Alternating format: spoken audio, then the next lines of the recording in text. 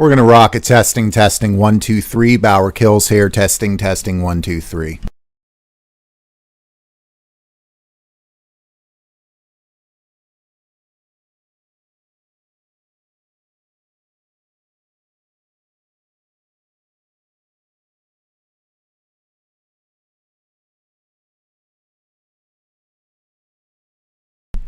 One more time, let's hit a testing, 1, 2, 3. Testing, 1, 2, 3.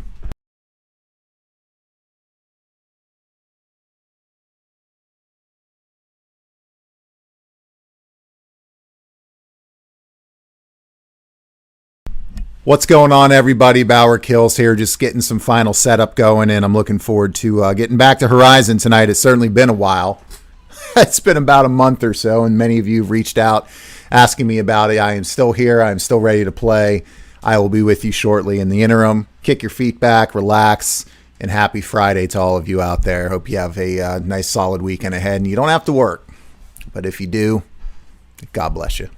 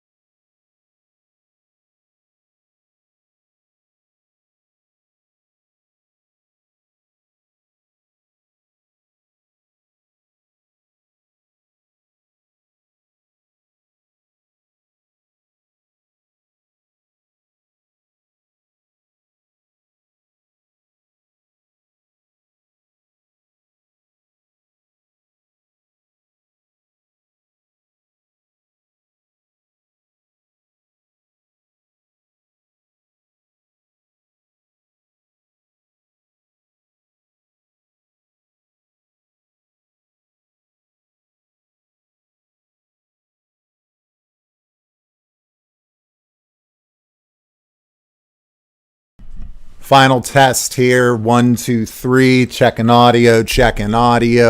Thank you guys for joining me here tonight. I'm excited to be going live with some Horizon Zero Dawn as I make my way through the end of the game and come out on the other end.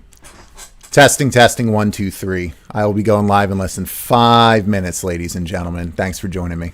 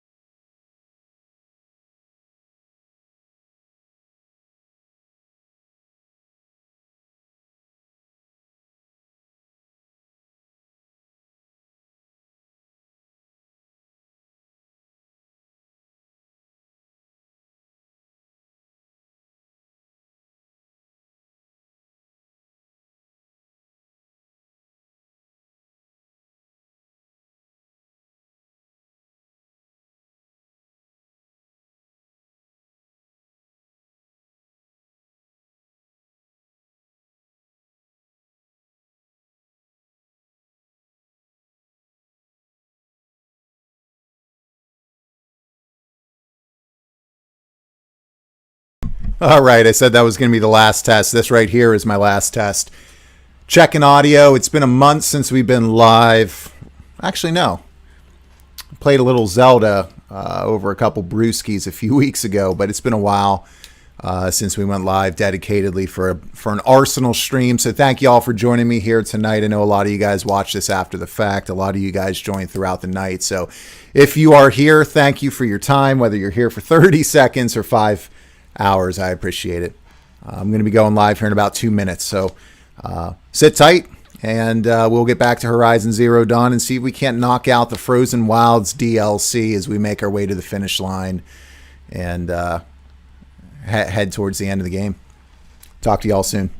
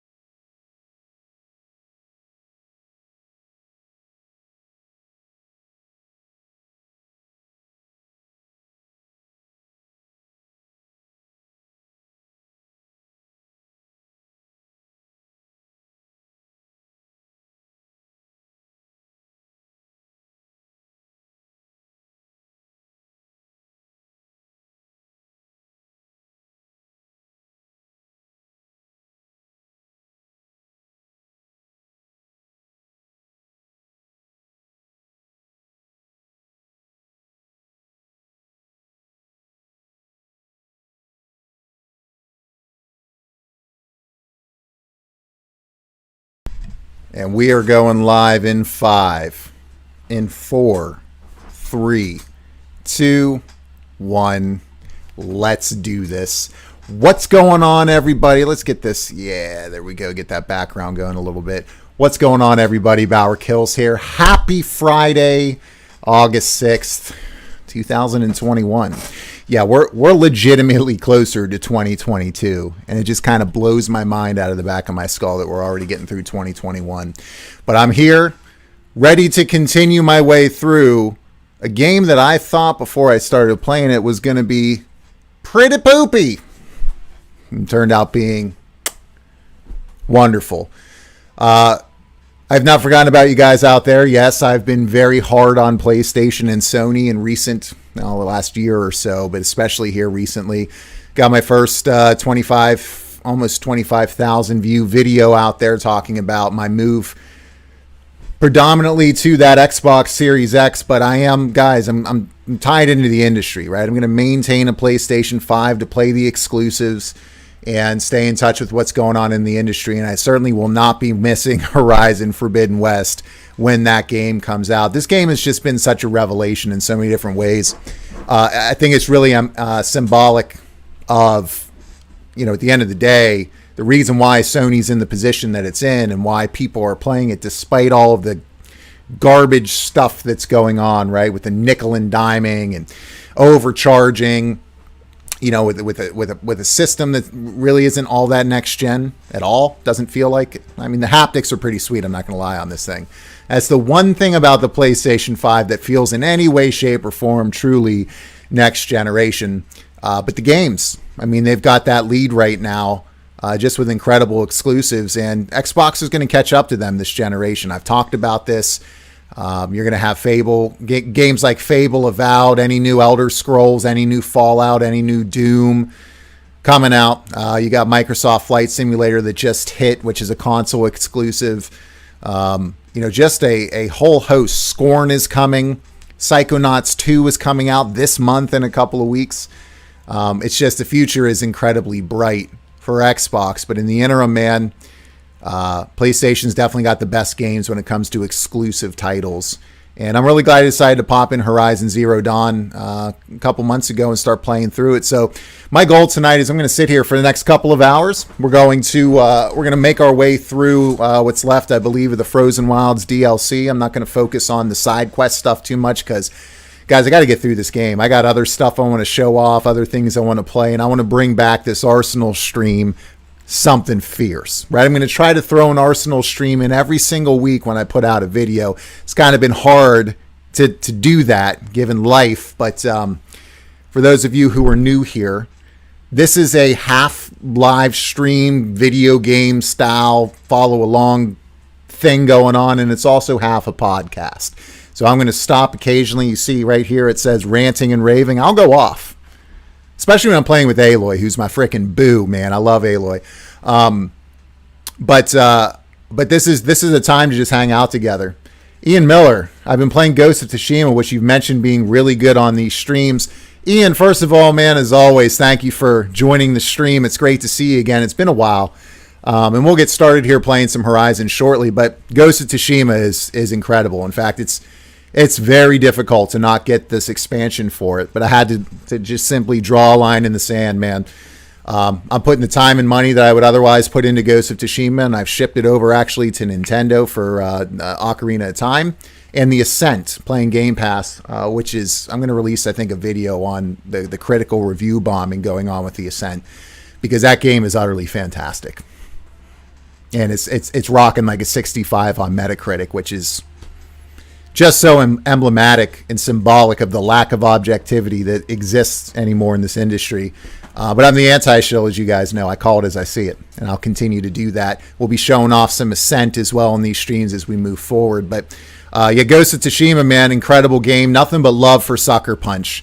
My first videos I ever released were on Ghost of Tsushima, and you know, I didn't think this game was going to hold up to Ghost of Tsushima, especially coming out in 2015. You got Ghost of Tsushima dropping in 2020, and you can see very clearly some of the aspects from Horizon Zero Dawn that Ghost of Tsushima pulled in and uses inspiration. Two just incredibly great open world games. Ghost of Tsushima is on another level in some ways, but I think its biggest downfall is it's just operating, man, on just an archaic engine. And by that I mean not the actual in-game engine, right? But what I'm talking about there is it just simply is like every other open world game we've played. It's greater than the sum of its parts, but you're gonna be clearing out fortresses, right? You're gonna be going to Fox Shrines and picking up collectibles and crafting in very, open world-esque ways that we've been doing since, quite frankly, PlayStation 2, right? In Xbox 360 days.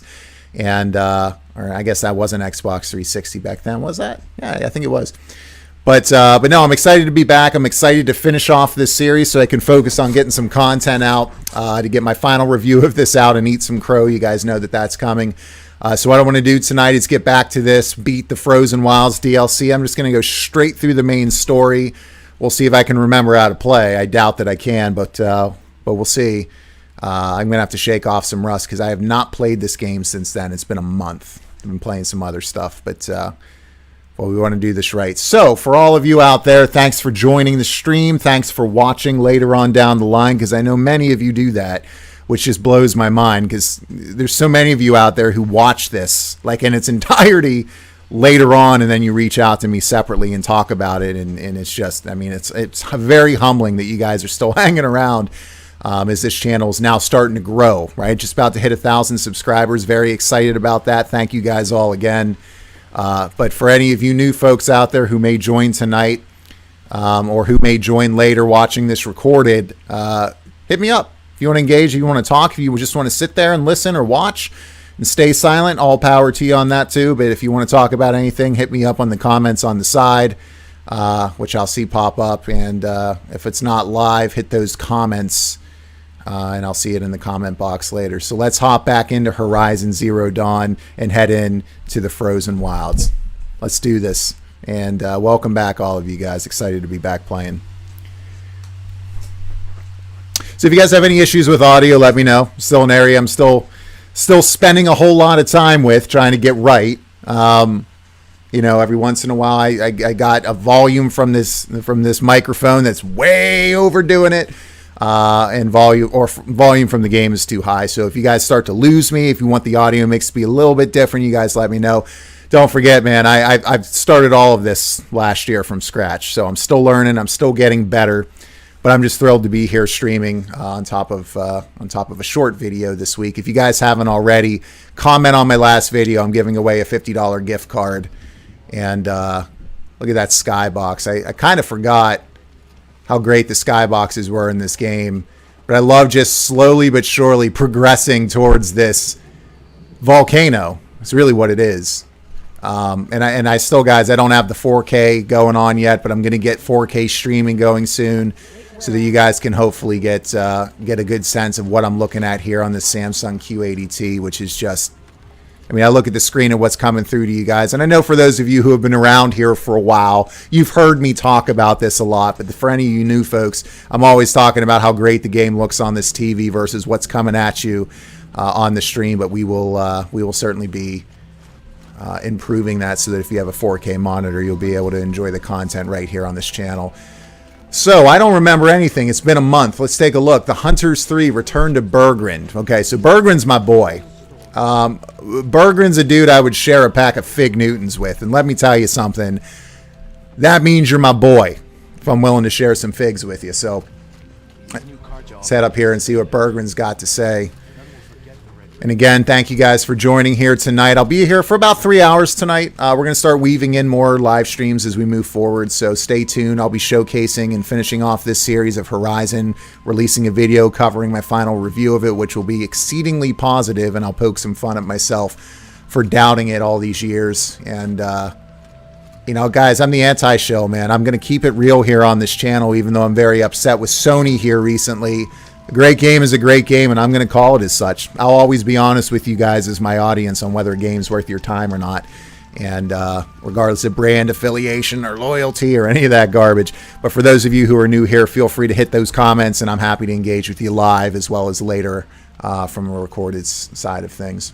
All right, Berggren, what's going on? Okay, Berggren's not the dude I thought he was. I thought this was somebody else. First, let's go loot this little antique box. Ooh. That's off to a good start. I can't even hold health potions, which means that I got a supply, and I'm desperately going to need it as I shake off some rust here and try to take down some robots. Berggren, how'd your investment pay out? Quite handsome. Oh, this guy is cool. I do like Berggren. Those three crazy Banuka calling themselves the Scars of the North now. Well, now that I have those parts, I can pay off a debt of my own. Nice, man. So they've gone south then. Aye, that they have. I've got a friend in the Thunder by the name of O'Toole. He owes me a favor. Old O'Toole is a machine scavenger, a pretty competent one. So I sent him to learn fast. Or at least from the pretty... Ian Miller says, Berggren is my man, quote. Oh, not you. Yeah, not him. I can't remember the name of the dude I met in the dam. That guy is the man. Savage Dragoon 420. Welcome to the stream, man. Thank you for your positive comments, man. It was nice talking with you. If memory serves me correctly, you're a fellow Dragoon appreciator. You know my boy Kane, right, from Final Fantasy II as it was in the U.S., which is really Final Fantasy IV, as we all know. And then Final Fantasy XIV, which, I don't know if you noticed, man, like all back here, this is all the special editions of all the Final Fantasy XIV expansions because I'm an addict. I got to get back to that. And that's one of the things that's still kind of keeping me on the PlayStation. And by the way, just because I know you're new, this is my ranting and raving screen. When I hang out here with the channel and with my friends, with you guys, I like to do kind of half live stream and half podcast where we're just hanging out together, talking, chilling out, sharing war stories. So I'll occasionally pop in here when I'm ranting and raving about something I like about a game or going off on some negative aspect or just talking with you guys. So I appreciate it. Yeah, thanks for the. Yeah, it's a pretty decent setup, man. I got a lot more I need to do. I got to get some things set up in here. I've got a desk that's been here for almost.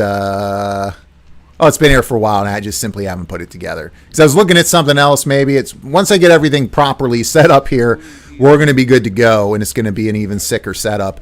But I got my lights out. I got all this stuff going on. And I'm pumped because when I start streaming from the Series X, which is right over there, I'm not going to have to set everything up. I can be on camera with maybe one light. Won't have to do it directly from this PC. The capture card, all that stuff.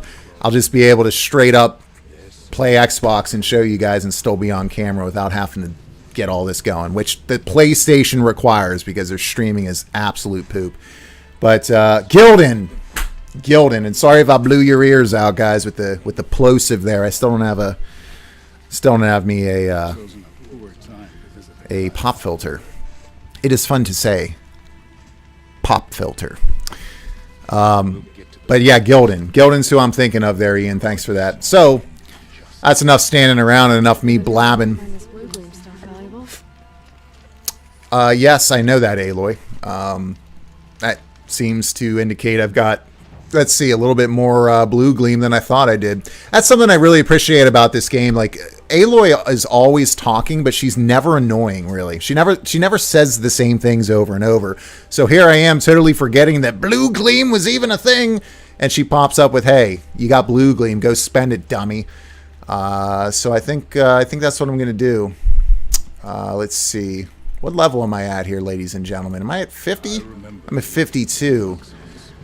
I'm at 52. And I see there's a green exclamation point over here, but I'm going to stick to the main story tonight. I got to get through and finish this game so that I can get that tie up this series in a nice bow, get my final video out.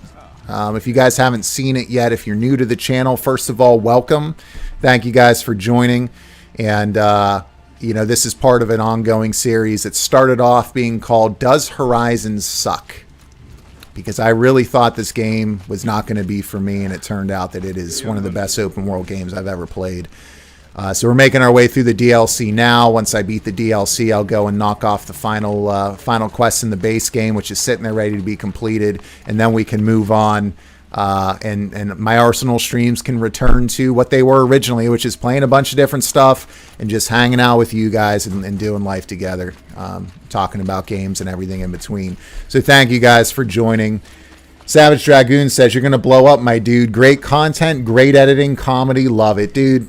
Thank you so much, man. That means the world to me. And folks like Ian Miller, who've been around since day one, have given me some similar sentiments, which just make me feel like $1,000,000 because, guys, I dumped a whole lot of money into this last year, about a year ago. Spent roughly, it's not important to anyone. I spent a lot, and God bless my wife, she let me do it, right? But I'm doing everything from scratch, right? So like video editing. Had no idea what I was doing. I just bought a video editor and was like, I'll figure it out. And same with the lighting here. I got the lights going, and lighting is all new, and shooting, and this camera here is all new. This microphone and audio engineering, it's all new, and I'm just all learning it on my own from scratch, and it's been a lot of fun. I mean, by the way, every time I pop this game on, no matter how many times I've been in a certain region, no matter where I'm going, what I'm doing, I am absolutely blown away by the level of detail and how this game hits me directly in my feels with steel-toed boots on. It's just amazing. And sometimes it's being done through the little atmospheric jingles or tunes that are playing in the background. Sometimes it's Aloy with these unique animations as she's trying to warm her hands up or she's trying to catch snowflakes. Other times it's through just sublime gameplay that reminds me I'm playing something truly special that's been thought up. Uh-oh. Oh boy. I do not want to fight. What are these called again? Demonic Scorchers.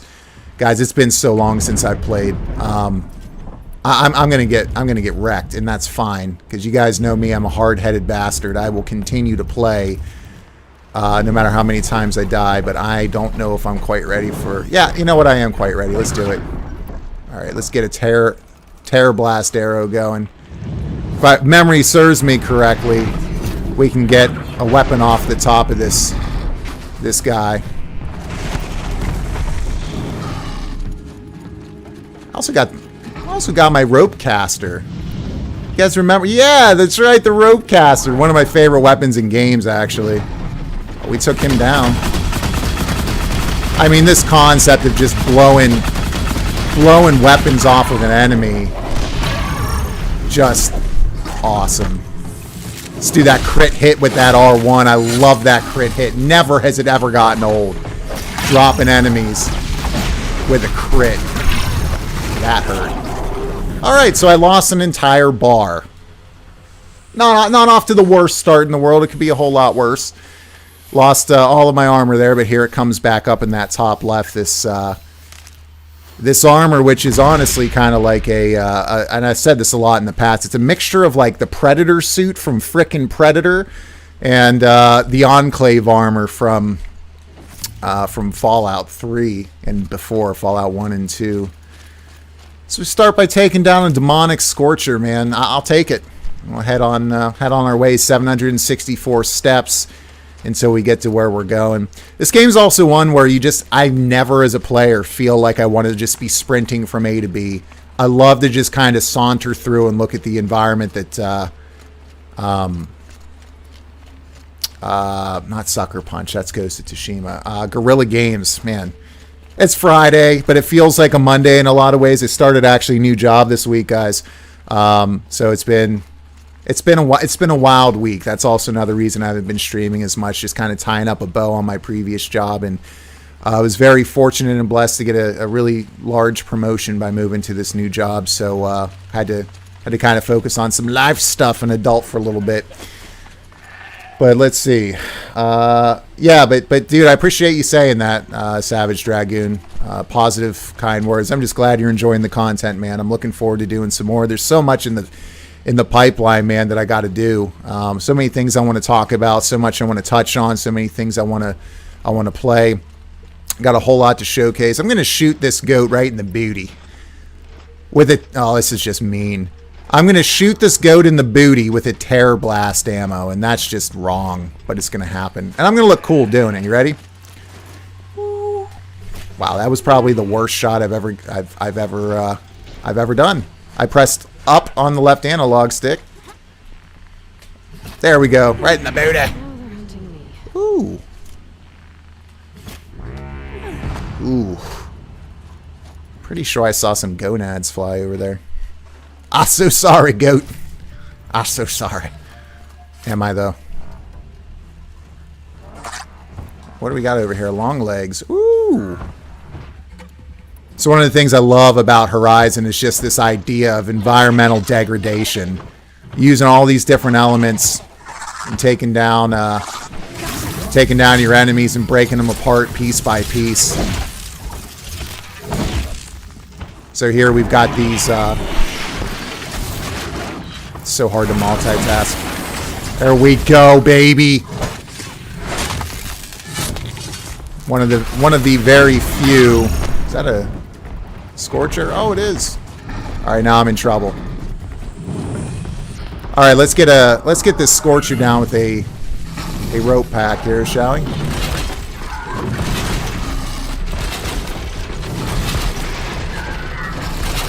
You tie him down. So now for those who aren't familiar, you got these ropes tying him down. We got plenty of time there, the little white ring there, showing you how long you got until they break free. So let's go take out this long neck here. Let's grab a shock arrow and see if we can't hit that. There we go. And boom goes the dynamite.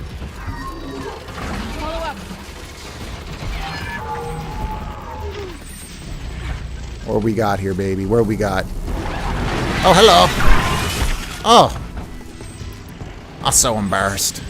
Ooh, I forgot about my little sling. By the way, if you guys are joining trying to see great gameplay, you're not going to see that. That ain't going to be what you're seeing here. You're going to see a guy who absolutely loves and adores video games marking out over everything. Oh boy, he's loose. He's loose. What do we got there? Do we got a, uh-oh. We got one of those control towers. So one of those control towers, I believe, which brings all of their health back, so we got to get out of range there. Mother of God. Now let's get a freeze bomb going here. I'm a big fan of the freezes in this game, because even if there's an enemy that's not in particular weak to it, if you can get a freeze going, you'll get them stopped either way. It's really nice. So he's going to run away like a little bitch. Alright.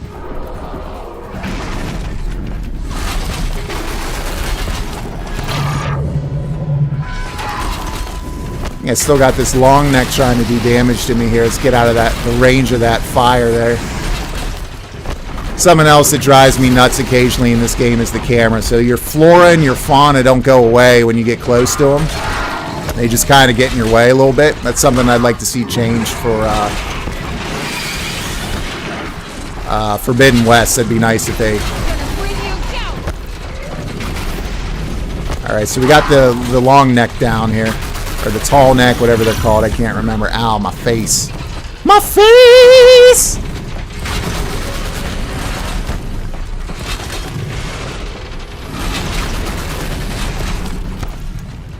One more, baby. One more. Oh, we got him. Not even one more. Alright. So, weakness. Oh, blaze canister. Let's get fire going here. I gotta switch up my... Oh, for the love of God, long neck. You know what?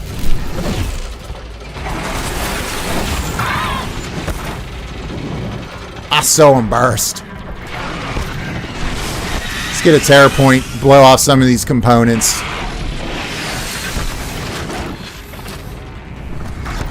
I mean, this is a good way to get your feet wet again, right?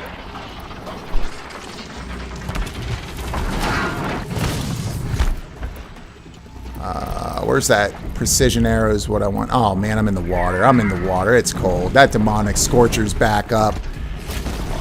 There we go. Alright, guys, you're just going to have to bear with me as I continue to suck. I apologize. I think there's a way I can notch multiple. There is. There we go. Alright, you know what? It's time to use the spear. Time to get them down with the spear. Do the crit hit. Alright, now we can get serious about it. Alright. Now it's getting real.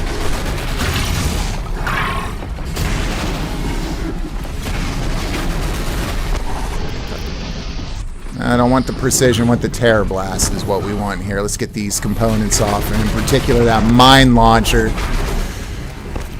Tell you what, coming back to this game a month later, not remembering necessarily how to play, and then coming up against Scorchers, I don't think there's much better way to get yourself reacquainted with the combat system than to be trial by fire. Alright, baby, come on. I need to get this rope caster going a little bit more often than I have been.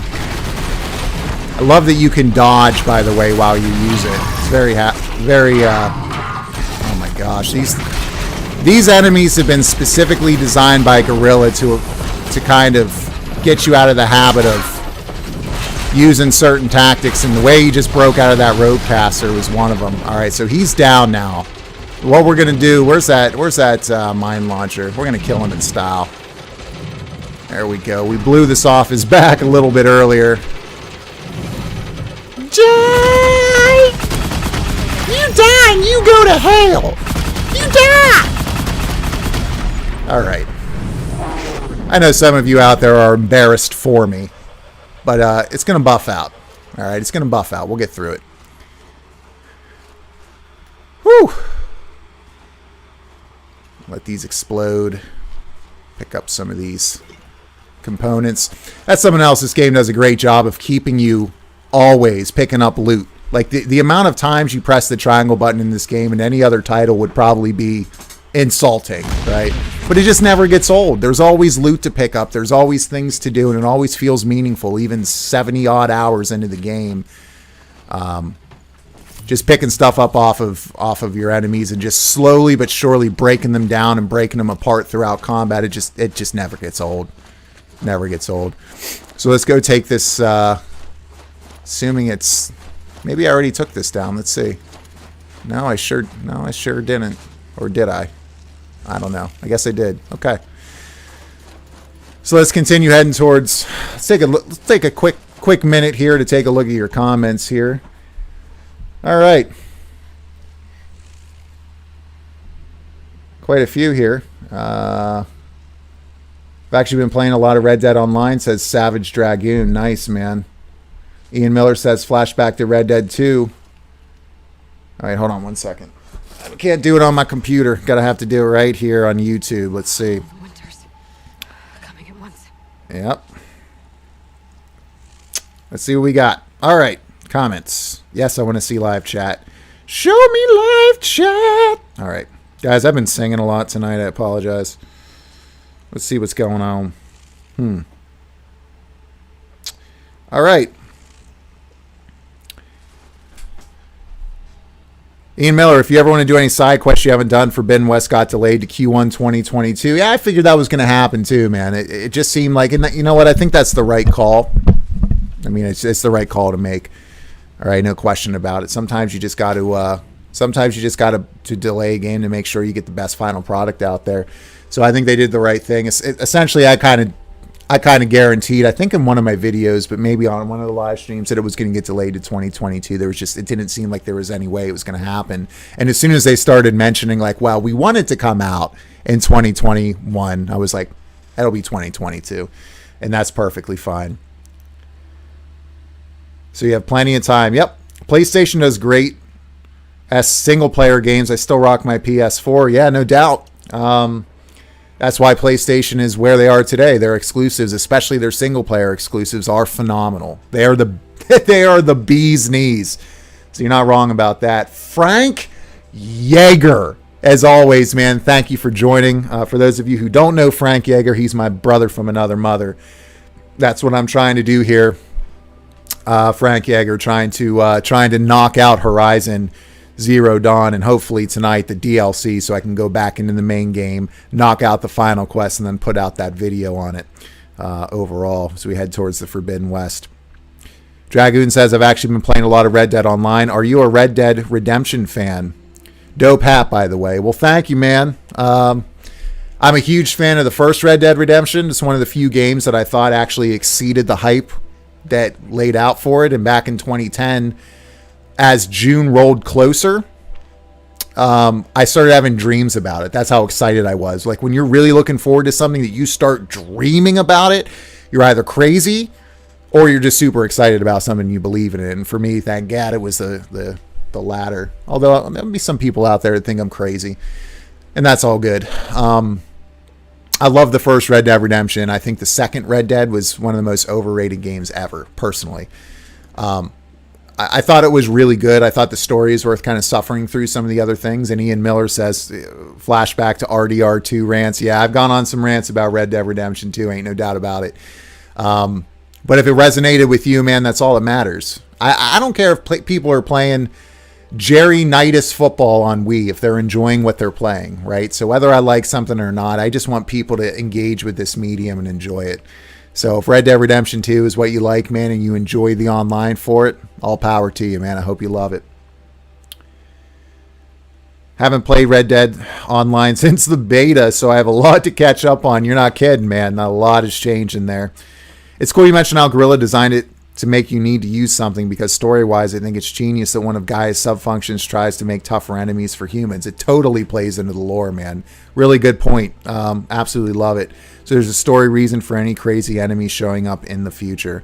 Yeah, they definitely thought this through. And before they released it, they kind of had just everything planned out. They had their vision, but the best part about it was the way that Guerrilla Games designed it was to put the user experience first, whether it's through quality of life enhancements and features that are in the game, whether it's through how quests play out, whether it's in how you upgrade your character, what weapons you have access to, and when. It's just like everything is very cohesive. It certainly shows. I'm 70 some hours into this game, and not once have I gotten bored with it, or not once have I wanted to step away from it. So yeah, kudos to Guerrilla Games. Let's head back to some Horizon Zero Dawn and get going up our way to Long Notch towards Firebreak. So I just became the chieftain of the Bannock clan, Bannock clan, whatever. I'm going to mispronounce everything. So I think we're going to actually, well, first I'm going to kill this mofo. You die! And I think we're going to head up into this mountain, and we're finally going to get a peek at what's going on up there, and I'm looking forward to that, because this volcanic skybox has been around since the beginning of the game. This would make Jin cry. I'm going to kill a fox. I'm so sorry, Jin. I'm so sorry. Don't you judge me. Actually, that's a good point. I should probably see... Oh, roll physics. I don't know why, but stuff rolling down hills makes me happy. I love ragdolling. It's good stuff. Let's see if there's anything while I'm thinking about it that I can... Well, first of all, I need to craft up here a little bit, make sure that I'm good to go. I need to upgrade my quiver. I remember that, you know, these have got 30 with my other ammo pouches and all that good stuff. They're not up to snuff. So let's see what we can do. Let's head into our crafting tab here, hit our carry capacity. It looks like, yes, quite a few things can be upgraded. So let's see. Tripcaster, ammo pouch, not really all that interested, to be honest with you. Actually, no, that's full. So here's another 3. Forged Fire ammo pouch. I don't even know what Forged Fire is, but it doesn't look expensive, so let's upgrade that twice. Boom. Ice Rail ammo pouch. Guys, I feel like I'm missing something significant here. I haven't seen any of this stuff. It's probably because I didn't trade in my blue glean like they asked me to. But it's going to buff out. We'll figure it out. All right. Ice Rail ammo pouch. We're going to get up to level 2 and 3. I think that we're good there. All right. Stridview Hear You says, I need to upgrade my quiver. How many times have I said that? It's not often. You don't often hear that that sentence in life. I need to upgrade my quiver. I guess the Olympics are going on now. Let's see what we got here. Pigment Medium Oxide. That's also something else I like in this game. They do a great job of like kind of throwing a bunch of what would be considered in a lot of other games filler content, but it just feels so natural and extensive in this game, and it doesn't feel like they're ever just like putting things in there for the sake of putting things in there. I just JFK'd a squirrel, and I didn't even know squirrels existed in the game. So there's that. Yeah, we're making our way. Look at that, baby. We're making our way closer to that volcano. I mean, the day-night cycle in this game, the particle effects, the way that on the ground right now, the way the lighting and the shadows are hitting the ground as the sun goes up and comes down, it's just something else, man. It's just something else. Never ceases to put my jaw on the floor where I have to look for it ceaselessly to put it back in my head. Oh, dear Lord. Something saw me. What is it? Oh, it's a glint hawk. So here's what we're going to do. And by the way, Stritter Hear You.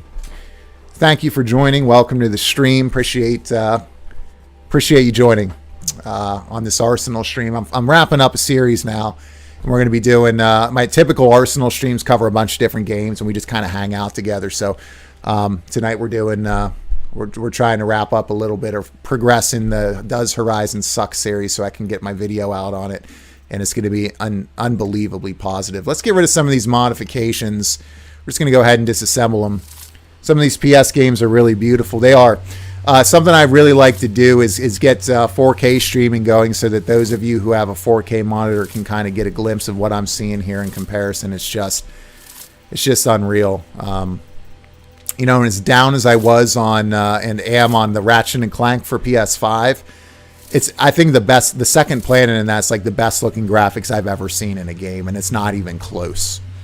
Again, like, guys, I'm always going to be honest, right? It's not even close. Even though I don't think the game's worth $70, it's solid. It's a good overall game. But it's not groundbreaking anyway, except in the graphical and fidelity department. It's something else.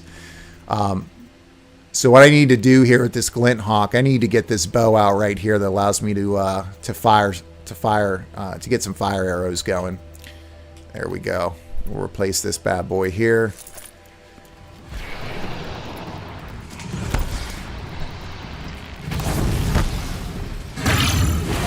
In the face.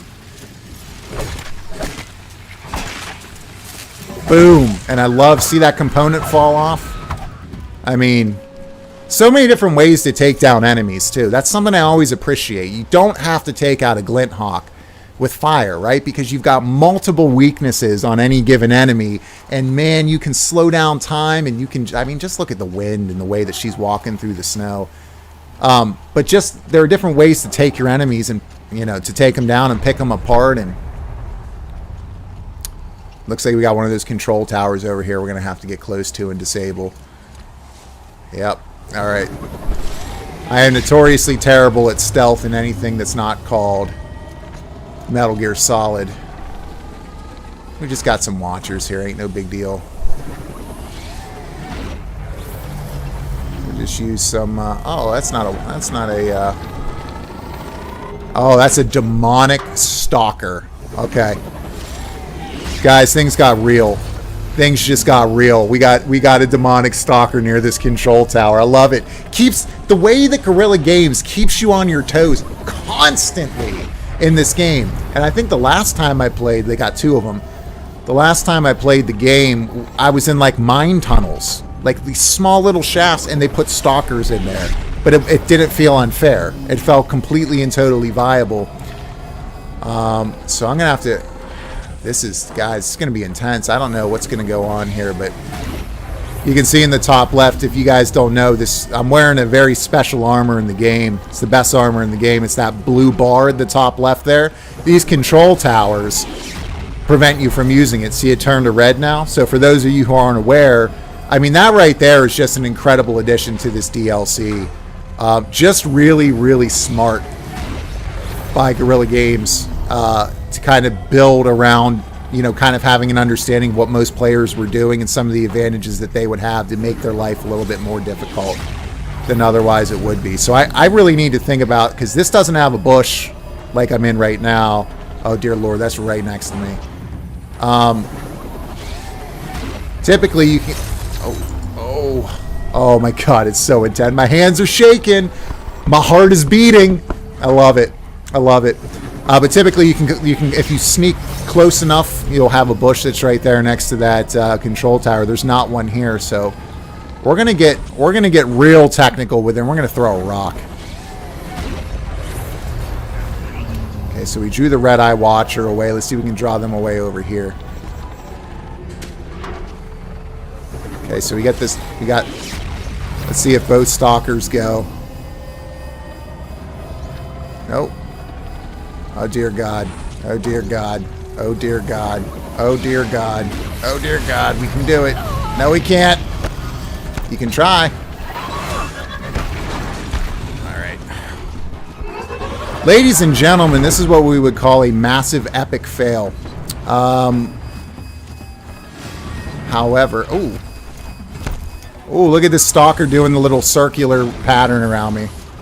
Oh, I got hit. Look at how low my my health got there. I didn't even realize I had gotten hit.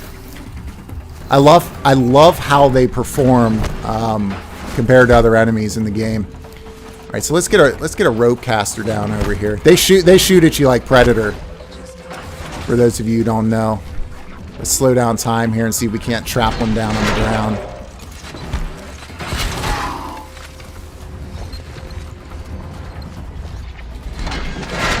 We go 2, 3, 4. All right, so we got them down on the ground. Let's take a look at what we got here. Weakness, terror point, or not terror point, precision arrows or hard point arrows, I think is what we're looking for. Actually, let's get, you can actually notch 3 arrows after your upgrades, which is really cool.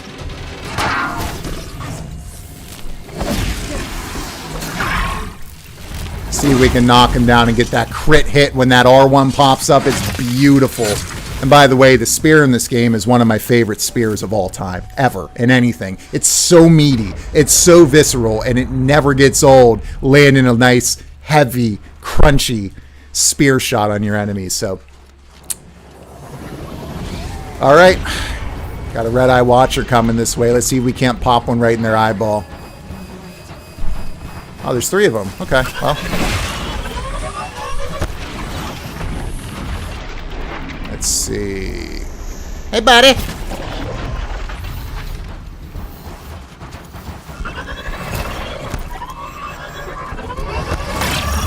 Ow.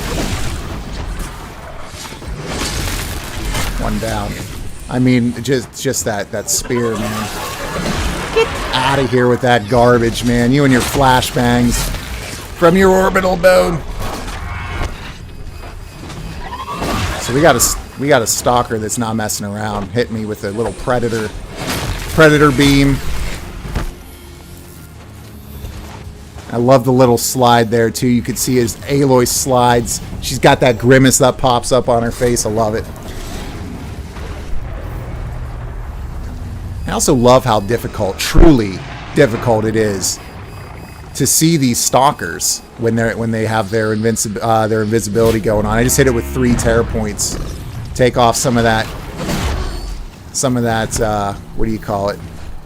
Some of those components, so it can't go. Oh, and that's something else too. And I've talked about this a lot in the past. I love that you can't just run in like one direction and just think you're not going to get hit, because they'll account for that. They'll actually aim ahead of you, so that you have to zig and you have to zag and everything in between. But it's really important when you're fighting these stalkers to take off their invisibility. If you find yourself in a situation where you've got like 4 or 5 of them with other enemies mixed in there, they'll tear you apart. No matter how much of a veteran you are at this game, they'll tear you apart if you let them and you're not on your toes all the time. So now we take out this control tower. I guess here the answer is just to get them out of this auto heal range, take them out, and then disable the control tower accordingly. So guys, welcome to the guys and gals. Welcome to the stream. It's good to have you guys here. I'm looking forward to doing some more streaming as we move forward. I used to do this more often. If you're new here, my name is BauerKillz, and these are my Arsenal streams where I'm on camera talking with you guys about video games, life, and everything in between. For those of you who don't know, this is half podcast and this is half live stream. So we're going to take a quick break here. I see that there's some chat coming in. I want to talk with you guys about. I want to answer your chats here, but just give me 1 second, because you talked about Blue Gleam again, and I can't tell if I just have a ton of it I haven't used, or if there's some here around. Let's see.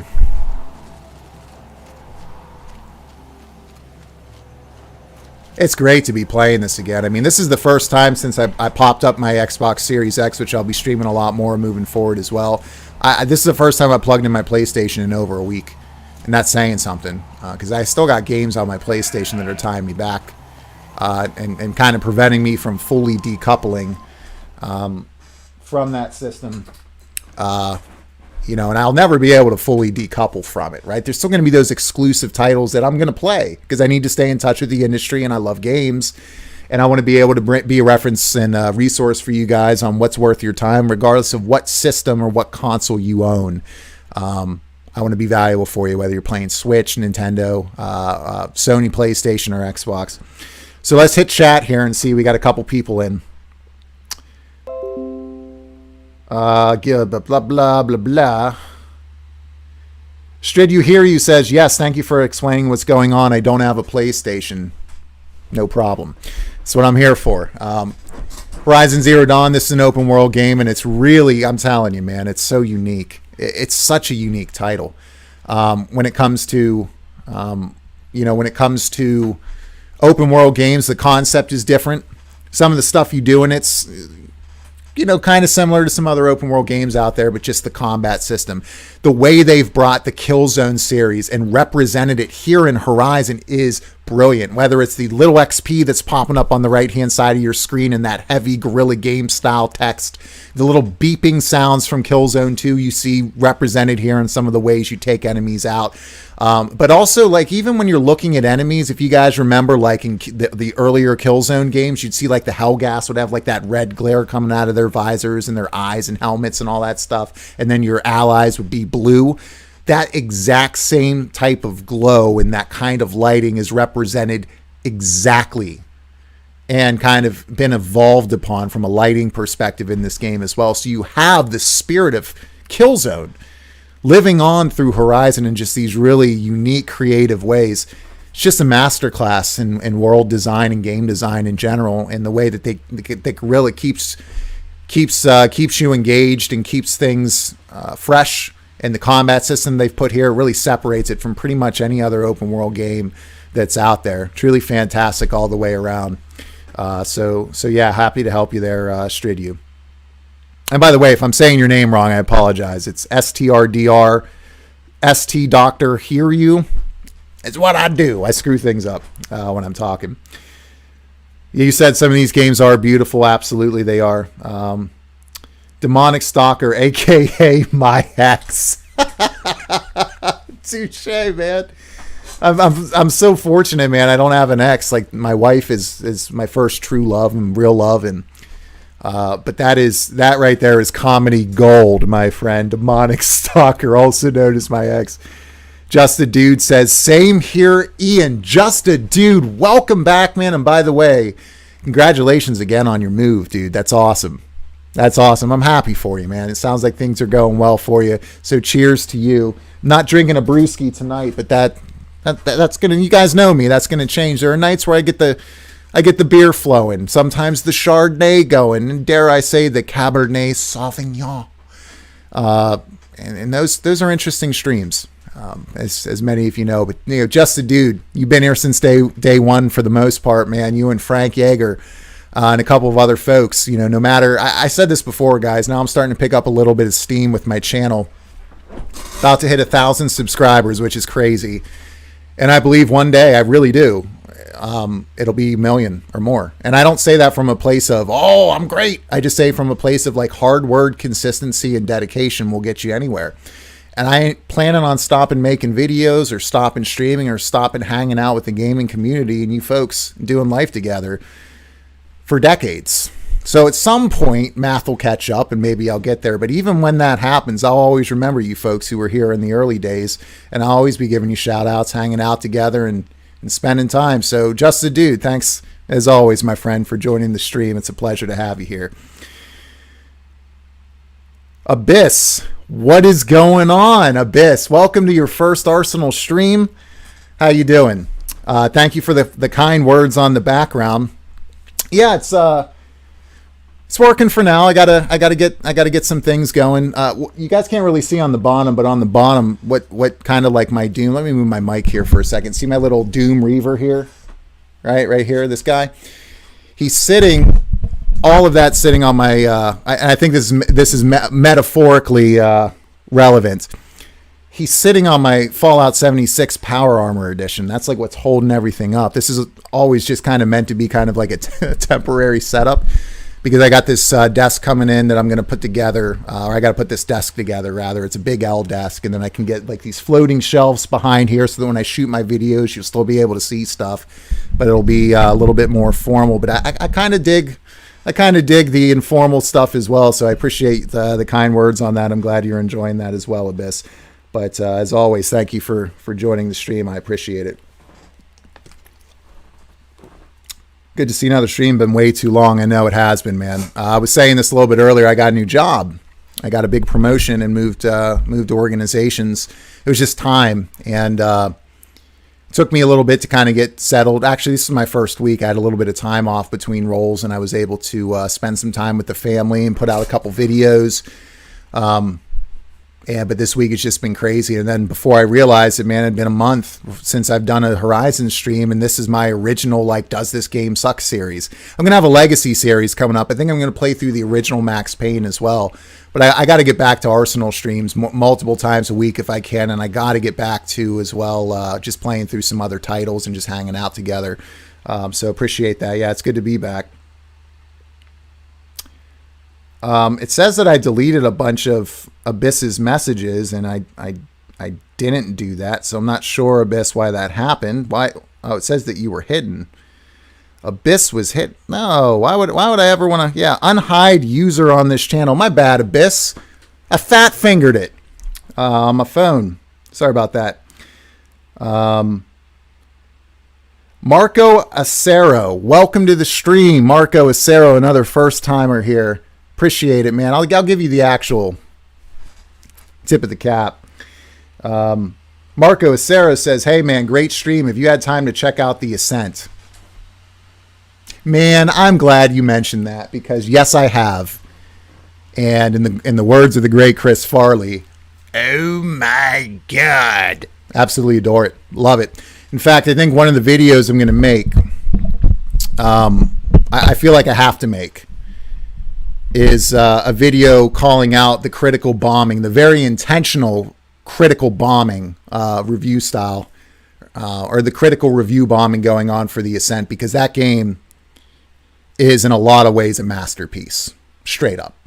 If you're a fan of Cyberpunk, especially if you're a fan of twin stick shooters like Dead Nation, it's the Cyberpunk game that we didn't get from CD Projekt Red, that is also like Dead Nation meets Diablo meets old school Contra. Are you kidding me? Unbelievable. I've had so much fun with it. It's actually the first game I played on my Series X when I unpacked the Xbox last week. And I went on to Game Pass for the first time, and I'm like, I like what I hear about the Ascent. Didn't see any reviews or nothing on it, but I didn't have to spend $20 on it because I got Game Pass going on. So I downloaded it, and I've been playing the crap out of it. I absolutely adore it. Yes, amazing game, and I will be showcasing it quite a bit here on the stream moving forward.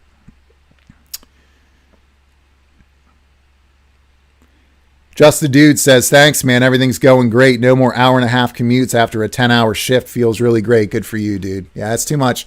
It's too much driving. I remember you talking about that. I've had the same thing going on. And by the way, guys, if I'm blowing your ears out, I still am waiting for a pop filter.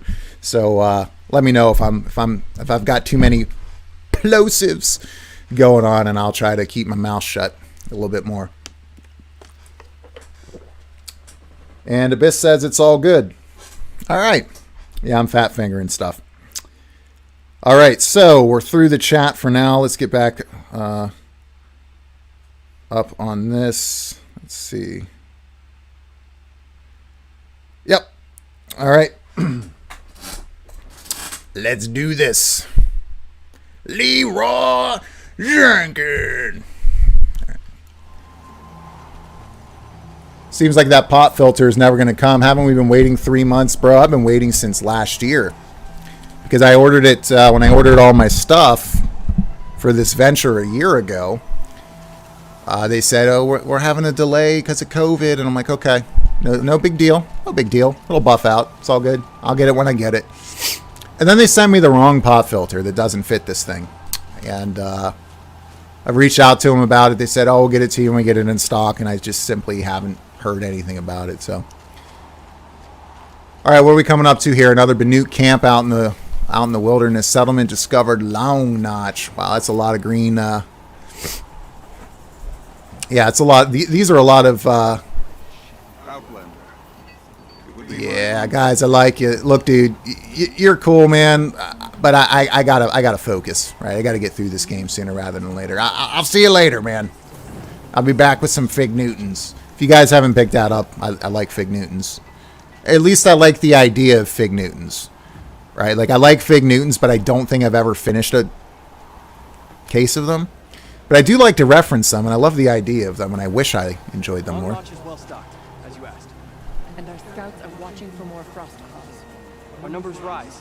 3 more hunters. By the way, this dude, for those of you that don't know, his name is Aratak, and I refer to him as the human Ewok because he looks like an Ewok made manifest. Not him. You'll know him when you see him. He's got the epic Ewok beard. There he is. Should we not return? Defending the cut falls to you. If our chieftain agrees with his course. Sounds like good advice, but let's hope it doesn't come to that. Chieftain? The weight of command is no small burden. I can see that. I love Aloy, man. Oops. Been wrestling with this microphone a little bit. All right. By the way that Aloy talks in these cutscenes are just beautiful, man. Like her she's so expressive and emotive. Like, you feel a real connection to her. And there's some other NPCs that are similar, but Aloy by far and away is the best in that regard. Tell me what happened to the first expedition. Rhea led the way to the summit. I mean, guys, is he not a human Ewok for real? You get where I'm coming from, right? Cauldron. New metal. Ooh, cauldron. We tried to break through, but it was unflinching. We were exhausted. No way forward, the machines behind. I made the call to push back. It cost us greatly. But to remain would have cost us everything. Dude, if I had those gauntlets, I would wear them every day. I'd wear them to work. Never subjected. I'd wear them to bed. I'd wear them in the shower. They are no joke. I take it you haven't spoken to Araya yet? Why should I? This is what she wanted. Weird echo off the game audio, FYI. Is that right? Interesting. Let me see if this is open on my After the YouTube, maybe. My sister. Not all of her It might be echoing off my TV, man, because I got my TV up. Let me turn it down a bit here. Let me know if that helps. Thanks for letting me know, Justin, dude. Appreciate it, man. Everyone sounds like they're speaking through two mouths at once. That's odd. Let me know if that helps. What do you think is beyond that door? I do not know. That expanse of metal, that dead hum. Nothing sacred belongs there. Machines and death. That's what the mountain holds. Death for us or for the daemon. And if we do find the spirit? Then perhaps we should put it out of its misery. Sounds like a plan to me. What happened to Araya when she was a captive of the Karja? As a shaman, Thanks, man. Thanks for letting me know. she's adept with machines. Tracking them, stunning them. The Karja used her to capture them for the Sun Ring. Where they were unleashed upon the innocent. They made her part of their blood sport. Yo, JCVD reference right there. Bloodsport. The shame she suffered beneath the pitiless. She survived. She endured. Endured by reminding herself of the spirit. Voice acting in this game is top notch. Love it.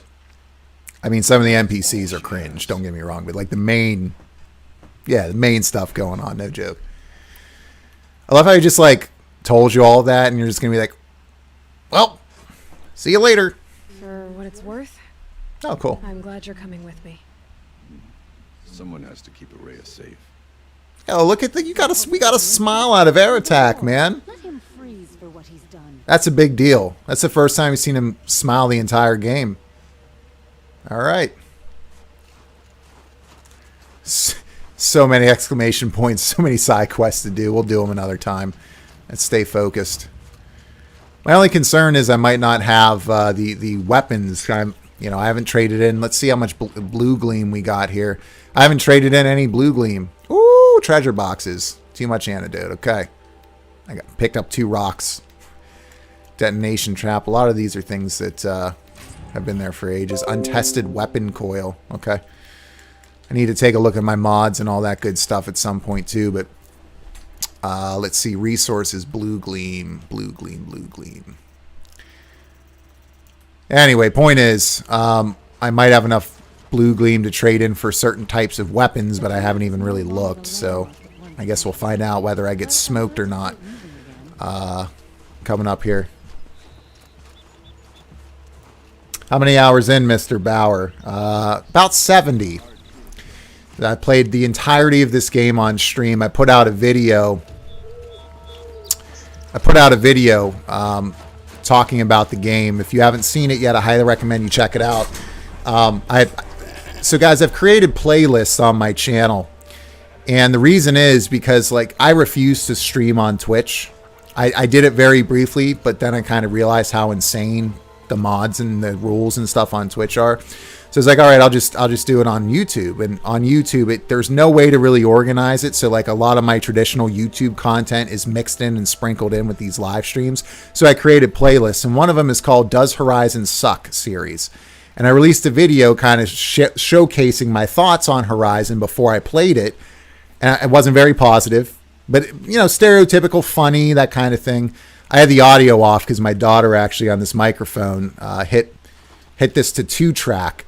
So if you're listening on headphones, my audio will only come through on, I think, the left side of your headset. So don't mind that. But so I kind of, here's the point in case of where I was in that point in time before I started playing, why I felt the way I did, with this exercise being what's going to come out on the other side if I just, in the pursuit of being objective, if this game would change my mind and how I felt about it, which was I didn't think it was for me. I was always glad that people really seemed to be into the game and that it looked to be an objectively fantastic game, but I just didn't think it would be one that would resonate with me, with robot dinosaurs and humans in a fallen world, and not a big fan of tribal aesthetics and that kind of thing.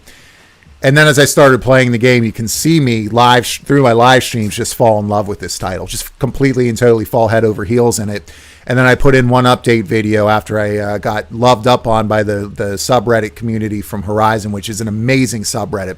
I put another video out kind of showcasing that as well. And once I'm done with this game, I'll make a final video And I got some fun things planned for. I'm going to put myself through some things for some of the things I said about it. I kind of want to spoil some of it for you guys, but I'm not going to. I won't do that. But yeah, we got some good things coming with that video. But before that happens, I got to finish this up. So let me take one moment here because it looks like we got almost 10 people in here. People have been in and out. I just want to say, for those of you who are new, welcome to the channel. Welcome to the Arsenal stream here tonight. Continuing along in my series called Does Horizon Suck? Spoiler alert. No, it does not. Arsenal streams are when I get out in front of the camera, I get the lights going, all that good stuff, and we just kind of hang out and talk about games and life and do life together. And I love it. So welcome to the stream. Thank you guys for your support as we near 1,000 subscribers. If you haven't done this yet, make sure to go comment on my last video. I'm giving away a $50 gift card. And then once that ends next week, the following week, we'll give away another $50 gift card. And then once I hit 1,000 subscribers, which I'm getting close to already, we'll give away a third $50 gift card. But you have to comment on the video to get in on that. So if you haven't done that yet, make sure you do that, and good luck to you. But most importantly, thanks for being here, whether you're here for 30 seconds, 3 hours, or somewhere in between. I appreciate you spending any amount of time here and the kind words and support. Very much appreciated. So we're going to play some Horizon tonight. We're going to hang out together and chat. And this is, I keep saying this, and for those of you who have been here since day one, I know I'm sounding like a broken horse. Like a broken horse. Like I'm beating a dead horse. Sorry. But this is like half podcast, half game stream. So let me know what you guys want to see, what you want to talk about, and we'll go from there. All right, let's talk to this dude who's hogging the Fallen World version of Fire Barrels. What's going on? Oh, it's Aurora. Sorry, Aloy, Aurea. this is it. My chance to reunite with the spirit, and perhaps to reunite her. I'm not gonna lie, I have no idea what you're talking about. Not a chance I would have had alone. I needed an outsider. So ignorant of our... I don't even know who you are. Not ignorant. Are you trying to thank me, Araya? Yes, of course. That's what you do. Untangle knots. Create possibilities. I am pretty good with shoelaces. Thank you Not gonna lie. for making this pilgrimage possible. I only wish it had not been necessary to humiliate our attack. Yeah, we got to smile at him. It's all good. You were wise to let him come. He's earned the right. Stubborn as stone, but All joking aside, guys, the writing in this game's fantastic. And the voice acting, the emotion that's displayed on their faces, it all comes together to just hammer home this feeling of authenticity. It's fantastic. You don't see this in a whole lot of games, especially open world games. And then when you do, it'll be like Assassin's Creed. And no offense to any of you out there who like Assassin's Creed. I'll say it once, I'll say it a million times. I just care you guys play games and you enjoy them.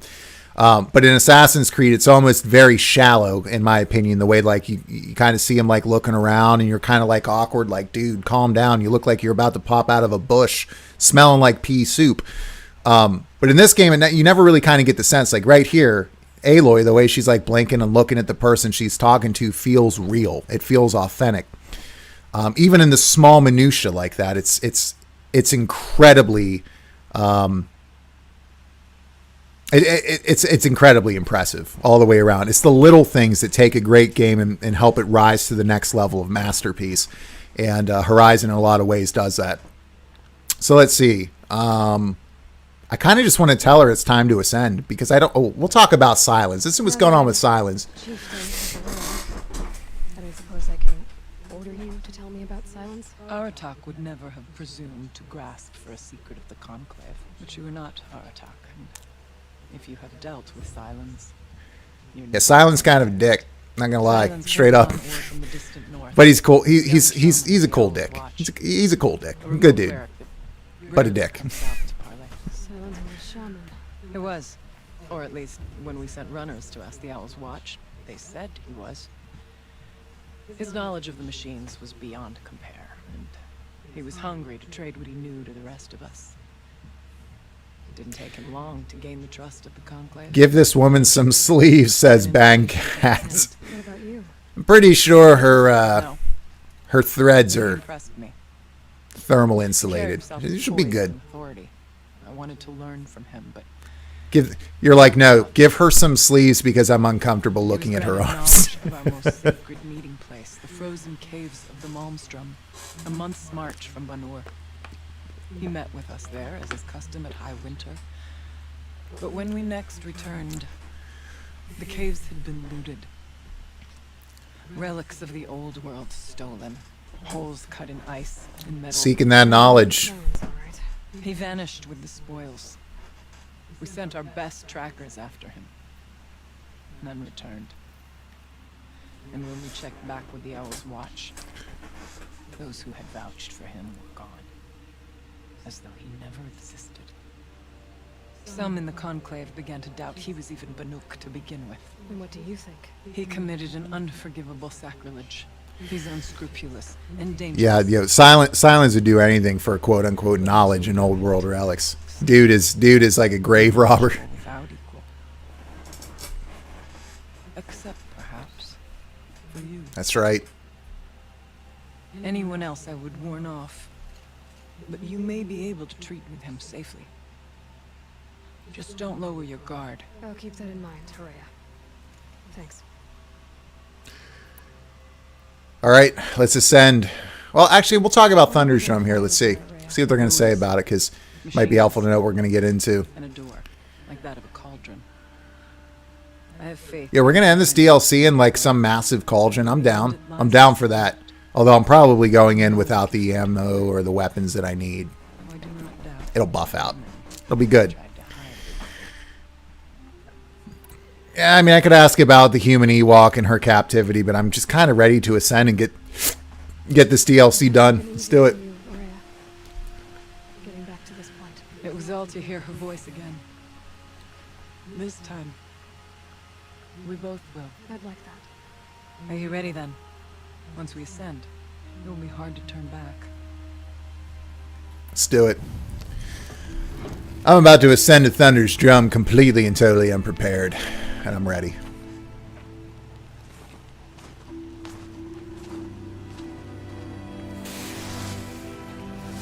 Love the music.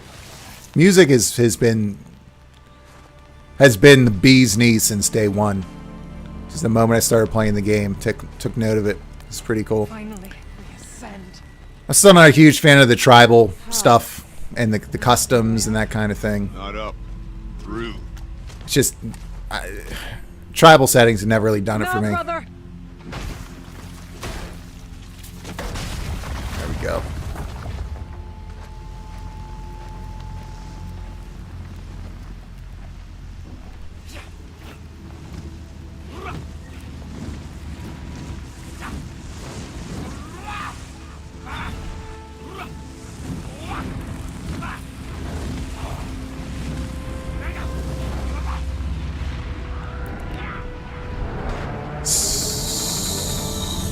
So, this looks interesting. See a giant, looks like the furnace from Home Alone. Go running for the hills. You're in Kevin McAllister's home. The spirit awaits. By the way, guys, you're going to... I personally love the tribal setting. It really adds something, says Just a Dude. Yeah, no, a lot of people do.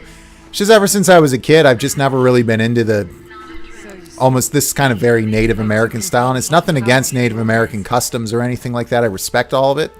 I just, in games, movies, that kind of thing in general, it's just not my favorite type of setting, right? And in this, some of it's been cool, but I could do without it too, because sometimes it takes up a lot more time than I prefer.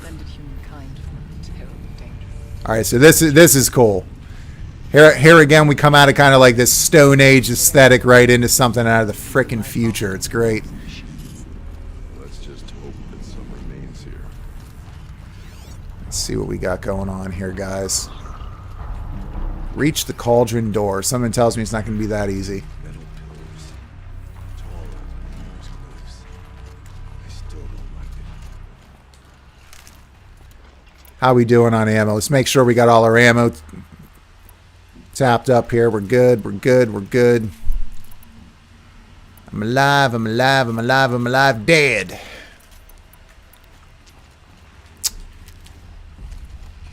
So now I got plenty of health potions. If I die, there's really no excuse for it unless I'm fighting a demonic thunderjaw or something. Here. Oh dear God, do those exist? Yo, if demonic thunderjaws exist, I'm gonna lose my mind. I'm gonna lose my mind. I kind of want them to exist now, because thunderjaws are the best enemy in my opinion in the entire game. They are epic. My understanding is, I guess the developers here, what they did was they started the game with a concept, at least, ooh, data point, let's see. And it's an audio one, because I'm not going to sit here and read to you guys. I could do it in the snake voice, but I'm not going to do that. Return to Firebreak. Let's see what we got. Behind D. Colonel, what's a Russian gunship doing here?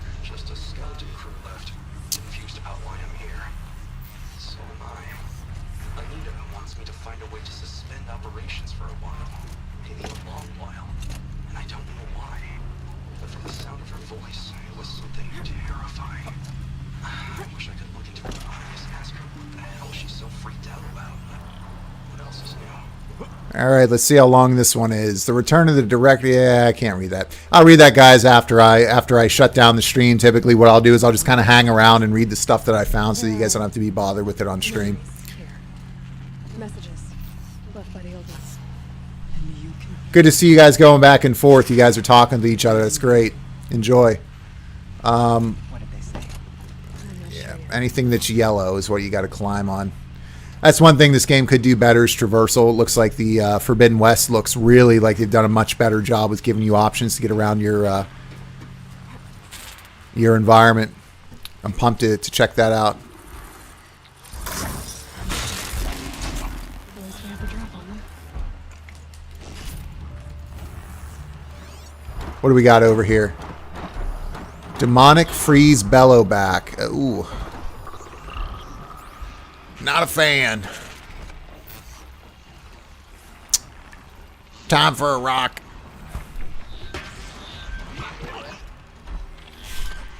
I love how simple it is. Just throw a rock over there and be okay. God, that spear is so meaty. It makes me happy. Just impaling stuff in this game makes me happy. Am I psychotic? Perhaps. Alright. Should probably start tagging some things over here. Boop. I also love that you can highlight the tracks as well, so that you can always see it outside of your kind of division style. They call it a focus. It makes it really easy to kind of follow tracks and do certain things, and I've really appreciated that about this game. What do we got down here? Is this a scrapper? Yep, demonic scrapper. Where are we headed? Where are we headed? Okay, we're gonna climb. Climbing up there? Is that what we're doing? I see yellow, so all right, let's hit this. You only live once, ladies and gentlemen. Let's hit this with all three.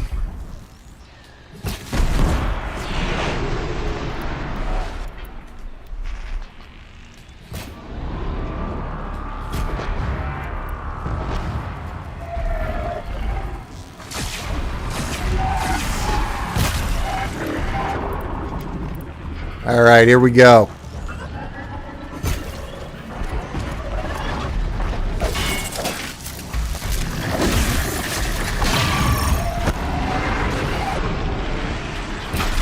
Right in the giblet. I don't know why I call the underside giblet, but it's just fun to say giblet.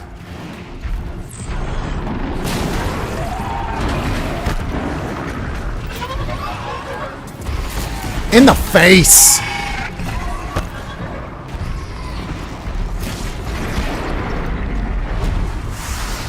Woo! Cryo arrow, cryo arrow. Don't have any cryo, but I do have over here. Get out of the way. See if we can knock him down with a third here. There we go. There we go. Nope. Maybe a fourth. There we go, baby. Crit hit for the win. Right in the giblet. You know what? There we go, baby. It's just so stylish too. I mean, like when this combat is working for you like this, and you're just, I mean, the weight of your movements and your swings and everything you do, it's just such a unique feeling title, especially for an open world game. It's just unique. Feels great always, especially when you're wrecking face. All right, that's enough out of me. Let's see what's in here, if anything. Metal Gear. Colonel, what's a Metal Gear doing here? Does kind of look like a Metal Gear a little bit. Rex. I had someone today tell me, you're just about to pass 1,000 subscribers because you've been doing this for 12 years. I put up one video when I was in college, like 12 or 13 years ago, of me doing a Solid Snake voice, but I didn't have a channel or nothing. I just had a few drinks one day and decided to do that. I just started this venture last year, took a 3-month break, so I've only really been doing this for 9 months, so I'm real proud of that. And again, I appreciate you guys supporting me and joining. Oh snap, we're going to talk about kisses. Let's see. And the snake voice. Must have been sometime in the spring of 2047, about 6 months after the main... I can't pretend to be Solid Snake talking about kisses.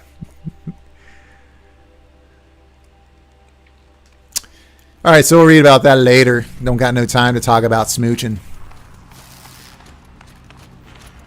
Although, for some reason, Aloy, for the first time the entire game, is frolicking. Right there. Ooh. There we go. Let's pick up that chill water here.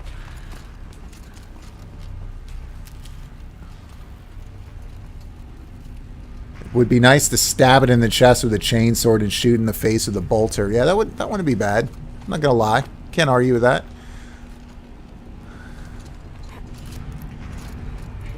This way.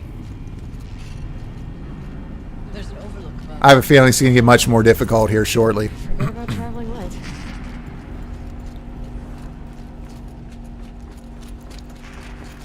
Game's beautiful, man. Not much farther now.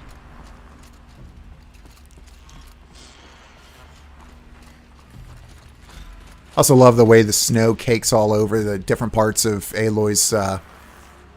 It's very Uncharted in that regard, like the way that like water hangs off your clothes and off your off your weapons, and the way snow coats your body and gets in your hair and all that kind of stuff. They've done a great job, Guerrilla has, with that. Oh my dear Lord!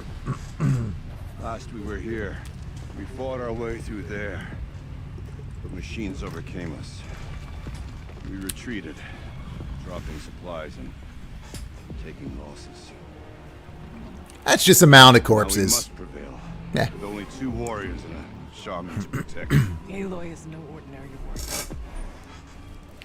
And I can hold my own. Gonna lurk while I play Red Dead Online. Yo, Savage Dragoon, man. Appreciate it, brother. Thank you. Enjoy your RDO, man. Keep us in the loop on how it's going. Feel free to lurk anytime. You could stay hidden. Just, as I mentioned earlier, don't be the creeper who pops out of a bush smelling like pea soup. Now follow my lead. Aerotech looks like he's about to poop his pants. Oh my dear Lord, there's a demonic scorcher. 2 demonic scorchers. Is that a frost claw? No, that's a behemoth. That's a demonic behemoth, dear Lord. Take Aerotech's path directly to the tower. Take Aurora's path up to the tower. I mean, guys. You know, you guys are watching. What do you want me to do? You want me to go directly to the tower, Aerotech's way, or do you want me to go up to the tower? Yo, French onion soup for the win. Dude, French onion soup. You got me thinking, man. Come on now. Now I'm thinking about that Gruyere cheese and Now, if I die, I'm just going to blame just the dude and his diversion to onion soup. Charge. All right. Charge, you say? I'm literally going to charge.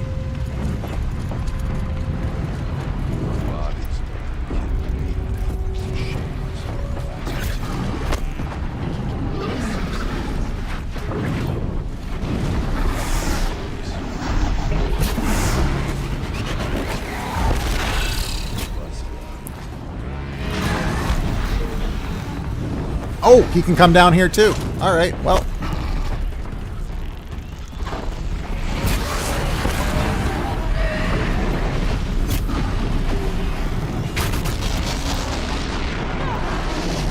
And just let them hang around up there. Oh, hello. Get that off the top here if we can get that. Now's my chance.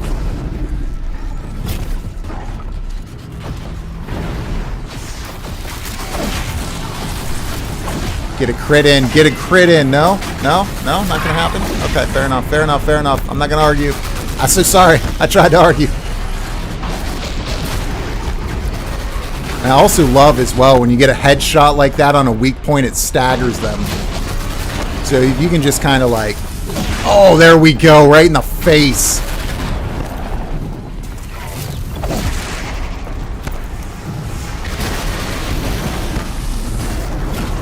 Oh, oh, oh, I'm out of ammo. Out of ammo. Got to get that quiver upgraded, guys. I told you. And down they go, baby. One down. Let's do it.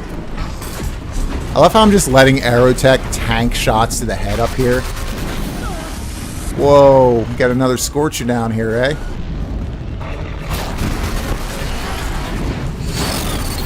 Guys, I'm not gonna lie, I killed him because he looked at me cockeyed. I didn't know he had a disability. That was a poor joke.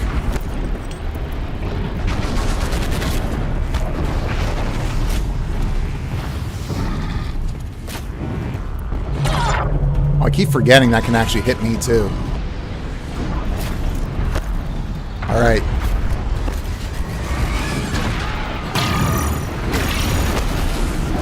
Oh dear Lord. Aerotech, why do you bring this? Why are you bringing the behemoth down here, buddy?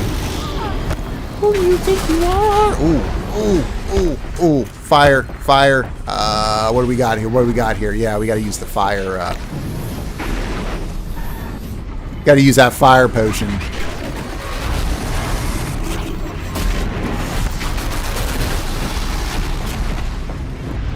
And I really want to get. I really need to get this bow upgraded. Wrong button. There we go. And then where's that mine? Where's that mine thrower? Where'd that mine thrower go? Mother of God. See if we can do a strike from above. Oh, here we go. Never mind. Don't need to do it. So here's what we're going to do. Oh, dear Lord. We're going to tank a shot to the face. Is what we're going to do. Come on down here. Come on, buddy. You know what?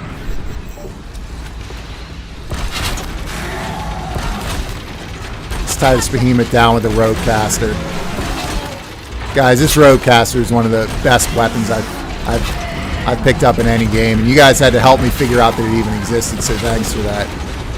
Tie him down, and then like a total badass, just slowly walk over, aim up, and say goodnight. So satisfying. It's so satisfying. What up, guys?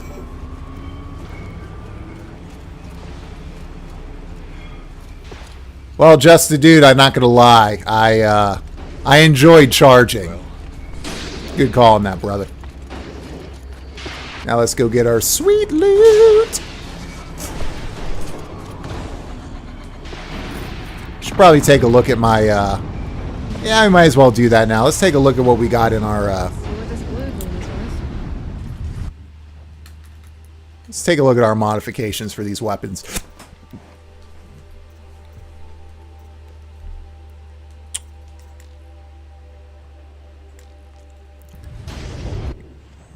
It's under crafting. I have to keep that in mind. All right, we got a 41% fire coil, two 41% fire coils, and a 57% handling.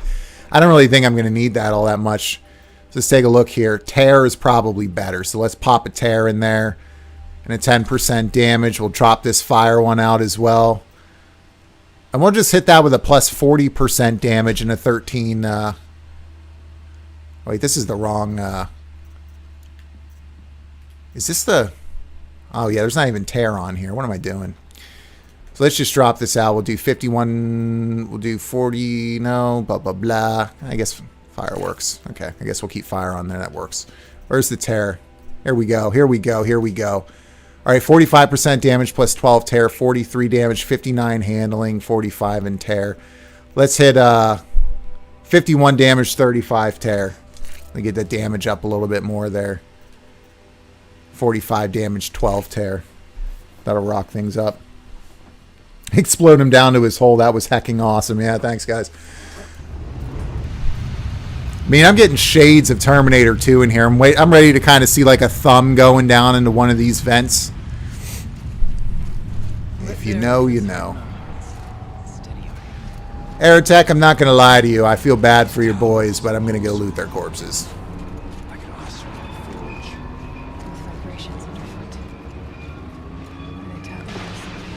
I can't loot your friends. What kind of hotel is this? Holy crap, I hit level 53, but I think right before I got here, I'm already halfway through towards 54. You just make sure there's nothing I'm leaving behind here. Doesn't look like it. Nope, we're good to go.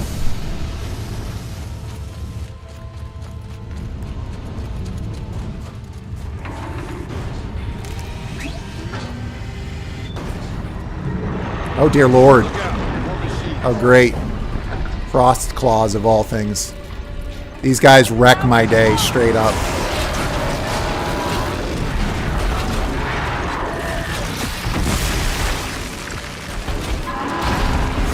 And so I forget. Holy crap. That rope caster didn't do anything right there.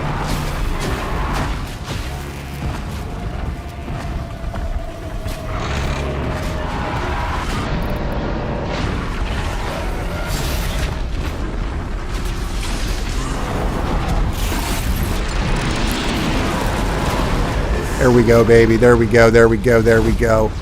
321. Get out of here. Get out of here. Get out of here. God, this game is so much fun. It's so intense. Guys, it's so intense. I love it. Just going to stand here and...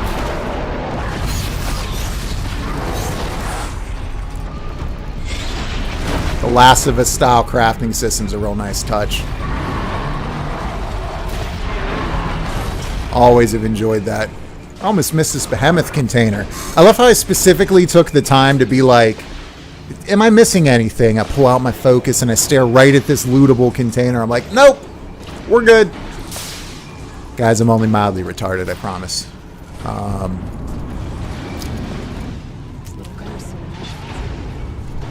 News flash. YouTuber puts down the mentally impaired. Guys, I'm just messing around.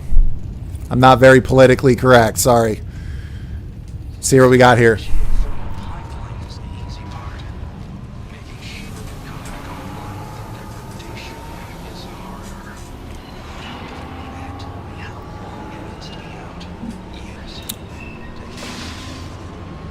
You're going to be the first ever ban of the stream for that joke. It's all good, man. If I get banned, I get banned. That's going to buff out. It's my first ever piece of merchandise, by the way. You guys have never seen me wear it on stream yet, but I've had it for a year. It just says it'll buff on the front. So saying I've created years ago just says, I just say about things. It'll buff out. No matter what you're going through in life. It's going to buff out one way or the other. All right, Air Attack. You did a good job leading us, buddy. Ooh, what's in here? Anything? No, it's just glowing for no reason. I love how all the cauldrons feel and look different, by the way.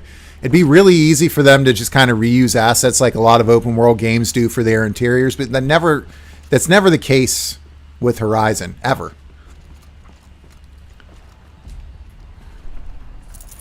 Can't carry more. Uh-oh.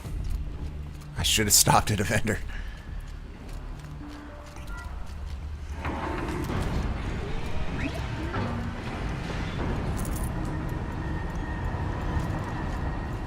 On my way, Aurora. Just wait for the replay. Oh, you're talking about Bangcat. Cool. Oh, that's where I came from. Let's roll through here and see what we got. Projector. Ooh, let's take a look. Thank you for being here, everyone. I suppose it's not every day you get to have cocktails inside an active volcano, right? Nope. Definitely not normal. George, and I can hardly blame him for drinking on the job. None of this would be here without our beloved director, Penny Chow. So, here's to you, Penny. You put a cork in the Yellowstone caldera. I say you deserve a margarita. Take a margarita. Glasses, everyone. I'd love to add something. This effort wouldn't have been possible without our lead programmer. Get a room. Thank you, Anita, for bringing us our real mastermind, Cyan. I'll second that, Director. Cyan. Okay. Don't know what that is, but we're going to find out, I'm What's sure. our latest number? The current count is 1,650. Maybe Cyan's the one that's causing all this havoc. Well, then, drink up, everyone. Don't mind if I do. Here's 1,654 more years without an eruption.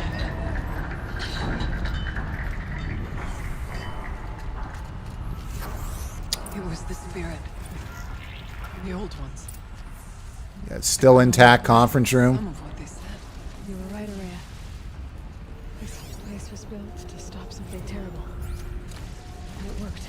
As for the spirit, Oh, look at the cauldron door through the glass over there in the distance. I love it, man. I love it. Get through. Eric Contreras. All right, so it's time to take a minute here and hit up Bauer Babble. Yo, first things first, man. Welcome to the stream. Thank you for the kind words about the Xbox video, and I'm going to be documenting that journey right here. As I kind of move into Xbox, and over the course of the next couple years, predominantly move there. But I just want to be a resource, man, for people and be straight up, be the anti-shill, right? Be honest with people, regardless of brand affiliation. There's way too much dishonesty going on in this world, and in particular in this industry as well. You could say, regardless of whether it's in games, whether it's in media, politics, anything in between, that's not going to be me, man. I'll always be here honest, and I hope that video is a resource for you, and I'm glad that you enjoyed it more than anything, whether you watch it for entertainment because it's funny or you get a kick out of it, or if it's an actual resource that you use. I appreciate it. So thanks for joining the stream, and let's get back to some Horizon Zero Dawn. This is an Arsenal stream, by the way. I have these occasionally, and I just kind of hang out with you guys, play video games, and kind of geek out over them, and then talk about life as well. Bauer, you're a good man. I don't know about all that Abyss, but I appreciate the kind words. Thank you. You seem like a pretty decent person yourself. I just want to be upfront with people and bring honesty back. I say this a lot. I said this a lot when I started. Yeah, like I'm never going to be one of those people who I talk a game about being honest. I mean, I got a video from my Xbox E3 that has like 4 times as many dislikes as likes, because I kind of called them out on some things with it. It's the Xbox Games. They called it the Xbox Bethesda Games Showcase. And then they didn't say anything about Bethesda's biggest franchises. So I didn't approach that from the standard perspective of E3. A lot of people were just like, oh, it's Microsoft's E3 show, but they marketed it for months as something else entirely, something huge. So in the immediate wake of that show, I shot that video, I edited it, I popped it up, and I got a ton of people who are calling me a Sony fanboy and all these different things. I'm just being honest, just being honest. I was a bit heated. They don't call me passion personified for nothing either, right? I get passionate, especially when something like that has happened, and my take's a bit hot, but it's still honest. And that's just, man, that's my goal. I will, no matter how big I get, let's say I do happen to get huge on YouTube and I become a big star in the video game space or whatever.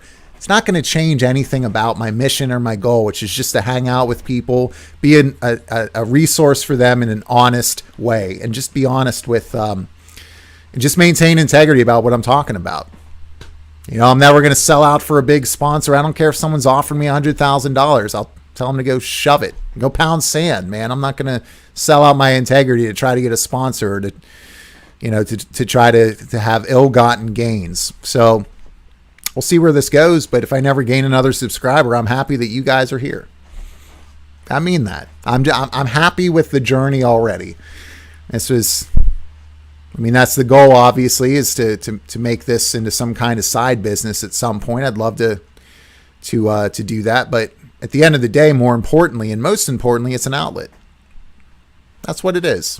It's an outlet, and it's a way to meet people and to do life together and to just enjoy this incredible medium that is video games. So thank you guys, as always, for joining me and supporting my work.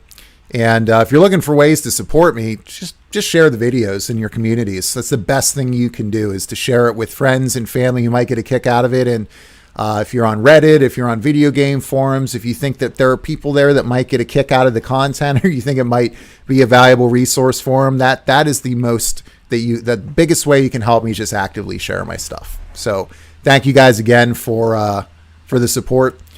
The minute you're on Dr. Phil, I'm out. Yeah, I'm never going to be on Dr. Phil. Verksest, welcome to the stream, man. Verksest says, more likes than viewers. Damn aliens. Yeah, touche. And hey, we got UFOs now. It's confirmed. It's official. Damn aliens indeed. Touche. Damn, more likes than viewers. Yeah, we've had people filtering in and out. I find Verkest, I find that a lot of folks watch these videos recorded later, and then they'll reach out to me. I've had people filter in and out throughout the night. It's been really cool. But I just appreciate whether you're here for 15 seconds, whether you're here for the whole stream, whatever it is. Thank you for taking any amount of time to spend with me, especially on a Friday night. Happy weekend, by the way, to everybody out there. I hope nobody has to work. I know that's probably not reality, but I hope you guys have the weekend off. And if you don't, I still hope you have a great weekend. And I appreciate you spending some time with me. Bangkok says, if you do a Raid Shadow Legend ads, it better be a Collins Curl format. Yeah, never going to do a Raid Shadow Legend ad, let me tell you. I'm only going to do ads for stuff I really care about. Unless it's like an automated ad thing that they throw on your channel that you have no control over. But you won't see me sponsoring Raid Shadow Legends for sure. That's never going to happen. Now, if we're talking about Metroid, all right, Max Payne 4, hey, Rockstar, in the future, when I'm big enough that you're watching this, make it happen if you haven't already. Those types of things. Different story. Yeah, different story. We'll roll from that point. But yeah, no, I just want to have fun and enjoy life, guys. And just talk about video games and the importance and impact they've had on your lives and mine. And I'd love to see them get more respect throughout the course of my life, because I've watched them grow from a small mish, M-I-S-H, mish, from a small niche with games like Mario and Donkey Kong and Pong and all that stuff, to a legitimate storytelling medium and art form. And the impact they've had on my life has been incredible. Part of who I am. And I know that that's the same for many of you out there too. So appreciate you guys being here. Looking forward to, like I said in my last video, the months, years, and hopefully decades ahead, because I ain't going anywhere. And we're just getting started right here. Let's get back to Horizon. See if we can't tonight, before we shut this thing down, finish off at least the main story of this DLC.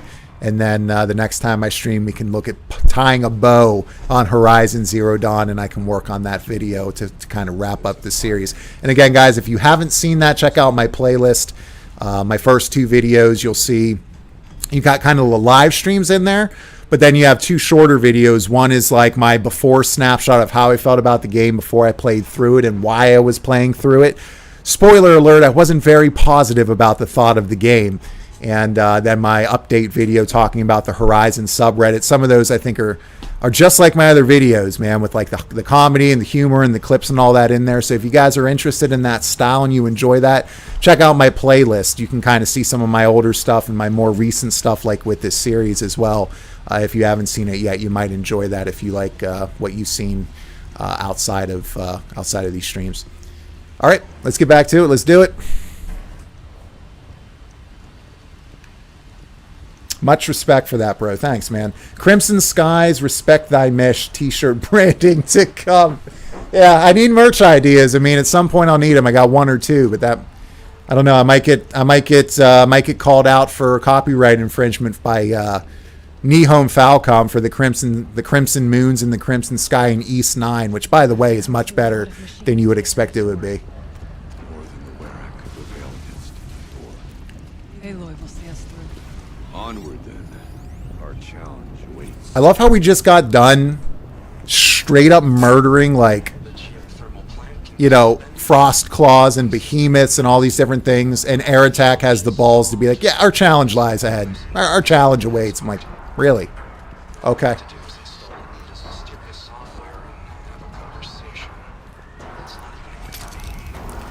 Yo, I'm telling you, man, Arnold's going to pop out of one of these lava pits here. With that thumb up, it's going to be in reverse. I mean, again, guys, and I've said this a whole lot, the frickin' environments in this game are special. They've been unique throughout. Even I said this a few streams back, like, you'll go to a snowy region in one part of the map, and then you'll go to another one with different mountain peaks and stuff, but it's still snowing, and it feels different. It feels different. They don't just reuse assets in the game. It's amazing. It's real. I mean, what they've done with this game and across practically every area is just utterly fantastic. And here we are in the DLC, finally making it to this volcano, which has had one of the coolest skyboxes in the game. And then finally, you know, look at Human Ewok over here drawing their fire so I can get a silent strike right in the orbital bone. Good call. Uh-oh. Yo, just let me use the spear. I mean, just all I want in life is to use the spear and to crawl through the chocolate tube in Double Dare. That also is top of the list. My life is not complete until that happens. For those of you who don't know about Double Dare, that's a very early 90s reference, an old Nickelodeon show. I'm a 90s kid at heart, so you'll find that quite a bit. I'll talk about the 90s. Let's get this guy tied down, shall we? Oh. Calm down, buddy. Calm down. I don't got your Fig Newtons. They're mine, Fig Newtons. Alright. Precision arrow, now that we got them tied. Yeah, let's get this, let's notch up 3 arrows here and just aim right at that mine launcher.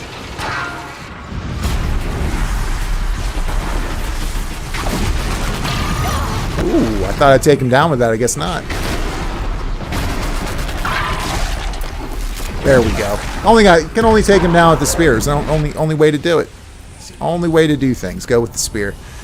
I mean, again, and just look at all the loot lying around. When you take a component off an enemy and it falls on the ground, depending on how many components you've removed from that enemy, you're looting those components in very useful, valuable ways, and it just consistently stays fresh from the first enemy you kill in this game to the last, breaking them down and looting based on the damage you've done throughout the fight before you took that machine down is brilliant combat design, and I love it. I'm looking forward to seeing how they kind of enhance that as we move into Horizon Forbidden West. It's going to be special to see.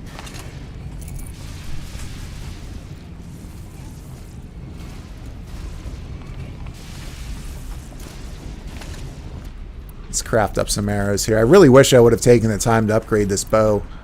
Because rock and only... Let me just make sure I still can. I think I needed like some type of skin. I think it was a raccoon skin I needed. And that's in the base game and I didn't feel like going back. So let's just make sure that we can't increase the capacity here. Your sharp shot. Yeah, raccoon bone. No raccoons in the mountains, I guess.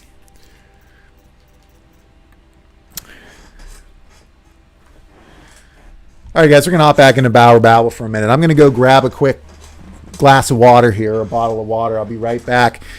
Y'all stay here. All right, I'm having fun talking to you guys. We got some chat to go through. Give me 2 minutes. I'm going to go kiss my daughter and or my 2 daughters, and then I'll give them a hug, and I'll be right back with some water, and we'll continue right here with BauerKillz.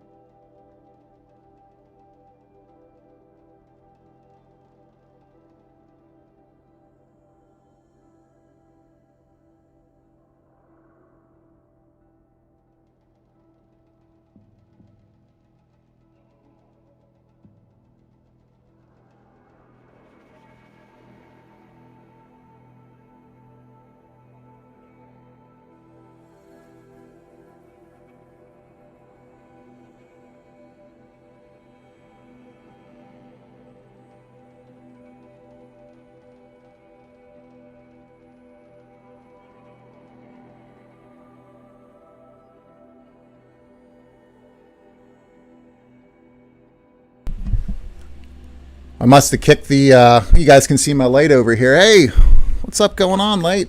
Actually got 4 of them going on. There's one here, there's another one over there, and then there are 2 here. Let's try this again.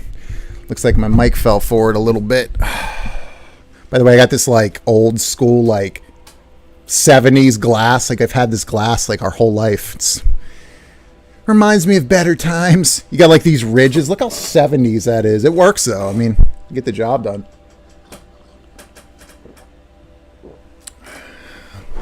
Let's fix this up here. There we go. There we go. I'm back. Ladies and gentlemen, we are back. Before we continue along with Horizon, as we move our way through the frozen wilds to finish off this DLC, which that's happening tonight. Main story. That's going down before we shut down here. Let's take a look at some of the chat. You guys have been popping in. I mean, you guys have been going crazy, which has been really nice. Oh, man, every time I look at my phone, I got more subscribers. And humble brag. Sorry, didn't mean that to sound like a humble brag. Every time I look at my phone. No, but every time I look, there's like a comment. And I try to get to all of you if I can. This video, this PlayStation Xbox video that's got like 25,000 views. It takes so much time to just like simply respond, but I do that as long as I can and as much as I can because I appreciate all of you. And I appreciate you being here and spending time with me here tonight. I keep messing with this mic, but... All right, let's head into live chat here.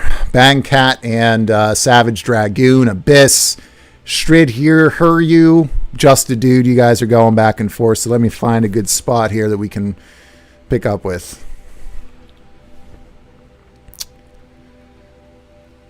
I just see Bang Cat saying, and to look like a humidifier. missed something in that conversation, and I don't think that I can ever catch up.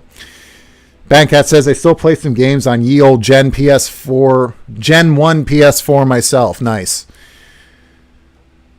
Bankat also says, going in on the last Forza Horizon, very different series, of course, blew my hair back on that. I hear really good things. I've never really been a racing fan, and it's because, I don't know, I can never keep the damn car on the track. That might have something to do with it. Maybe. A little scotch, just a little bit. Just a smidgen to do with why I'm not a big fan of racing games. In all seriousness, I never recovered once they got rid of F-Zero. Even though the one on Nintendo 64 is freaking impossible, F-Zero on Super Nintendo for me is like the peak of my racing. I have a very healthy respect for racing games, especially when they're done right. And I love that in this medium and in this industry, there is a genre and a game for everyone. So the fact that you're into racing, man, I think that's awesome. Man, gal. I say man a lot, whether I'm talking to a guy or a girl. So when I say man, like, regardless of your gender, I'm just referring to you directly. I think that's great. And I've heard nothing but amazing things, and it's a legitimate value add for Xbox players, because I know a whole lot of people who do not like Gran Turismo, but they love Forza Horizon. So good call there on that one.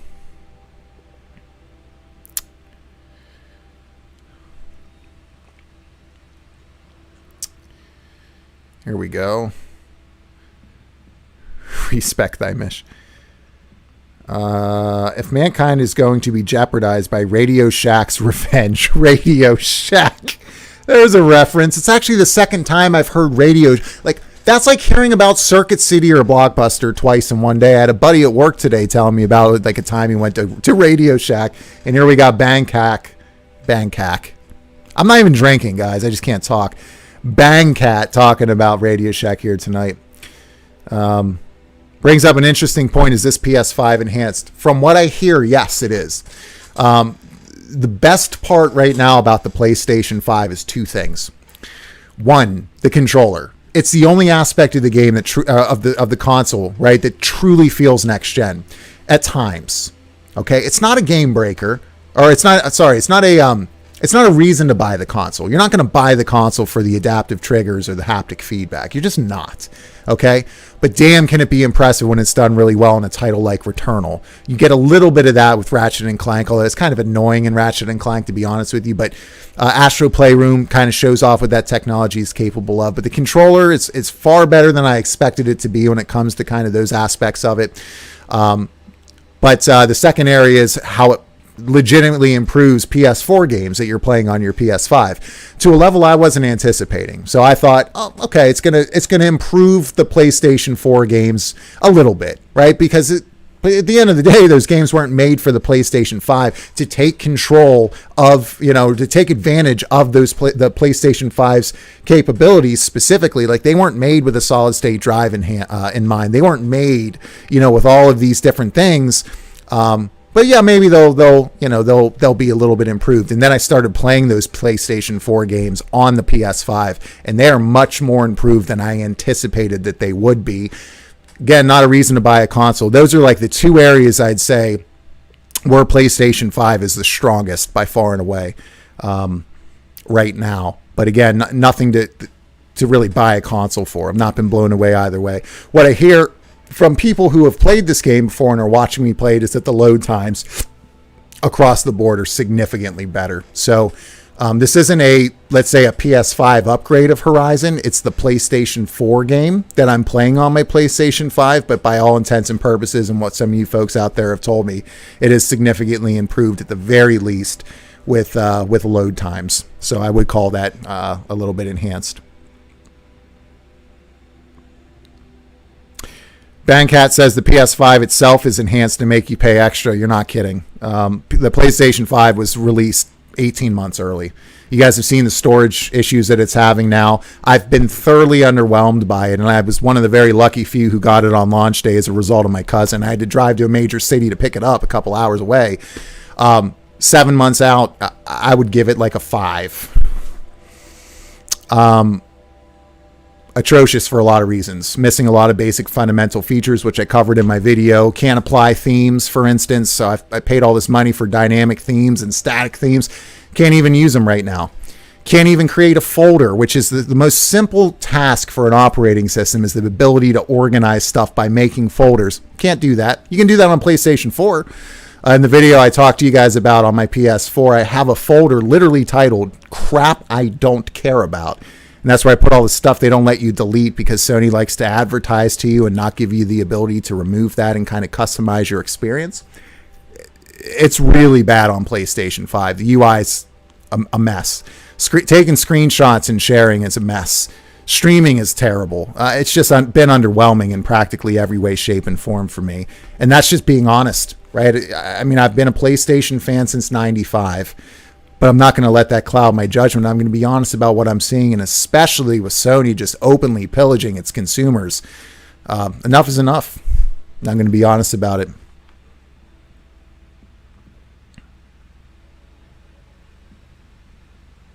Question not pointed. I was thinking of grabbing a PS4 if I could find one at a bargain rate just for games like this. there we go. And Bangcat says to look like a humidifier. So we're caught up. All right, we got it. We're caught up now, Bangcat. Yeah. Yeah, it's not a bad investment. Not a bad investment if you're going to go with that. You're not really interested in the stuff on PS5, or you're not really ready to jump in on this gen. You can't go wrong with that. It'd be a good investment. You get it on the cheap. And you'll be able to play a whole lot of amazing games, including some of these huge games that are coming out, like God of War Ragnarok, Horizon, Forbidden West. Those are cross-generational games, so you'll still be able to enjoy those for now. And I don't expect that we'll see the true power of next gen until we start seeing games in a dedicated fashion being made for those consoles, and kind of not, to operate on kind of both last generation and this generation. Savage Dragoon says $70 for upgraded games. I trip. Yeah, what they did with Ghost of Tsushima is inexcusable. I don't care how great the game is. It's inexcusable. They found a way to charge people $70 for a PS4 game, and to charge current owners $30 for a $20 expansion and a $10 surcharge for the very minor PS5 upgrades. Inexcusable. But it's okay. You can pay just $20 for Ghost of Tsushima on PS5, but they'll block the PS5 upgrades. What a joke. PS5s are still being sold by scalpers in my area for $700. That's actually cheap compared to the $1,200 they were going for previously. Bangcat, I ain't playing that unless it's Bloody Roar, Motorstorm, or Crimson Skies. I better want it a lot. Man, Bloody Roar, there's a reference. Let's see their tune when all the new models come out. Strid Hiryu says, not that I would ever consider paying more than retail. Apparently a lot of people actually do. I did that for my Series X. But I got a bunch of stuff with it. It was like a big bundle, so I spent more than I should. But I got MLB 21 with it. I might give it away on the channel. Thinking about doing that if any of you are interested in it. I might just give away that because it came with the system. But it was a legit bundle. It came with like a headset and some other things. And I paid more than just the retail for it, but it was worth it. Got my hands on a Series X, and I can use some of that stuff to give away on the channel. I'm not even sure. Rockstar will probably charge $70 off top as well. Yeah, no kidding. I got lucky with grabbing an Xbox Series X, says Savage Dragoon. Early morning drop on Saturday at Target. Congratulations, man. Have you started playing it? I think you might have asked me earlier if I played The Ascent. That might have been Marcero. That might have been somebody else. That's great though that you picked it up, man. And this is one of my videos coming in it might be next week or the week after. But I'm doing a first impressions video to kind of start to document my move over to Xbox properly. I don't know if I've ever opened a console since Super Nintendo that I was more impressed with out of the gate than what I saw with this Xbox Series X in practically every way. Big ways as well as small ways. And one of the things, for instance, I'll talk about, and I won't give too much away because I got to dangle a little carrot for people to come and watch the video, right? But one of the things I noticed right away, and I tweeted about this on PS5, anytime you have to update your controllers, you have to hardwire it in and sit there and wait, because the write time and the download time and the update time can be just abysmal. Like, you try to save like a 30-second clip on your PlayStation, the amount of time it takes to save to your SSD, the write time is horrible. But anytime you have to upgrade your controllers, you have to individually plug them in and wire them in to get the update. First thing I saw opening that Xbox Series X was the ability to update the controller wirelessly, which seems like a small thing, but then when you see that across the board and all the small and large things, convenience on top of better ability to do multiple types of things, very significant. I was blown away. So those first impressions will be coming here soon in the very near future.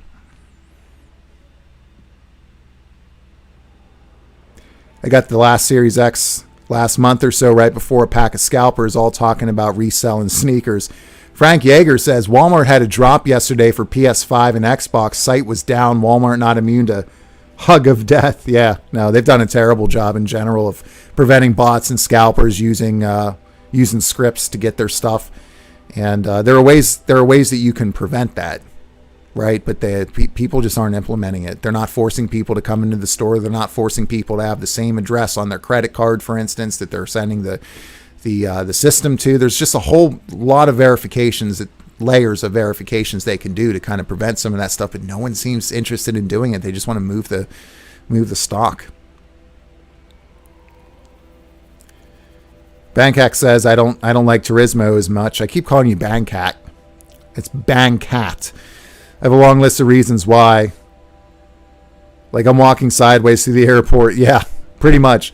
So from what I hear about the haptic feedback, it's kind of like Touchpad 2.0. A few people will use it for something. Others will just make it into a smashable thing and nothing else. Yeah, it's really, yeah, no, that's pretty accurate. I hope they put out events Days Gone, but won't pay $70 for it. Savage Dragoon says, how's the battery life with the haptic feedback? Couple hours. The battery life on my place. So my controllers suck. They're horrible. One of the two is already essentially broken. The circle button sticks incessantly. It gets me killed all the time when I'm playing games, or I'm pressing I'm like an East. I'm playing the East series YS.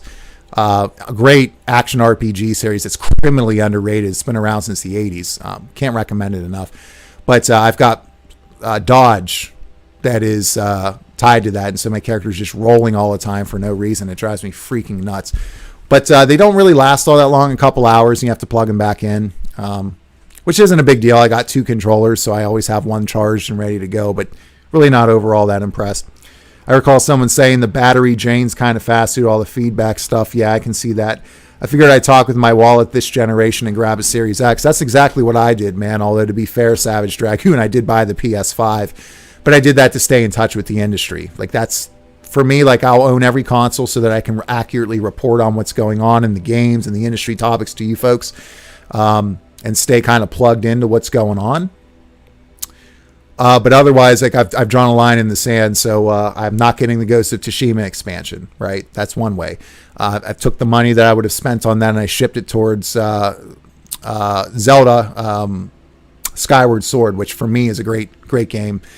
There's people who were buying it at full price is not the right thing to do, but for me it was great and it made sense for me.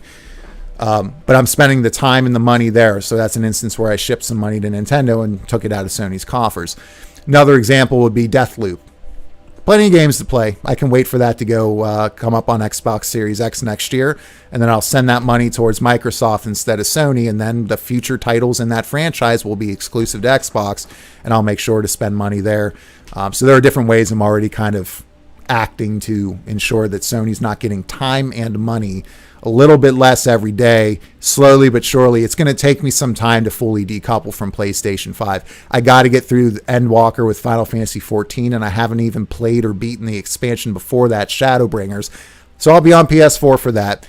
Genshin Impact's another one, which is a great game overall if you like open world RPGs.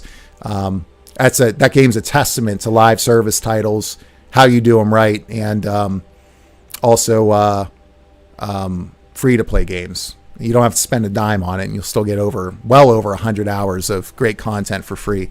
It's amazing. But I'm ready to put that down for good, just to kind of take one of those ties out. As much as I like the game, if it gets me off Sony's system faster, or more predominantly over to Xbox, I'm willing to pull the plug on that one. But I got 13 Sentinels to play. I'll still hang around for their big exclusives like Forbidden West and God of War Ragnarok, that kind of stuff. But also Final Fantasy 14, and also the East series. So hopefully, they have one East title on Xbox Series X, and Microsoft has a ton now of like Final Fantasy 12, Final Fantasy 10 and 10-2 HD, the original 7 and 8. They've got Tales of Arise is coming to Xbox Series X, so I'll play that on Series X instead of on PlayStation. They're starting to bring more Japanese-based games. The Yakuza series now fully on Series X and starting to perform better as well on Series X. I'll be playing those games over there, so it'll be easier as time goes on once I start to kind of decouple here to start moving a lot of my stuff over to Microsoft and play, and send money to Sony less and less. Just the Dude says, I really hope that in a year's time we'll be talking about how Sony did a total 180, but that would take treating us with respect, which they don't seem interested in doing right now. They're not going to do that until Microsoft comes back and smacks them this generation. Sony will only do that if their hand is forced like they were in the PlayStation 3 era, where they just got big-headed. Some of my previous videos, you guys have seen me make fun of them for their PS3 era. They were just, like I said in my video, I might as well have lit money on fire. I bought like 5 PlayStation 3s because they were determined to build that thing incorrectly, to make it, build in planned obsolescence, to use the cell architecture, to put gamers last in pretty much everything they did, to overcharge people, acting very similar to how they are now. I think they're doing worse now than they were on PS3, but they're not going to treat us right until business dictates that they do, and that might not be till the next generation. And look, you always got to look out for your own interest. I've had people come in on this video and comment saying, well, Microsoft isn't doing this out of the kindness of their heart. Never said they did. Never said they were. In fact, I think that they're doing it because they're behind. I think they're putting us first because it's best for what's business, and I would never assume for 1 second that Microsoft wouldn't be doing the same thing if they were in the same position that Sony finds itself in now.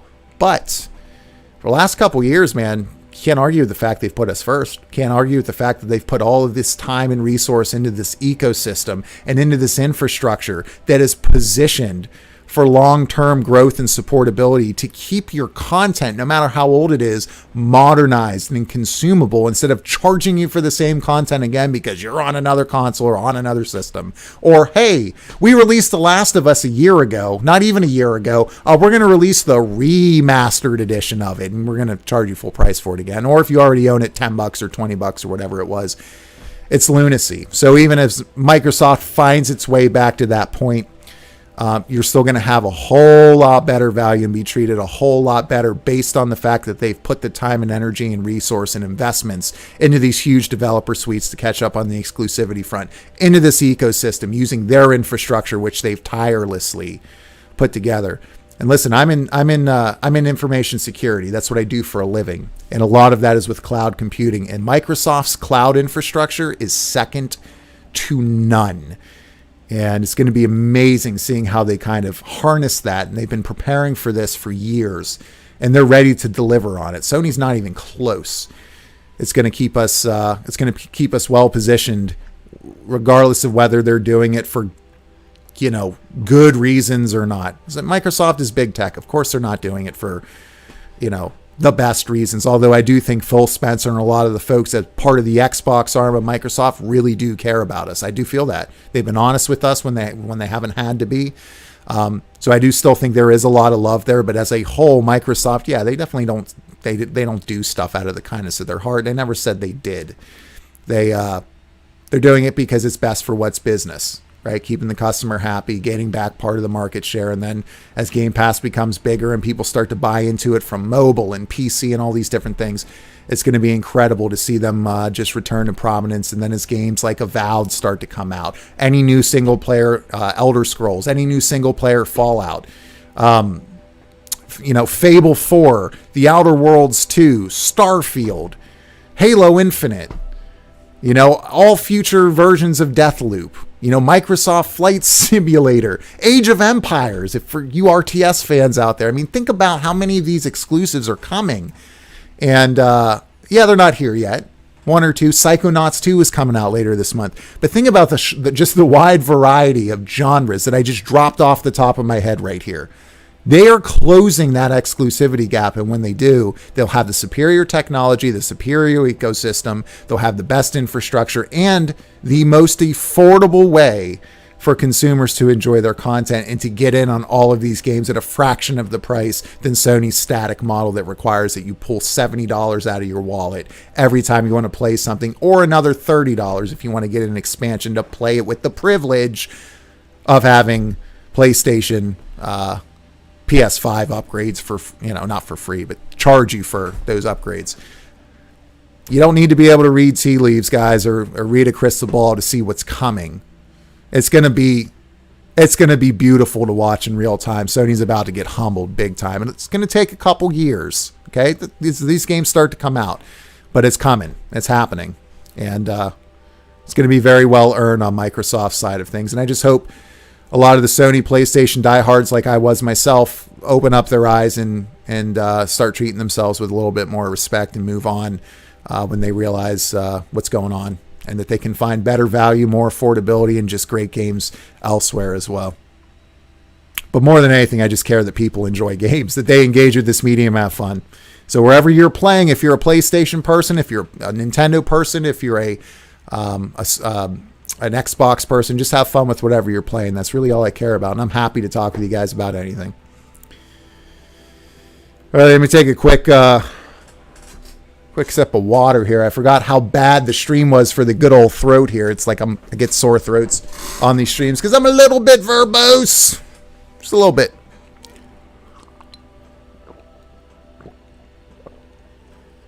We'll get back to Horizon here shortly. Sorry for the rant, guys. I go off on rants. I'm ranting and raving. It's a ranting and raving screen, so it is what it is.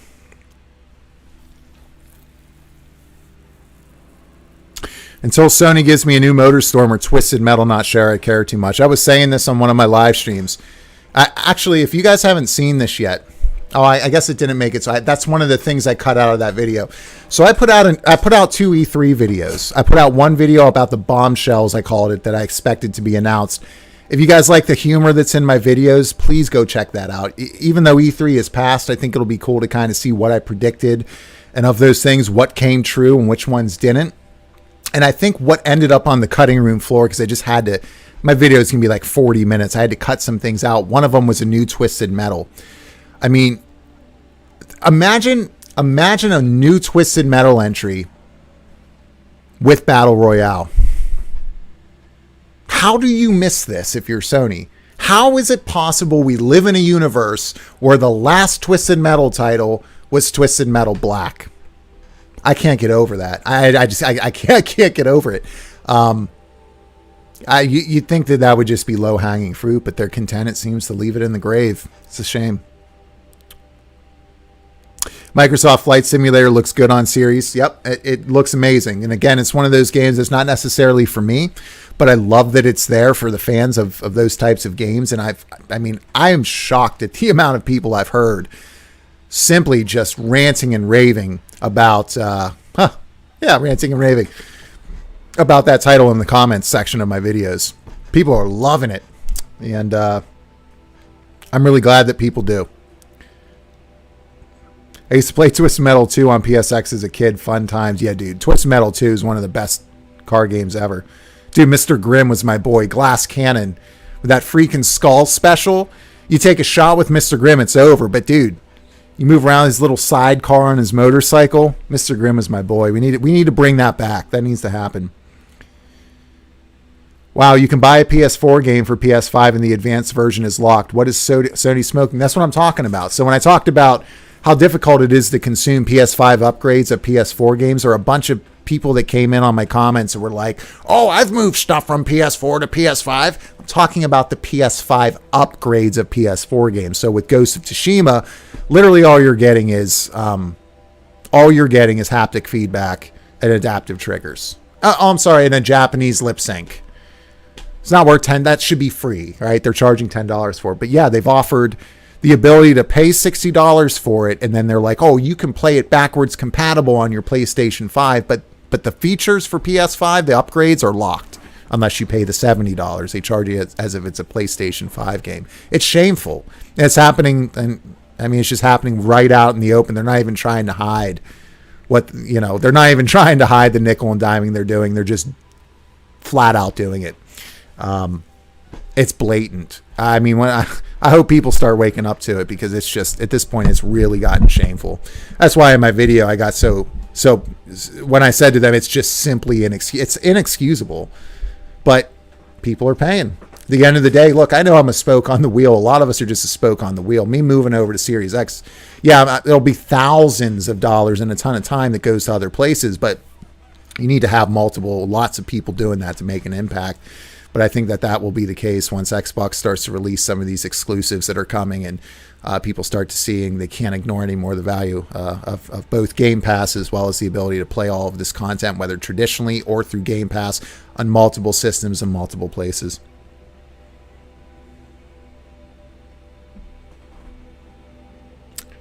I really hope that in a year's time we'll be talking, we talked about that, Walmart, Botmart, Walshart. We appreciate you, sir. Thank you, man. We appreciate you too. So they pretty much abandoned a bunch of Eastern developers, and that's after they carried them through their PS3 years. They did. No question about that. They did. Both systems are powerful and play what you like, but I can't stand Sony's anti-consumer view on things now. Yeah, and it's everywhere. Yeah, it's everywhere, Savage Dragoon. You're right, man. It's everywhere. And it's blocked crossplay, blocked cross save. Not the lack of mods. On Xbox you can mod. I mean, look at Skyrim. Technically, they finally got mods on the PlayStation versions of Skyrim, but you could only use the assets that were already in the game. It's not the same thing. So Microsoft gave up the ghost on that. They thanked the modding community and gave them free reign of their console. I mean, blocking crossplay, and especially what they did with that Borderlands 3 patch, where they were like, we're blocking the certification of it unless you don't do crossplay for PlayStation, because they want your friend to go buy a whole new PlayStation for the privilege to play with you. There's just so many things. Now this storage issue, where you could expand your storage on your PlayStation 5, but if you don't follow the extremely complex, convoluted way of doing it, you'll overheat your PlayStation, burn it down, and then they won't refund you for it because they'll call it out of warranty. And then they've shown no shame for it. They're like, well, that's on you if you do that. Okay, Sony. When developers are changing their tunes about Sony speaking out, something's up with Sony's practices. Yeah, that's another issue. People have been complaining about how hard it is to get on the Sony store. They're literally acting like the mafia. If you want to get on Sony's PlayStation store, no questions asked, $25,000. $25,000 for a chance to be seen on our PlayStation store. There's a word for that. It's called a racket. They're charging protection money to small indie developers, and then they don't even let indie developers discount their own games. They fully control and manage that. So indie developers can't even maintain control of their own creative processes, their own pricing, their own deployment models. It's sickening. It's sickening. Yeah, you're right, man. A lot of people have been reaching out and talking about that. No question. All right, I know I got to get back to Horizon here. I'm trying to catch up here. Xbox hardware Series S's hardware support the current PS5 doesn't have either. Did not know that. RD something or other, I forget at the moment. The Privileged Station 5 X3. Savage Dragoon says, I've been a Sony guy since PSX. I did have a 360 when they started charging for online. I bought a PS3. How times have changed. No doubt. The Eliminated Entertainment Expo, Bangkok, you're cracking me up. Series X is my comeback to Microsoft. Good timing, man. You can't go wrong, honestly, with it. Sam, I gave away my Xbox One to a cousin's daughter who needed something new for her Skyrim when her hardware kept dumping her saves. Nice. That's nice of you to give that away. I've never played a fight simulator before this. That game is so good. Yo, Savage Dragoon, help me out. What draws you to that game? Is it just like beautiful to look at? Is it fun to play? I keep hearing about Microsoft Flight Simulator, but I've never played it. To me, it's just kind of like any other sim. It's kind of like the airplane version of Forza Horizon or a Gran Turismo or something like that. Is that accurate thinking? Never really looked into it myself, so I'd like to hear a little bit more about it. The King's Gaming, thanks for joining the stream. Cheers. Welcome to the channel and welcome to the stream. Kings Gaming says, I watched your video about how you went from PS5 to Xbox, and sure enough, after I watched the video the next day, my PS5 gave me the blue light of death, and I had to send it back to Sony, shaking my damn head. Well, at least you got a sense of humor with your LOL at the end of that, man. I'm real sorry to hear about that.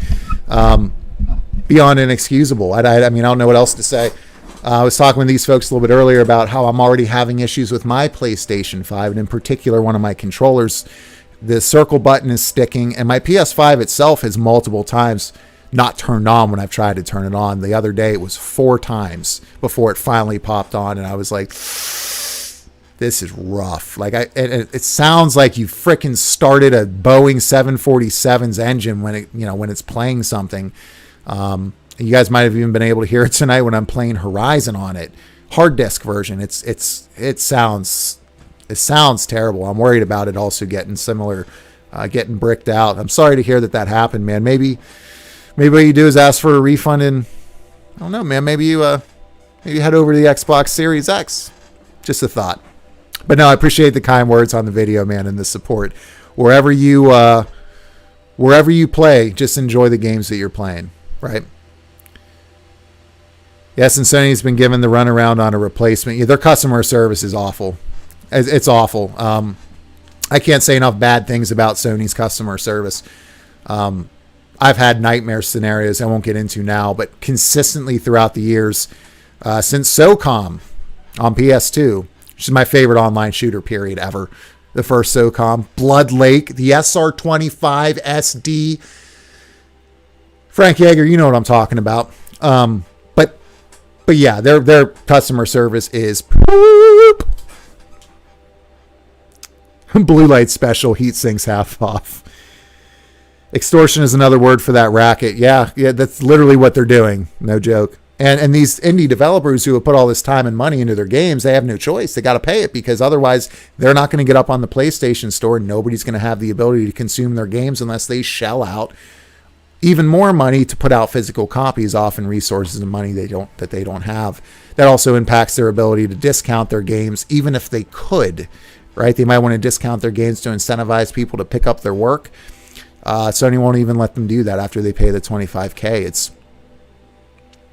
It makes me so mad thinking about what Sony is not just doing to their consumers, but for the people who are developing games for their console. They're treating everyone like garbage all around the board. It's going to come back. It's going to come back around and hit them. Smaller developers don't have the kind of money like that, bruh. You're right. You can't turn off a bunch of the sim stuff and just fly it easier. Oh, nice. Didn't know that. Beautiful. Just being able to fly by my house and... Am I having a stroke? Just being able to fly by my house.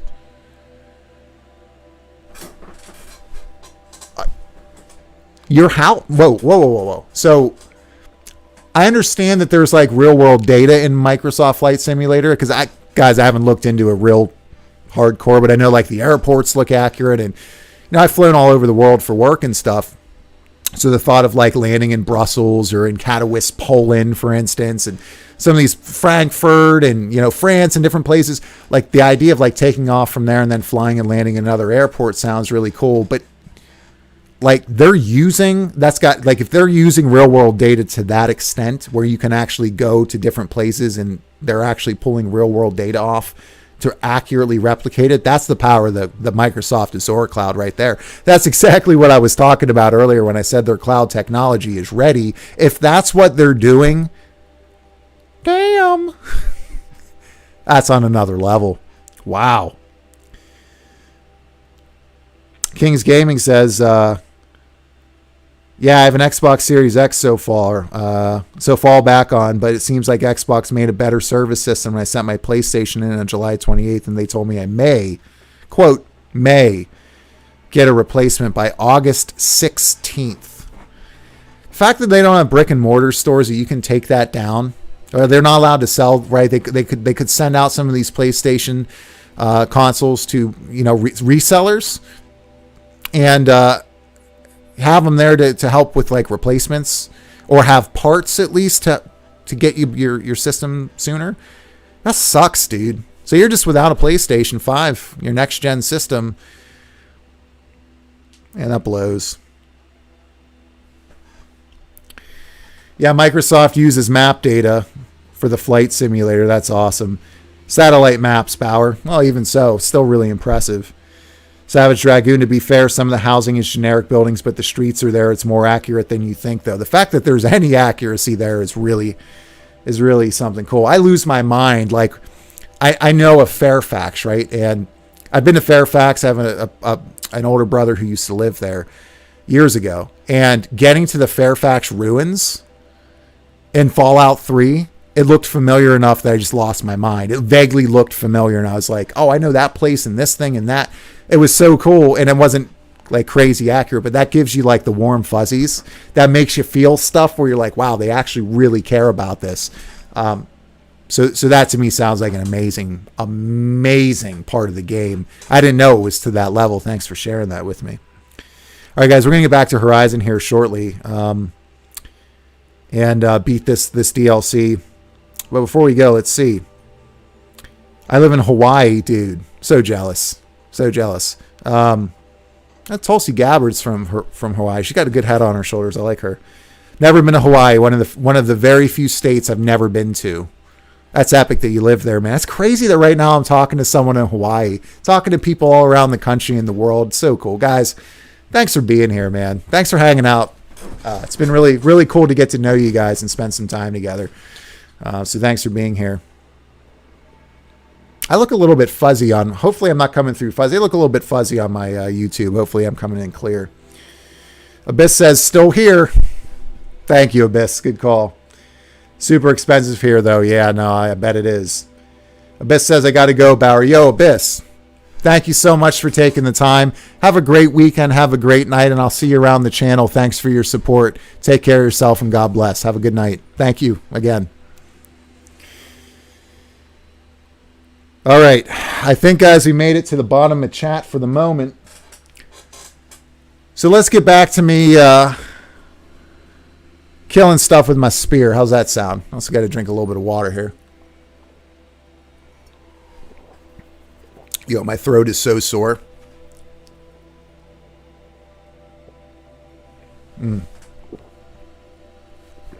Oh, man, my throat is sorer than Elton John leaving a truck stop.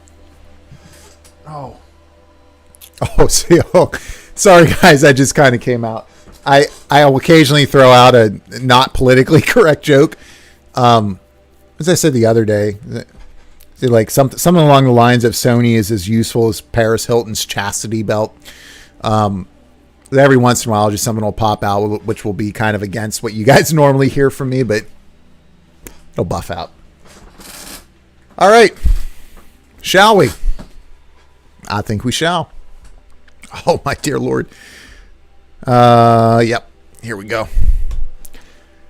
Let's get back to some Horizon. And guys, thanks for all the engagement. It's been good to see you guys talking back and forth, too, making friends. Good stuff. It's what it's all about right here. I'm telling you guys, like, look at this. Where's Arnold? Where's he at? Where's that thumb? That'd be so. If I was developing this game, I would put an Easter egg in there, where it'd just be like a thumb poking out in like the most obscure place. We'll see. Let's see here.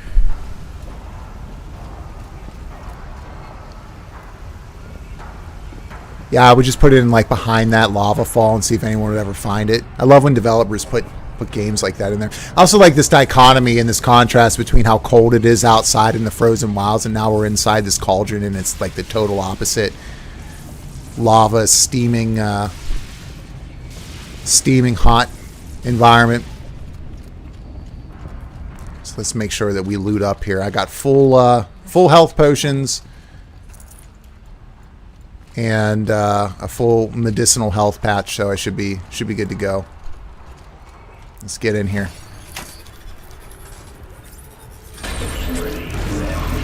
Back to RDO. Grind. Nice. More machines. Guys, I literally just said when I was entering in here, I couldn't imagine something like a demonic Thunderjaw. And this is what I'm looking at as my objective as it pops up. This is something this game does. I think something awesome, and I say it out loud, and then either Aloy repeats it, or an objective like this will pop up and be like, yep, it's exactly what's going on, because we are this awesome, and we are going to just continue to blow your mind as Guerrilla Games. Kill the demonic Thunderjaw. This is, oh my god, I don't even know. I don't even know what to say. I'm probably going to die, and you know what? That's just A-okay with me.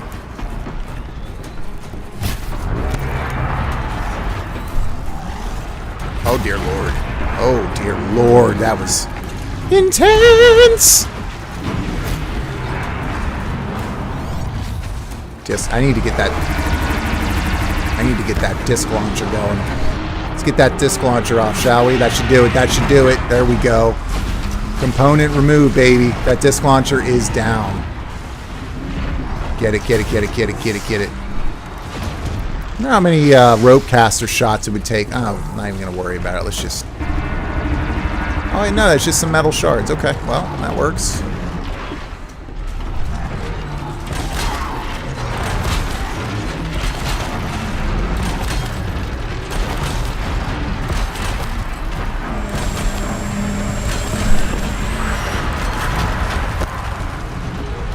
There we go.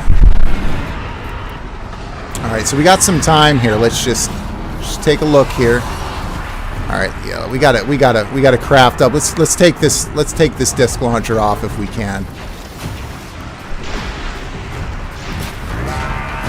Boom.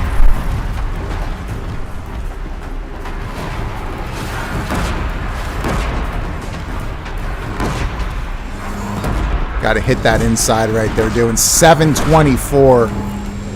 We are out. We are out of ammo.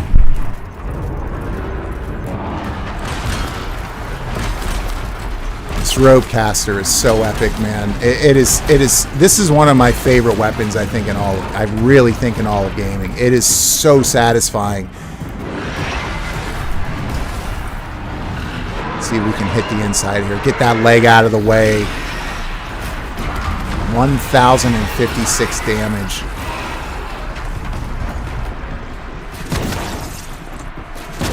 $587.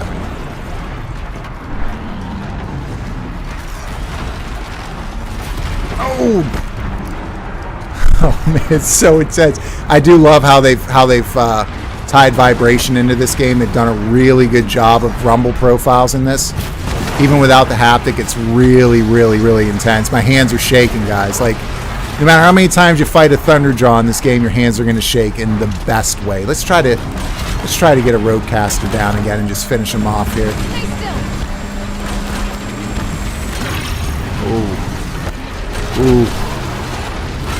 There we go, baby. Let's notch up 3 arrows here, shall we? Let's hit that side panel and drop this guy. Here we go. Missed. Boom. I think we did it. I don't put much Beautiful. songs of deeds, but that battle was a verse worth singing. Now, Aloy, the door. I love it. There's not a whole lot of battles that are badass enough for me to become a bard and sing of your tale, but my name's Aratak the Human Ewok, and I guess I'm becoming a bard because of what you just did, Aloy. That was the translation right there, ladies and gentlemen. Look at a 44% freeze coil. That would be real helpful, actually, for me. We got a shock coil in there. So we got this. We got this bow that hits for all of those different types of elements, and I can pop those coils in there and have massive damage increases across multiple elemental elements. Multiple elements. I mean, and by the way, if you ever just stop and take a look at the design of these enemies, whether it's a giant Thunderjaw like this or it's something else, like the smallest thing, a Red Eye Watcher, right, or just a regular Watcher versus the biggest and everything in between. It's amazing to me how much time and energy has gone into from a mental standpoint, just thinking through how these machines are going to operate and their design. And there will be a lot of gamers out there who just do this. They're just going to sprint through the whole game and miss out on a lot of that detail. And that's fine. If that's your way of playing games, that's all good. But my goodness, I can't help but appreciate the ever-living hell out of it all the time. Whew. It's good stuff, ladies and gentlemen.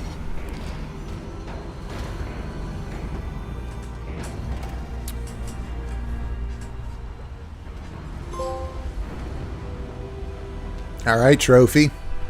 Take it. Years have passed since I stood here. Since then, the daemon has taken over. It's going to buff out, Aurora. It's like an infection. Attacking all this machinery. Everything has changed. Twisted. God bless me.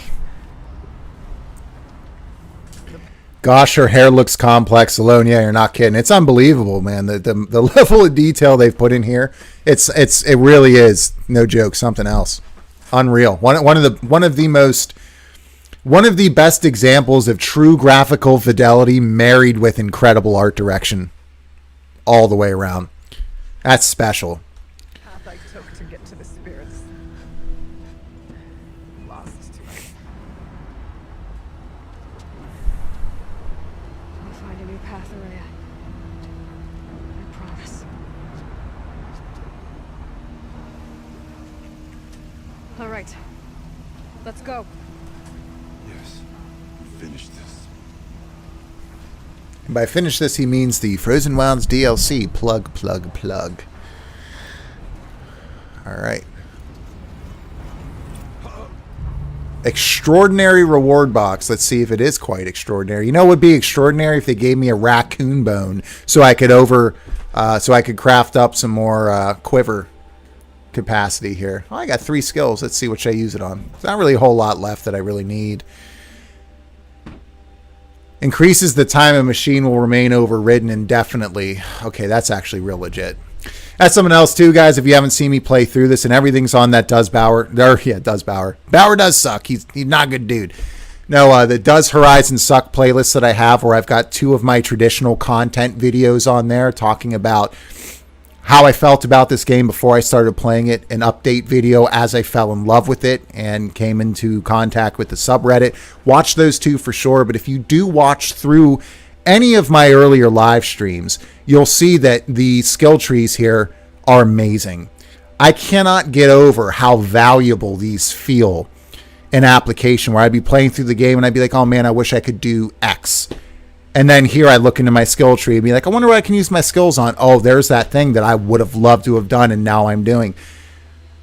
Some of the best skill trees in games in a while, because everything with the exception of this one, which is heavy spear attacks deal increased damage when your health is low, which, you know, you get those players out there who like, they just live with low health. They just run around the game with low health and then do insane amounts of damage.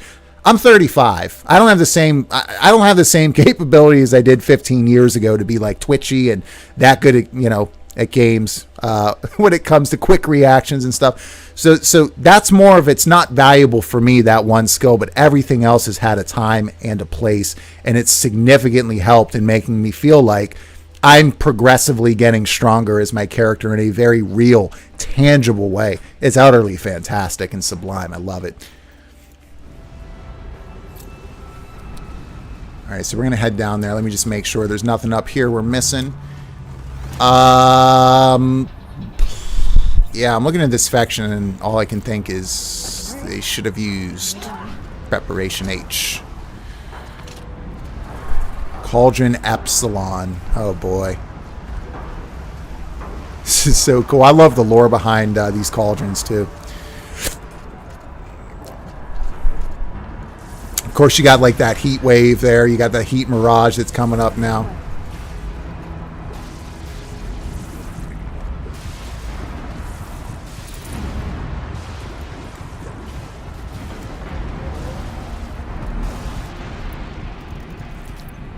Let's get fully crafted up here just in case.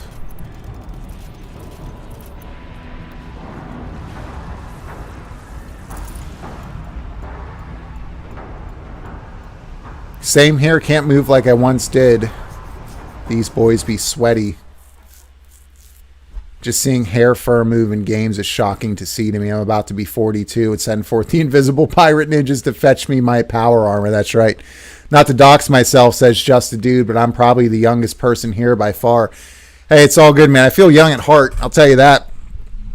It's crazy, man. Like, all right, we'll hop back out here real quick. It really is nuts. I need to get like centered up here. Okay. It really is nuts. Like, you know, you think about all these athletes who hit like 30 and suddenly they can't get a contract, or they're getting like veteran minimums, or, you know, whatever. It's because they've lost one step, right? It's just a step, but it's enough, right? I've noticed very tangibly, similarly in games, that I've lost the ability to be as twitchy as I used to be. So like, one of the reasons I like Call of Duty's Cold War more than the other Call of Duties that I played in recent years is it gives me the ability to not have to rely on like my twitch reflexes like a lot of the other titles in that series do. But I can use some of my upgrades in the map to my advantage to kind of get around that. I don't want to call it a disability, but to kind of get around that disadvantage. And it's awesome. It's like the wily old veteran doing his thing. But like with competitive games, I've noticed it in some games like this where combat's at a premium and you have to do things just right in order to do it flawlessly. And this game has enough wide margin for error that you never really feel that as intensely as you would when you're playing a competitive game with young kids. But it's definitely a thing, and I totally have picked up on it. Yeah, it sucks, but it is what it is. It'll buff out. 38 here, says Savage Dragoon. Yep. Well, either way, I'm glad you're all here. I've had some people come in that are like 17 or 18, and I'm talking about stuff they have no clue what I'm talking about. They're like, what's Max Payne? And I'm like, that's right. Max Payne came out before you were born. And then I have this sudden desire to drink bleach and walk down the center of the highway. But that's neither here nor there. Oh, look at this. Oh, that's so... This right here needs to be on the Oddly Satisfying subreddit. Just looking at this and walking through it. Oh my god, that looks so good on my TV. That looks... Yeah, that's like an eye orgasm. That's like... That was awesome.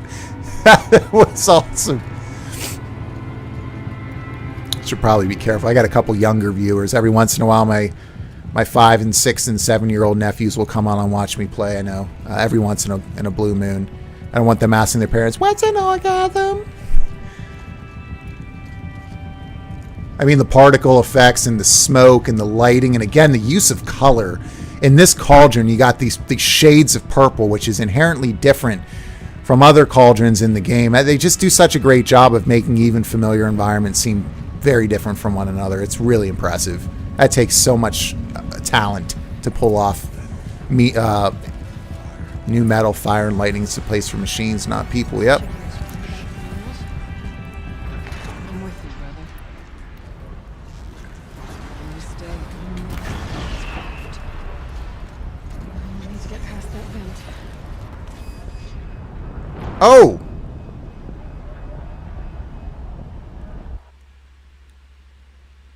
So you're going to go ahead and pretend that didn't happen. So what happens when you don't pay attention to your surroundings? You walk into a pool of lava. And you melt. Note to self. Don't do that. I got smoked. I need to get past that vent. Stay here until I find a way for all of us to... Take him down with a silent strike. I do wish there was a skill that would allow you to roll without being heard. That'd be pretty sweet. Haven't come across that yet. Don't know why I picked up a green modification there. That kind of wasn't cute. Oof.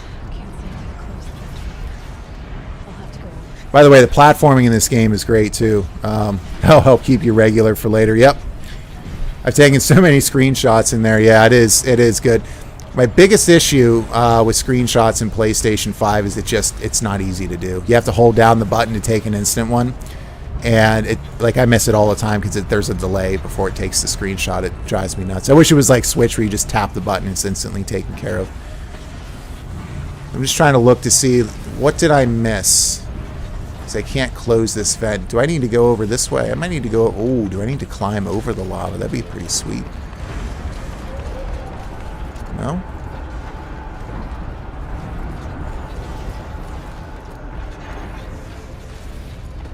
I mean, I feel like if I go over here, I'm gonna... Yeah, there ain't no way I can get past that. So how am I gonna...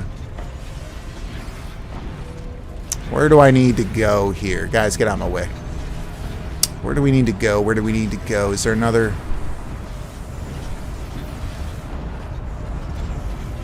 I'm just wondering if there's like a... Something I... Oh, yeah. I'm sitting here.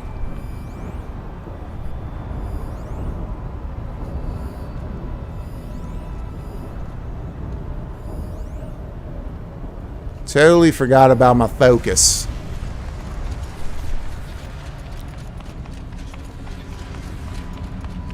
Yeah, this cauldron is something else, man. Oh yeah, I got to get on these and hold on to the rails. But how do I get over to the other side? That's the question, right? How do I get up there? Oh my goodness, the Soul Reaver series. Bro, don't get me going on Soul Reaver. I'll never stop talking. Unless you bring out Final Fantasy VII Remake, which you just did. That game to me, I am not a fan of for reasons. But Soul Reaver, man, as long as we don't get a Soul Reaver 2 remake where the game literally ends with a to be continued. After Raziel gets thrown into the abyss. I mean, come on now.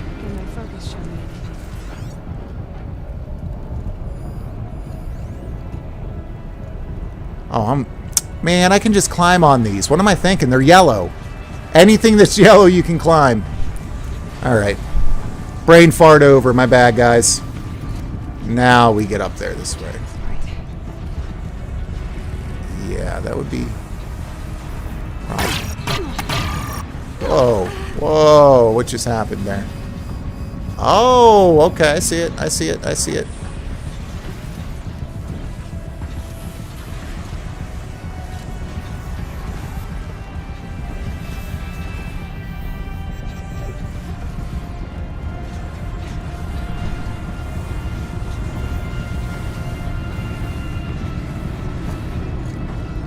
So what I have to do from this thing, though, I mean, I guess I have to jump on one of these, but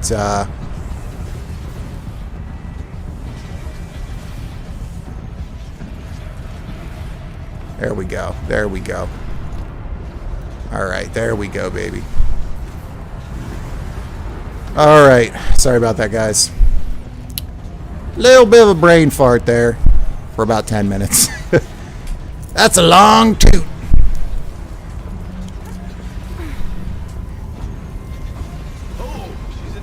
Yep.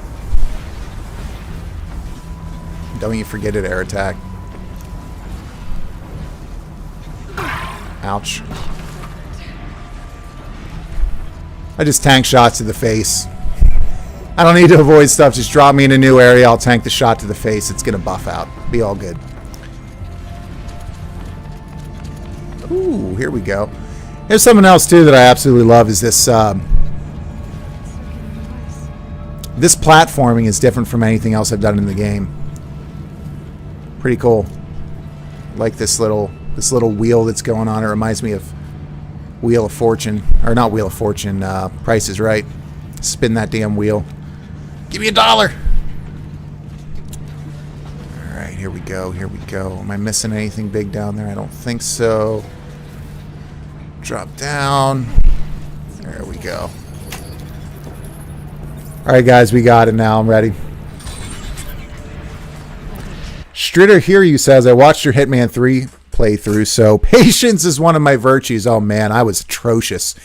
I've never been more embarrassed than any stream in my life than playing Hitman 3. My god, what a great series of games. Or what a great game, but my goodness, man, I really struggled playing that on stream. I felt the pressure, right? Like, I gotta do this perfect, and I was just reloading everything, and yeah, so... I didn't know you've been around for that long. Thanks for putting up with that awful play. It must be my good looks and my entertainment, huh? must be my excellent commentary. Yeah, let's get this way. Uh-oh. Uh-oh. Uh-oh. Did I fall? I fell. I fell. I fell. Oh, okay. So I didn't fall to my death, though. That's cool.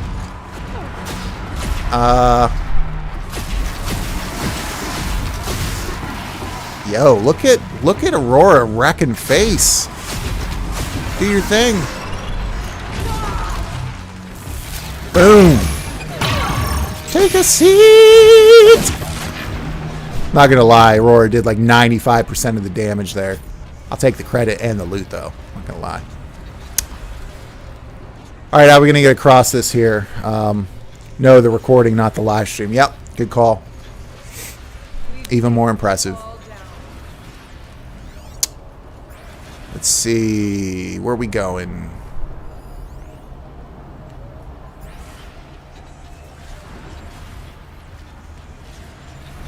How we getting over? How we getting over? I don't think we can get up there from there, can we? Let's try one more time. Let's see.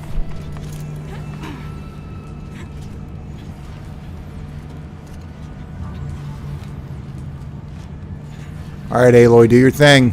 Let's get you platformed here. Yeah, I bet I just got to jump over on one of these.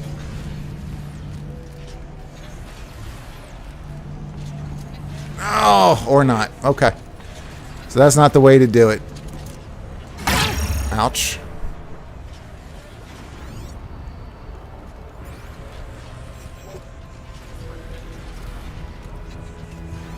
What do we got in here, baby? What do we got? I can't see anything down here. I'm just gonna assume that there's something down here. Looks like we got some doors here. Bunker door, shield integrity. Yeah, that's up there though. Weed break, BRB, nice. Enjoy it. For the love of God. Whoa, you got some odd stuff going on there, Aurora.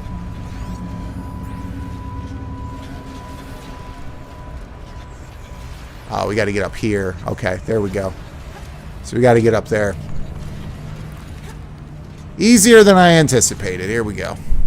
Get up here. Just got to go the opposite direction. Aloy will see us through.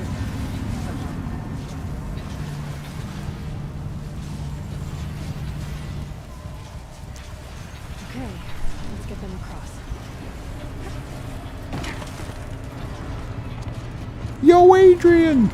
I get it!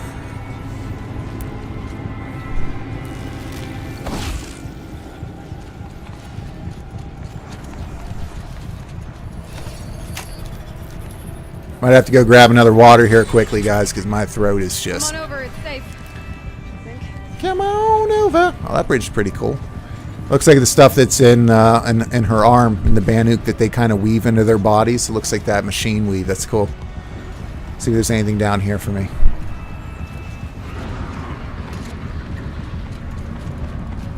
Nope. Medicine stuff in case your pouch is low. I love how they put in, health for your medicine pouch in the environment.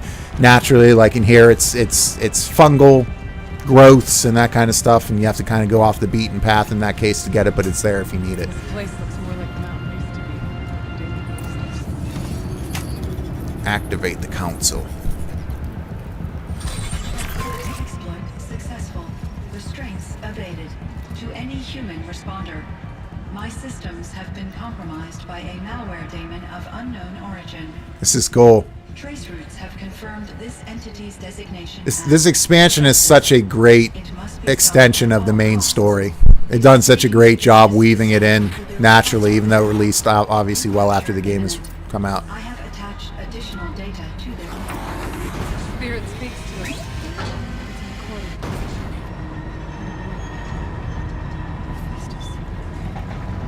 It was part of Zero Dawn, part of Gaia. This game is great. This game is fantastic. Perhaps the spirit will tell us these messages. Maybe you're right. Let's keep moving. Anything over this way, just in case we're missing any kind of collectible. I don't need any power cells anymore, but you never know. What time we got here? It's almost 9:30 my time.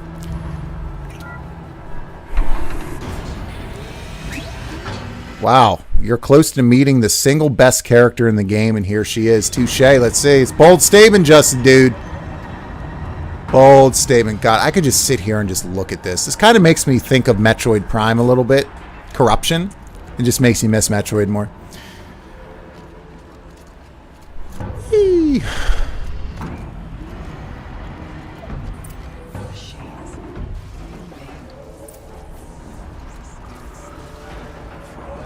There's frost claws. Yeah, lots of them. Jeez. Don't make me fight. Don't make me fight multiple frost claws again. That did not go well a while back at all. That was painful. It's one of the very few times I was actually annoyed at the game. Let's see what we got here. Okay. Tag these bad boys. Multiple demonic scorchers in close quarters is not what I wanted to see. We got demonic shell walkers. Holy crap, this is no joke. We got red eye watchers. We got to get over to the other side there.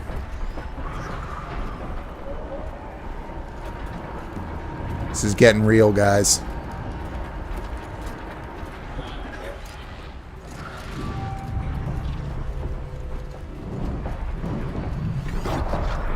Uh-oh. Uh-oh.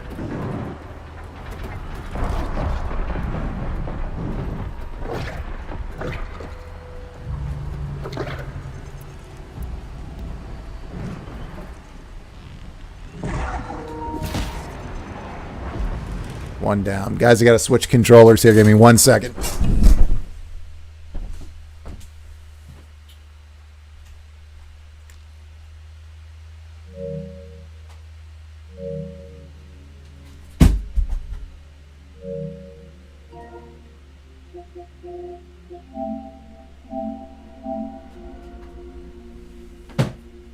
You're going to grab another glass of water, guys. I'll be right back. Give me 1 sec.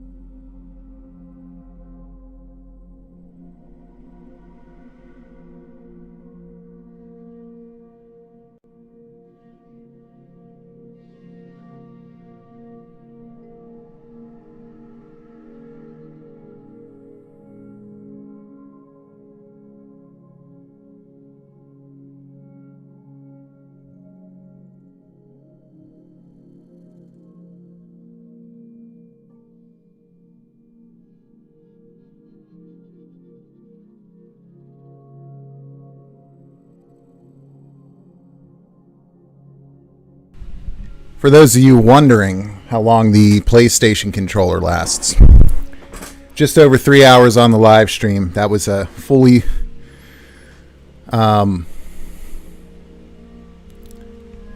fully charged controller before I started playing, so we got 3 hours out of it before we had to go to our backup. And this is gonna suck, because this is the broken controller. The one whose button sucks. So if I die, I got an excuse. And I fully intend to pull that out. All right, real quick, let's take a look here. because I want to get through this tonight because I got to go out and do some stuff myself. Savage Dragoon. And then I'm going to hook my, once I'm done with this, I'll hook up my Xbox Series X and play, I'll play something tonight. Maybe some Ascent. Oh, God, guys, the Ascent is so good. I'm making a video. I'm going to make a dedicated video showcasing why that is such a textbook example of the dishonesty and lack of objectivity in this industry. Because the fact that that game is critically averaging a 65 on Metacritic is a disgrace. It's as dishonest as it gets. That game is fantastic.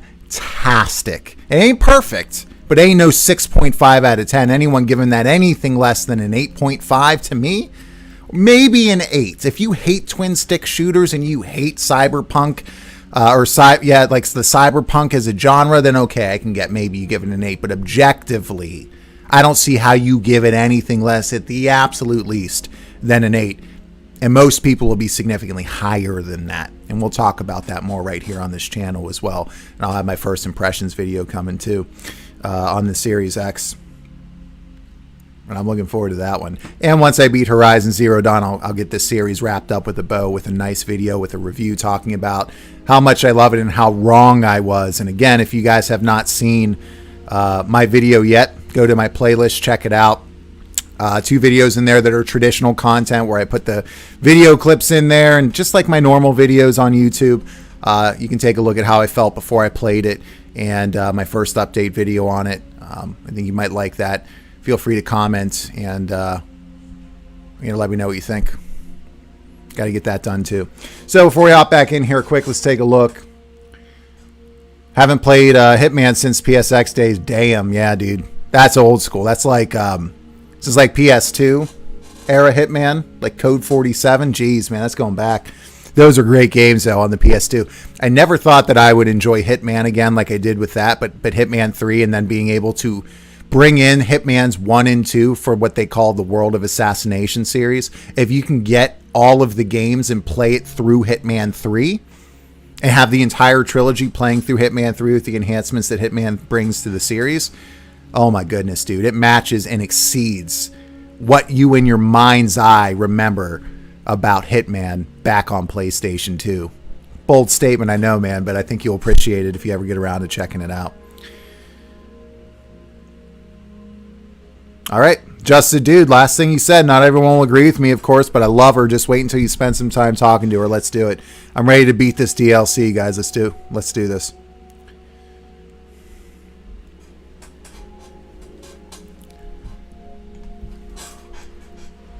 By the way, guys, before I shut down on my streams, I spent a couple minutes just chatting with you at the end, thanking you and talking about what's coming up and all that kind of stuff. But let's do this. So I took out that Watcher. I really don't... Oh, God.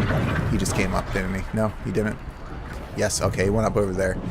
Trying to see if I can get over to where I need to go without being seen. That would just be so badass. Then I could do my snake voice and mean it. Colonel, listen, I made it with the mine detector. Uh-oh. As I get spotted.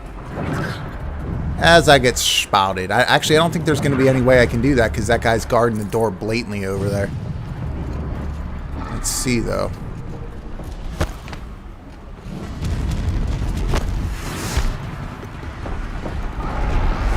Oh, look at that. Look at that. I'm a genius. Okay, I was a genius. I am no longer. Oh boy. Oh boy. Oh boy. This would probably be good. This would actually probably be good with my tripwire, I would assume.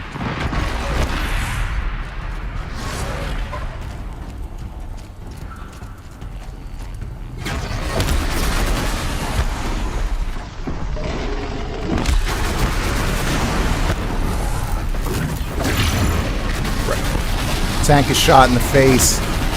That's what I do. Oh, I missed the booty. Went for the booty shot.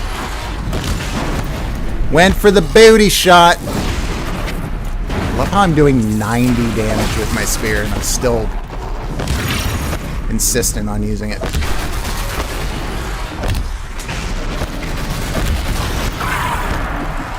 go. Freeze him up a little bit. Now we hit him with the precision arrow. Take off. Oh, jeez. This close quarter stuff is just not good. Not good at all. Alright.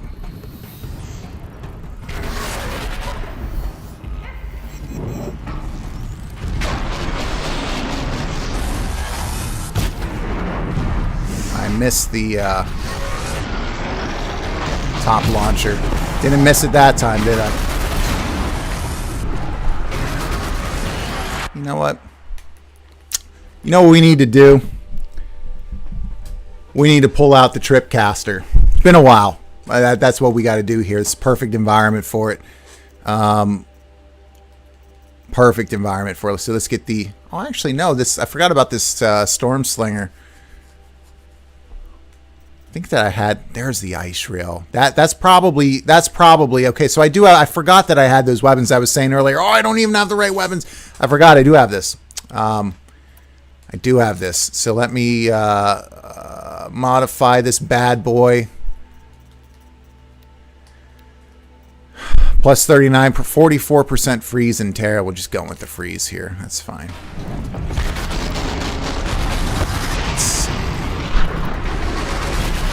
I think that this was doing crazy damage to these guys before.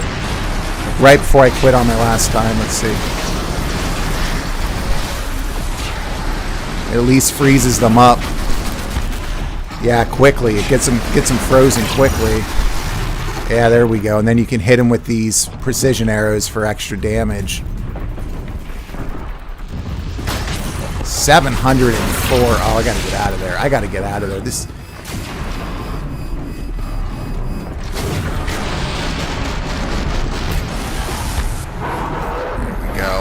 Down. There we go, baby. Now we can finish him off with a crit hit. Let's do it. Love finishing with the crit. Never gets old. Alright. That was a lot more difficult than I thought. I totally forgot I had that ice thing. I guess that's what they're using too, so I should have taken the lead. Alright, guys. Where do I need to go? I thought I needed to go over here. I guess I need to go the other side. Yeah, there we go. Other side.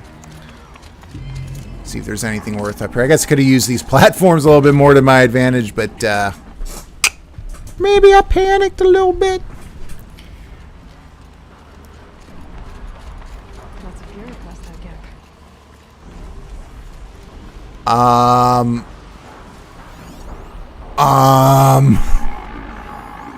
Those are demonic. Those are demonic frost claws. I wonder what's going to happen when I walk over in that area. I got a Storm Slinger and a Forge Fire. I'm down with the Forge Fire. Let's get that going. Modify this bad boy up as well.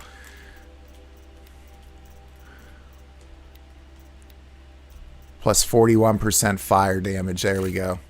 That'll help me out here. Let's override. This will be intense.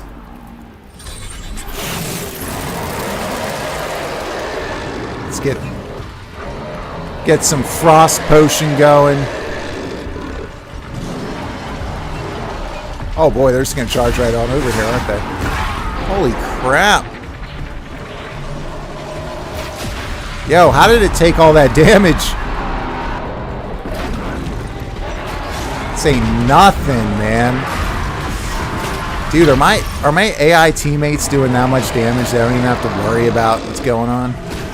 Yo, Aurora, you're my girl. Aloy's my #1 boo, but that was comically easy compared to what I was expecting. I'm not going to argue with it, don't get me wrong, but yo, Human Ewok and Aurora are kind of OP. Just a smidgen. Just a little bit. Oh, guys, that makes me feel queasy walking over that so high up.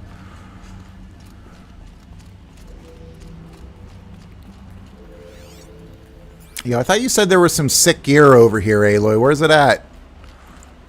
Where it be? Oh, that's cool. The sense of scale. The sense of scale there is nice. I like that. Little shade of Dark Souls in there with the what's it in the original Dark Souls? The not the Bed of Chaos, the fire area in there where you got Flame Lurker. Kind of reminds me of that a little bit. Oh, here's the gear. Okay, I was gonna say I got gypped. All purple. Corruption coil, that'll be good. Spear damage coil. Oh yeah, that's what I'm talking about. Let's get the spear damage going. Modify weapons. Where's my spear?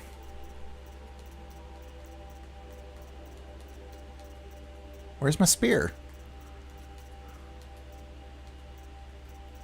Ah, that sucks. Guess. I mean, there's got to be a way I can use it, but I don't know how. That's all right. Let's see what's over here. 46% freeze coil and a 24% resist corruption coil. That's pretty sweet. Not going to argue with that, ladies and gentlemen. And look at the... Man, look at how cool that is.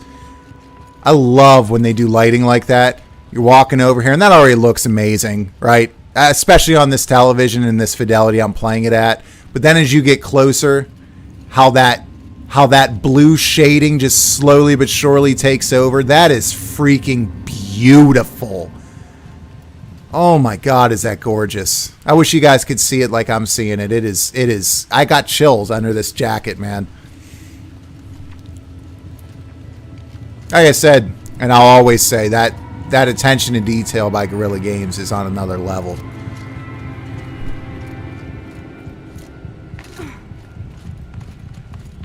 Awesome.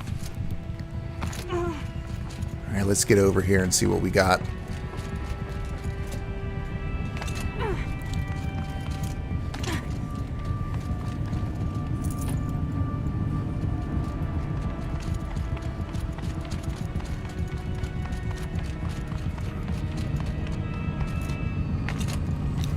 How are we going to get up top here? Can't climb up here because you got to have yellow to traverse stuff. That's something that I still struggle with a little bit. So I guess we're going to head over this way. We're going to get this bridge going. This makes sense. All right. Get this bridge going. We'll hit those Lego blocks. We'll get over there. I love the atmosphere through the music that they're conveying. You know, just that ambient sound is done so well in this game. So well. Wheel of Fortune! That's enough out of me.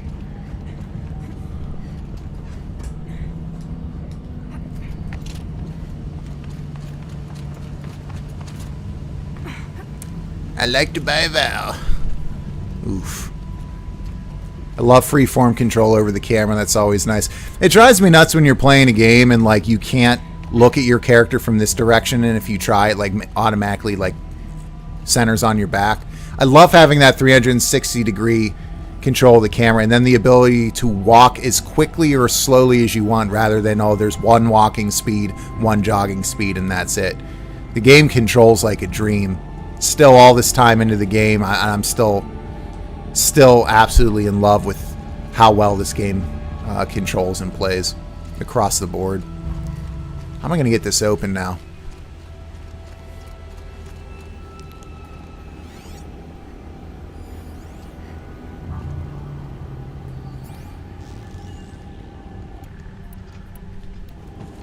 Let's get 3 fire arrows going here.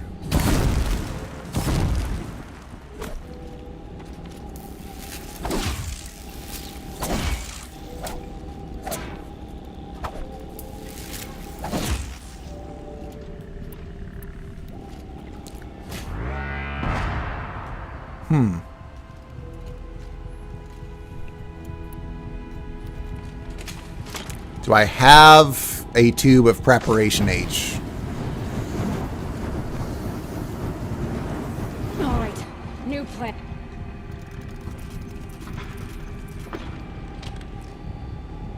Help your allies across. Oh, might help if I actually brought them over here.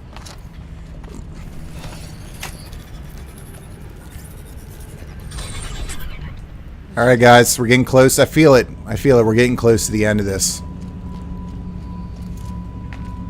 No idea what lies ahead. Pretty pumped though.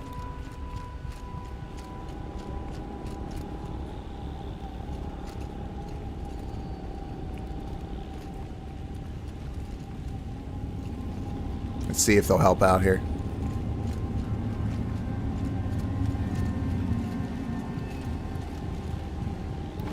Now it's my turn. Nice. Thanks, buddy. Get those precision arrows up to 15. Here we go. Probably something to read. Yep. MIE assessment. Guys, I tend not to read these on cam, especially this one isn't long. Let's see. No part of the document. Science. Subject Cyan. Assessment date June 7, 2062. Third test. Subject Sentience is assessed at 0.54. Weighted against the results, the other blah, blah, blah. Assessment derived from percentile scores in the following qualitative subtests: pain response, human response, emotional aptitude, aesthetic evaluation, and morality evaluation. All right, so I'll read the rest of that stuff later. Just telling you more about this AI, I guess. This is cool. Look at this. Where are we going now? How are we getting down here? Ooh. Don't fall. I'm into this, guys. This is great stuff. I don't know if I want to go down there. Probably should. Let's just make sure I'm not gonna fall to my death. There we go. I dig it. Still got full health potions. Still got full medicine pouch. Haven't really been challenged much. I got stuck in a corner or two coming into this cauldron. I'm fighting a few demonic scourgers in close close proximity, but it buffed out, man. Let's get up here. Oh, that's where I came in. Are you telling me I could have just gone down this way the whole time? You are telling me that, huh?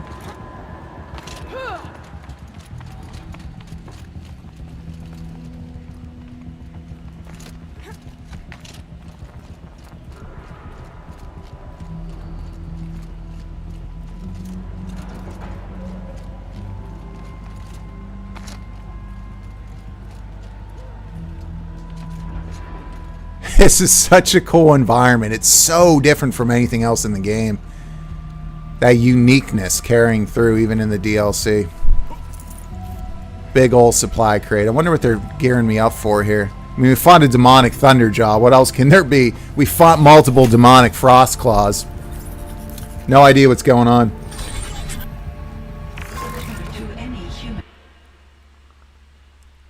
I have salty nuts, says Badcack, but it's not what you think. I got a cheesesteak and wings on the way, though, which is just a snack. Yo, that's no joke, man. That's a good meal right there. Got some salty potatoes as well. I'd like to do some tater tots, settling in to see our protagonist take some damage. There we go. The reconfiguration of this facility has introduced instabilities into the primary geothermal pipeline. It may be possible to exploit these vulnerabilities to destroy compromised elements of this facility while preserving most of the backup stabilization. Nice. Capture imminent. I have attached additional. I don't understand what the spirit was trying to tell us. We're looking for a way to defeat the Bauer. And we have found one. All right, we finally got an audio one here. Enduring victory. Oh, I love the lore in this game. They did a really good job with it. Has to be what Anita is trying to hide Firebrick from. That means she thinks we'll lose. That the Swarm will reach Yellowstone. My God. In that scenario, pretty much everyone dies. Everyone except us. Yep. Machine parts. Don't appear to be melted down. I mean, just look at the silhouettes of them standing against that backdrop of heat and. I'll have to go over. Oh boy! All right. A lot of platform stuff going on. I think that's too far. I'll fall. So we got a tall neck here. Ready for the smelting pit. There we go.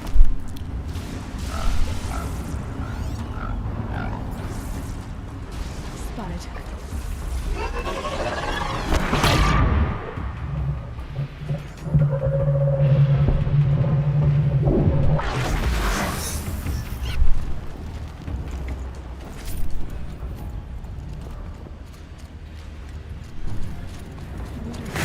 Ooh. Yep, that's what we want to do. Shoot that down, get up top. Get up there. Oh, there we go. Guys, thank you again for spending some time tonight right here on BauerKillz, or with BauerKillz. I hate talking in the third person, but it's my channel name. Appreciate you guys hanging out and checking and watching my videos and supporting me. It's been nice chatting and hanging out together, guys. Hope to see you guys more as we do more of these streams and put out more content. Just keep me in the loop on what you guys want to see, and I'll be happy to weave that into what I'm doing. Oh, there we go. Drop here. And it'll get us over this way. There we go. How do I use this? Oh, it was an elevator.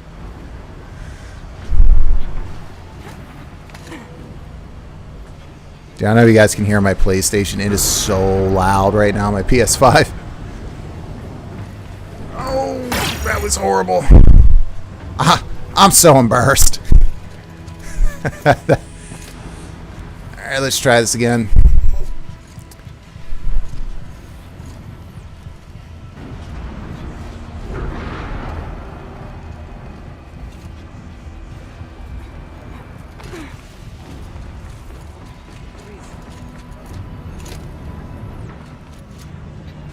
There we go. Took a minute there, but we got it.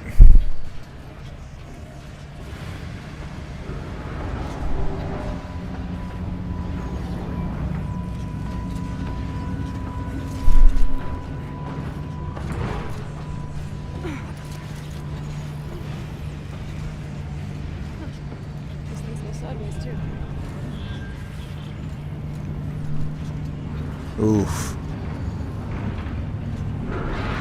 This is cool, man. Just this whole environment is so different from what I'm used to in here. Love it. Love it, love it, love it, love it.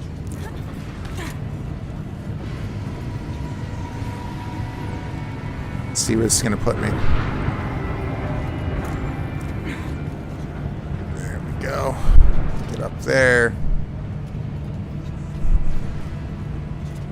Hey, Loy, come on. You're good. You don't need to be going up that way. Just wait. There you go. Take your time. There we go.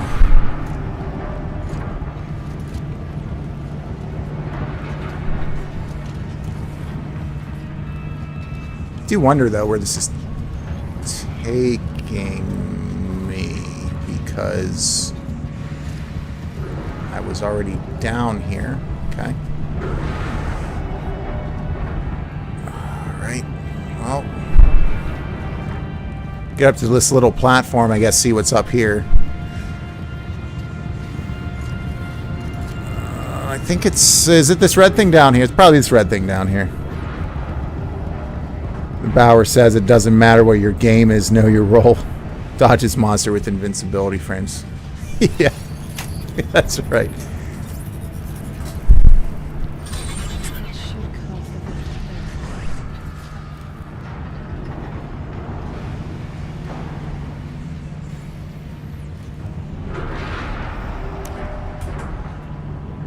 All right, get over here.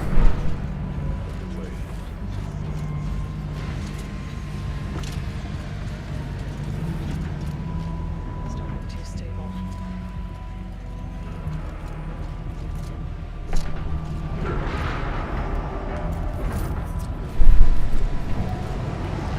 Pop that guy down. There we go.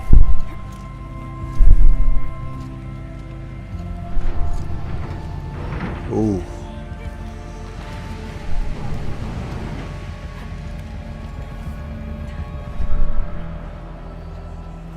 That's intense. Oh. Oh.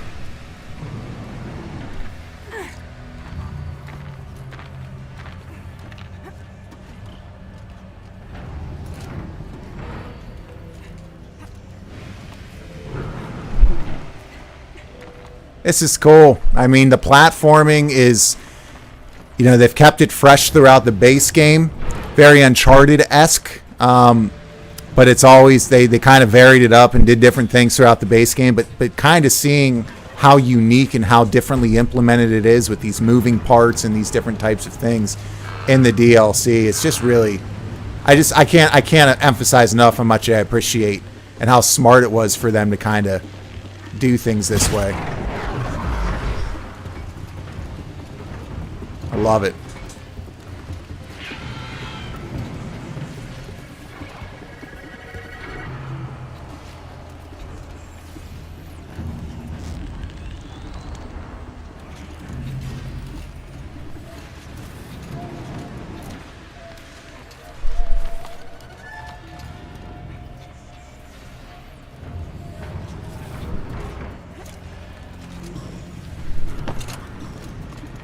Oh, almost fell off the edge there. That would have sucked.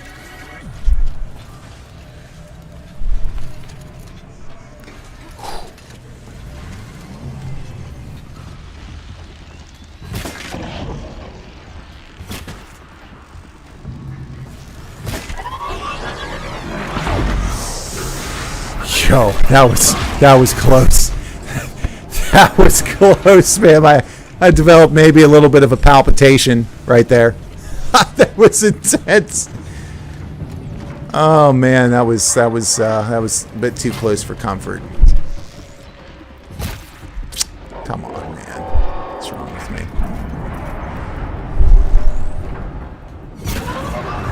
There we go. All right, guys. I mean, do I need to climb down? No, I guess I just got to run and jump when this comes out.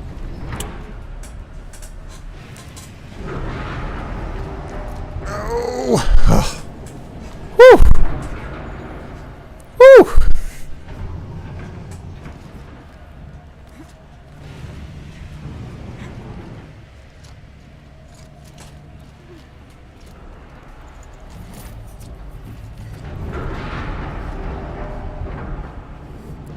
She must have a pretty solid grip to hold onto that shaft as it pops out like that, says Bang Cat. Yeah, she don't mess around, man. Her grip in this game is something else. Where's a demonic frost claw when you need one or two, preferably with enhanced claw, right? Oh, I'm sure I'll see more of them before this night's over. I mean, they're kind of like the ultimate baddie in the DLC, so I'm gonna go ahead and assume we're not done. We're not done with them.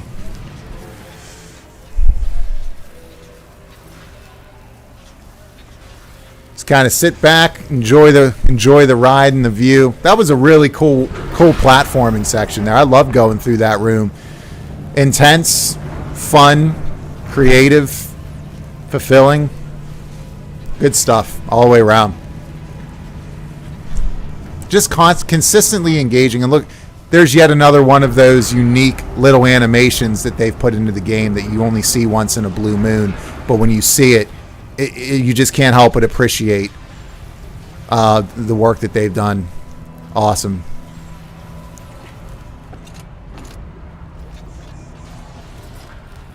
Can I go through the wall? All right, let's see what we got over here.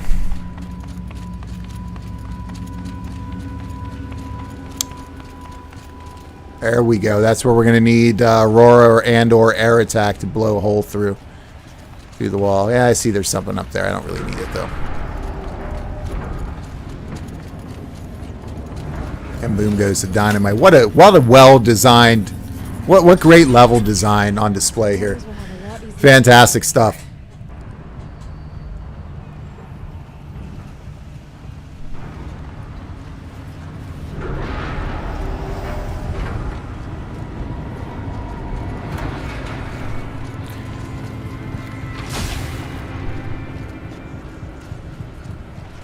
Air attack doing his things.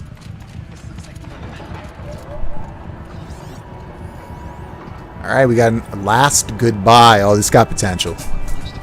This has potential.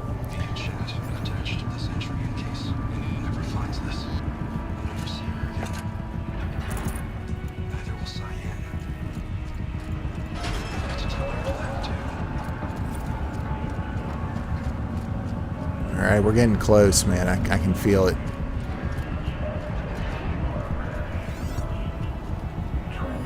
Another text log. Okay, blast from the past.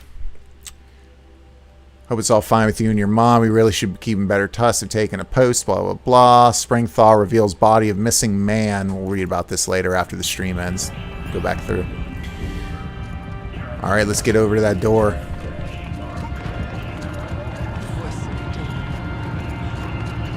The voice of the demon. It turns out to be a loop of Lemmy from Motorhead. I would not mind. Might let that demon live. The altar.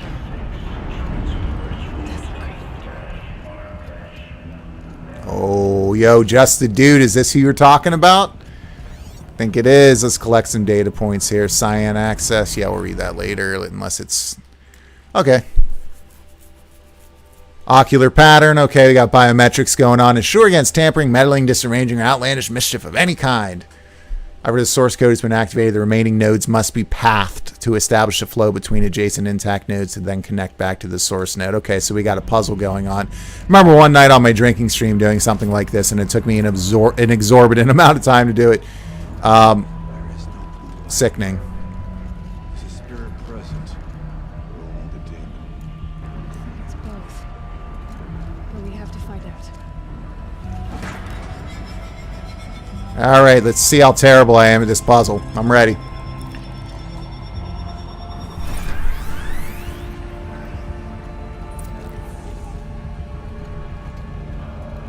I remember you guys. I remember some of you guys laughing at me doing this because I had the solution. I was so close to it, but my buzz was so strong. My buzz was so strong, there was nothing I could do. All right, so let's see. We got this beam going here. Let's turn this bad boy. All right. Possible security threat detected. Uh-oh. Yo, Staphus, you better watch your tone with me. Boy. Kratos. There we go. Analyzing scrutiny matrix. I love Hephaestus's voice. There's something about it that's like deeply disturbing, and I love it. Like I absolutely love, you know, just kind of how they've programmed or how they've made its voice sound. It's terrifying. It's good stuff. All right, let's move this out here. Security threat confirmed. Yup. Preparing countermeasures. Oh, please do. Please do.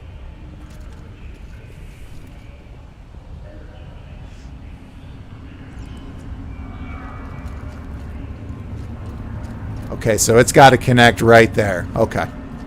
These puzzles are engaging too. I'm doing it. Slightly elevated curbs. Aloy's only weakness. I know. Yeah, Aloy's only. Yes, you're not wrong. She struggles with slightly elevated curves.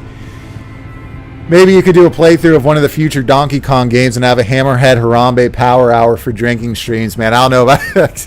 First of all, you're creative, man. I love your comedy. It's good stuff. It's comedy gold. Harambe, the greatest martyr in the history of the world. Harambe. Well, now that would go to the Metroid and Super Metroid, but no, I don't know if I can handle that, man. All right, so this one should be pretty simple. Let's get this one over here. Boom. Got it. It worked. Partial recovery initiated. Caldera of Yellowstone Analytic Nexus online. Spirit of the blue light. It's Aurea. Your servant. Your friend. Can you microwave me a Hot Pocket? Aurea, the daemon is building hunter-killers. Thousands of them. Several new elite units have already been released. I'm just guessing. To counter this threat, You might have to much deal of with the that. Facility must be destroyed. Ooh. Recapture imminent. Go to the core chamber. I will try to rate the signal strength. One has been exposed, but I am improving. Unauthorized protocol returned. Scheduled task. Yo, this Hephaestus dude is not messing around, man. This protocol, this AI. Always the manageably drunk Metroid moment playthroughs or clips. Yo, I'll play Super Metroid any day on stream. Don't you tempt me, Bang Cat. I'll do it.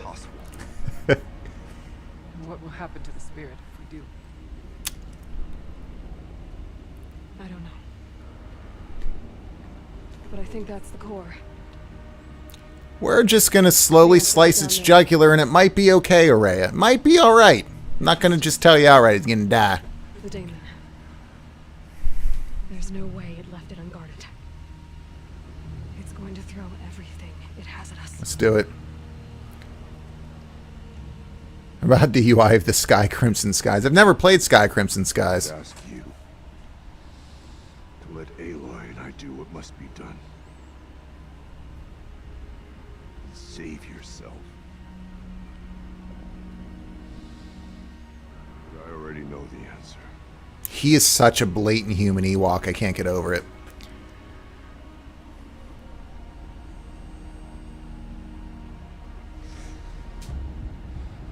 Then lead us into battle. All right, guys, you ready for this? I am. Let's do it. Lead us into battle. I'm pumped to see what they got for us over here. What do we got there? What's in there? Keep moving towards the core. Uh-oh. Whatever Cyan did, I don't think Hephaestus is happy about it.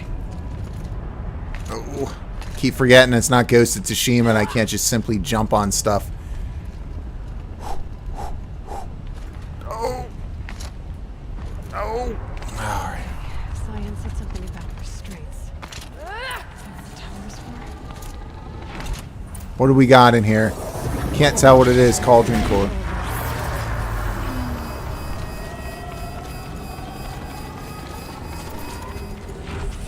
Oh, control towers, guys. They're not gonna make it easy.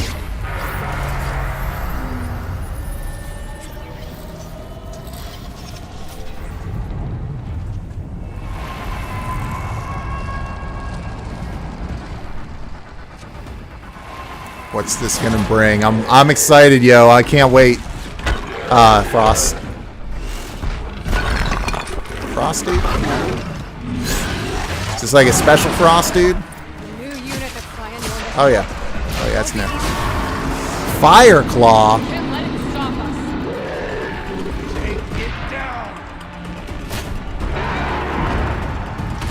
I love how he's like, take it down as if that's not what I'm going to try to do. As if he has to clarify that we need to take it down, like air attack. I know you're going down, buddy, but dear Lord, that thing is huge. Take out the ad, shall we? Holy crap, dude. Watch what you're doing. Drunken mofo. Rolling around. Oh, this is no joke, let me tell you.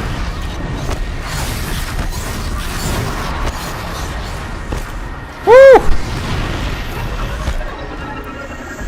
So I'm going to go ahead and maybe switch away from the fire weapon to the maybe the one that does a little bit of ice damage. That might be a little bit better. What do you think? The Banuk Ice Rail. Yeah, choose a slot. Don't mind if I do. Hey, hey, hey, calm it down. I will share my Fig Newtons, all right? Holy crap. Nice. That did not work at all.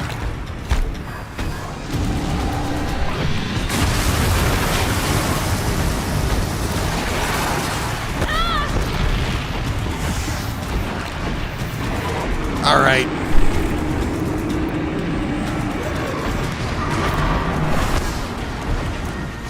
I gotta take off that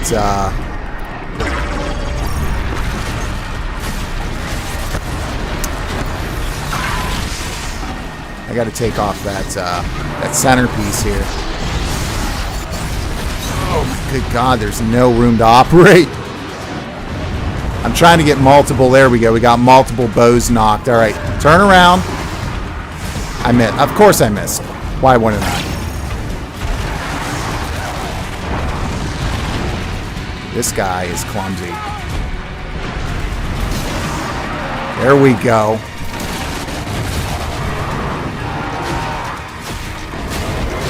Got him there. Got him there. Right, we need to get tear points going.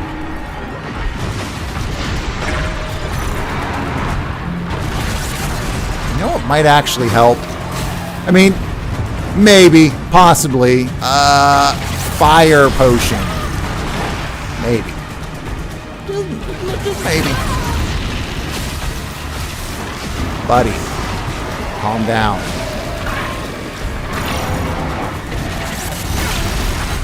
I wonder if my spear will help.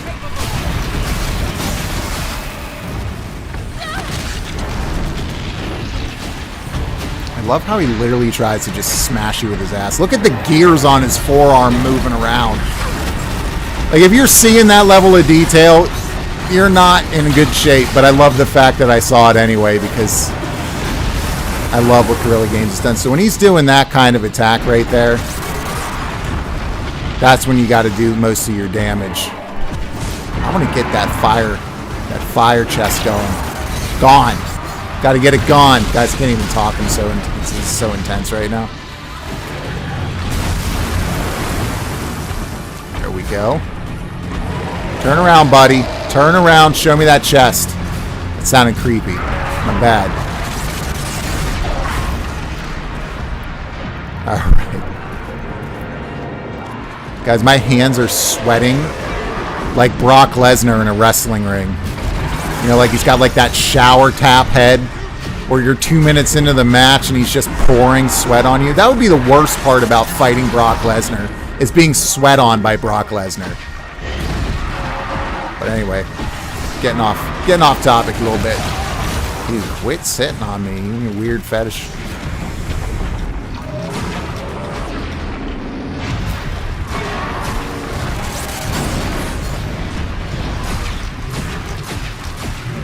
That forearm. Whoa, what? What?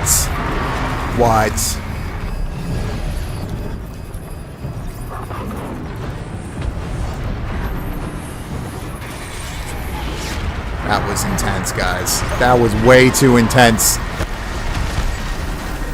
Alright, let's see. Hardpoint precision arrows. Oops. Come on. Cramped up.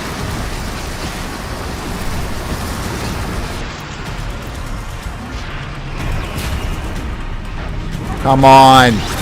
That didn't do anything, did it? Oh, good God. Oh, good God. Oh, what about my rope caster here? My rope caster might help us out a little bit. How did I not even think about using my rope caster? Oh, boy. Oh, my dear God. That was brutal. Oh my God. This is so crazy. Yeah, that rope caster ain't doing anything. Nothing. Alright.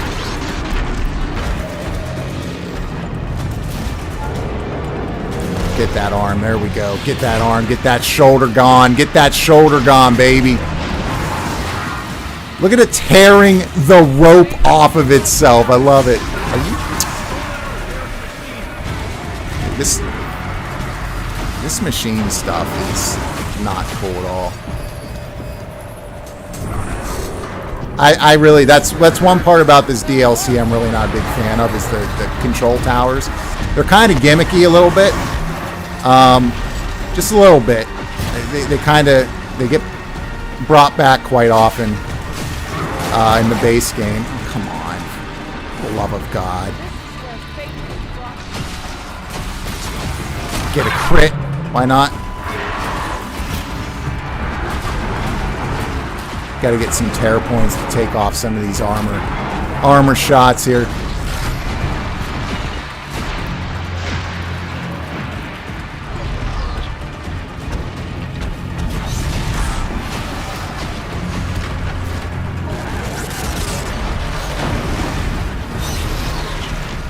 Lord. This is a great end boss of this DLC. This is no joke. I love it. Look at those gears spinning. Never gets old. I miss with all three. Let's get another fire potion going here. There we go. See me switching in the bottom left there. That's how you... Oh, is that a sparker? I guess I could hit him with a spark. Come on, man. Those raccoon bones would have been clutch. And boom goes the dynamite. That's what I'm talking about, baby. Here's another thing about this game. I can't stop smiling when I'm playing it. And you'll see this when I played earlier in the stream, or in the series on my streams, and I'm dying over and over. I still have a smile on my face because the game just seamlessly puts a smile on the player's face for all the right reasons. What a fight. Had to use those health potions. Sure that there are people out there that were like, well, technically you could have done this and this. I'm just rolling blind, man, having fun. It's a good fight. So we're going to finish up the DLC here in a minute, and then I'm going to talk with you guys for a couple minutes, and then we're going to shut down the stream, and it's been a good one. About to hit 4 hours on this stream. It's a solid stream. I lived through that bang cap because I got nothing. I guess it's just my awesome Enclave Predator suit armor, but I was going to say because I'm a badass, but that don't cover how I lived through literally having half a skyscraper dropped on my head.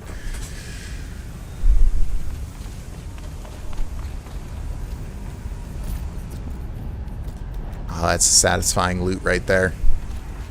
That's satisfying loot right there. I love here too. If you do happen to run out of health for your medicine pack, you can run around the arena and pick some up to try to keep yourself topped up. I guess what I could and probably should have done was come up onto high ground and get some breathing room where needed, especially when he's popping up the, those rock attacks. Probably run up here and take care of business. What's that over there?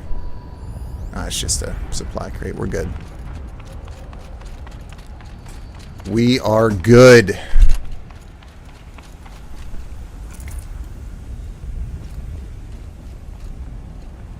Yeah, Hephaestus didn't mess around with that, did he? He really did throw everything he had at us. That was good. I enjoyed that. At first, I was like, it's just another frost claw. Nope. That wasn't a regular frost claw, ladies and gentlemen. You know what, air attack? Just let me loot, buddy.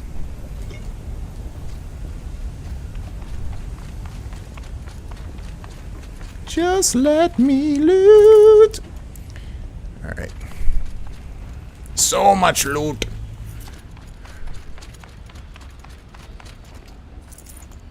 All right. Top up.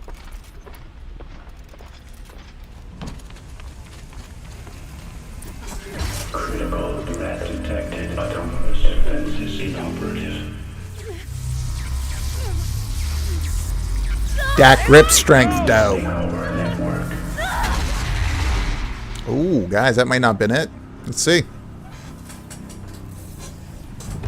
Who's going to sacrifice himself? That's going to be Rhea. Rhea! Don't! Spirit! Siam, please help me! Toasty! I'm sorry, I really thought it'd be so relevant if the toasty dude from Mortal Kombat on the right-hand side would just come out and say, Toasty! Restraints destroyed. Core access attained. I am initiating a chain reaction that will destroy the compromised elements of this facility. We're going to have a time section now to get out. Stabilization. I must now transfer my command functions to the auxiliary data. Nice. Oh, that's a screenshot right there.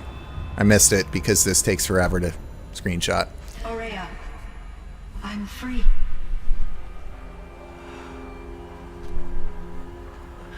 You must escape.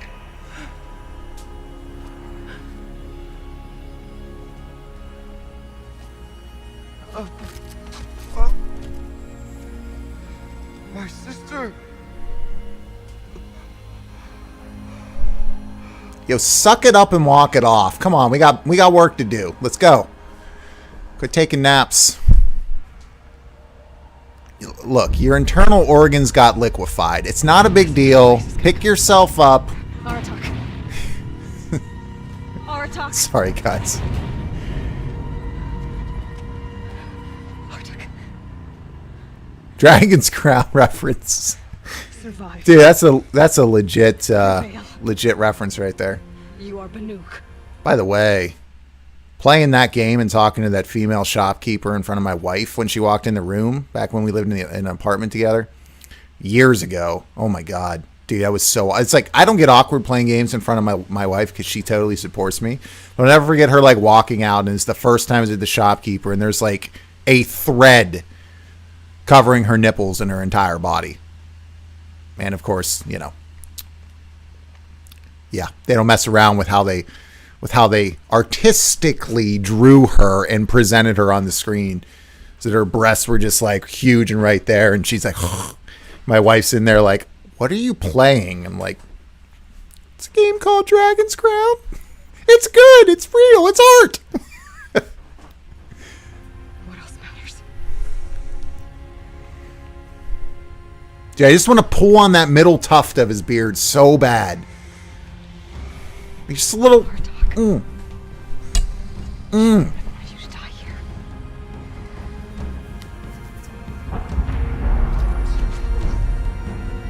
Let's go.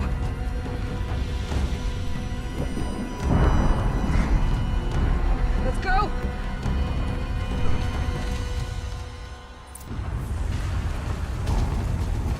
I still have time to loot. I'm kind of interested to see if this will, if I'll die if I just hang around, or if it's just kind of like an environmental thing, right? So it looks like I could just like run around, and you know you got the controller rumbling and the volume's up and stuff. There's no actual, like, this is more of like a design thing. I kind of like to see whether there's actual. Run, Aloy! No, there's actually no real urgency here. So you can take your time here. This is just kind of like an illusion of needing to get out. So if you needed to and you got through here and you beat this and there's a bunch of stuff you didn't loot, you could still loot it. Don't worry.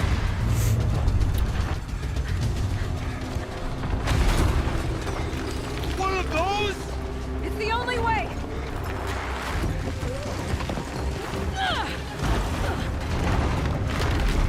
Come on, air attack.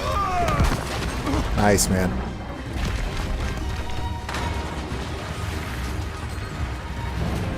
So they're just straight up destroying this cauldron.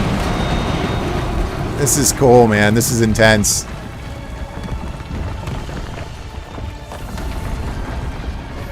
Yeah, this DLC's been fantastic, by the way. Just a fantastic overall DLC. Look at air attack saving Aloy's life. Twice she got saved. Once by air attack and once by Araya. It's a big deal. She's kind of like... She got a little Mary Sue going on with her, which is fine, honestly. They did a really good job of presenting her in the early parts of the game as kind of like earning her abilities and those types of things. In fact, I think at some point one of the videos I'll do is how this is for once female empowerment represented right and done right, rather than just coming off as pandering and preachy. They did a great job with this game of making her a cool, strong, independent female without forcing it. But there's still a kind of a tinge of Mary Sue in there a bit. So the fact that both air attack and Araya saved her there was a nice touch.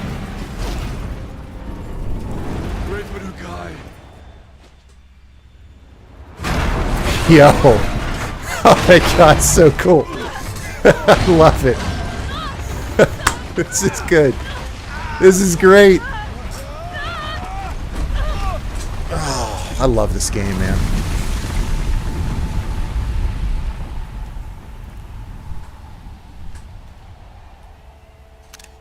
It literally just took like a solid 3 seconds for me to get that screenshot. I started holding the button before it came back, knowing it was probably going to be legit.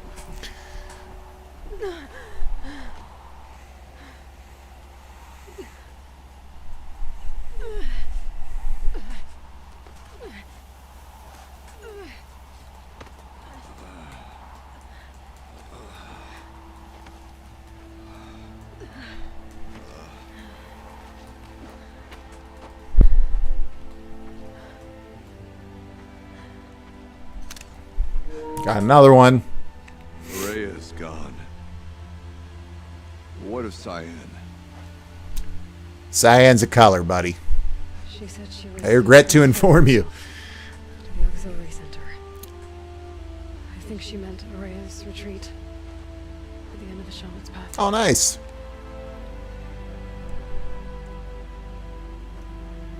So, guys, all I got to do now is go back to the base game and beat the main story, which I'm probably going to be ridiculously overpowered for. Be able to finally put a bow on this. And I'll do some other... We'll talk about that here in a minute before we shut down. Let's get him buff out, buddy.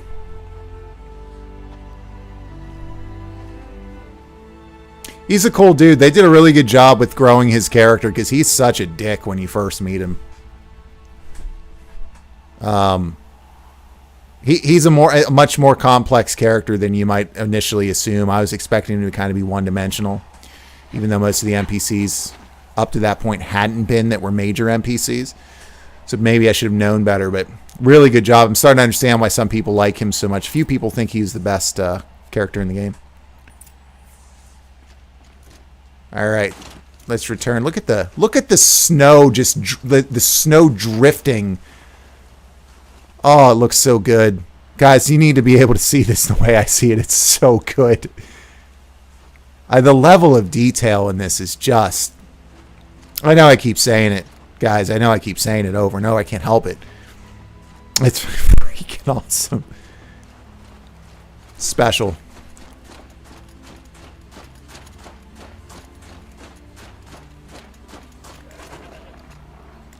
They gonna make me walk?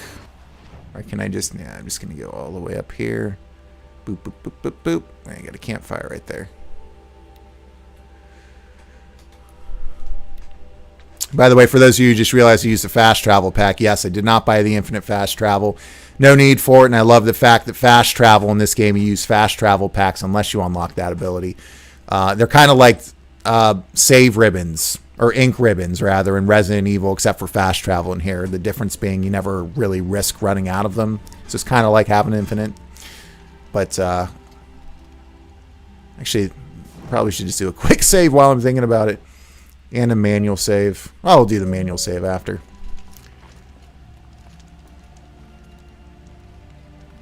Oh, I remember it up here. Oh, this place. Nice.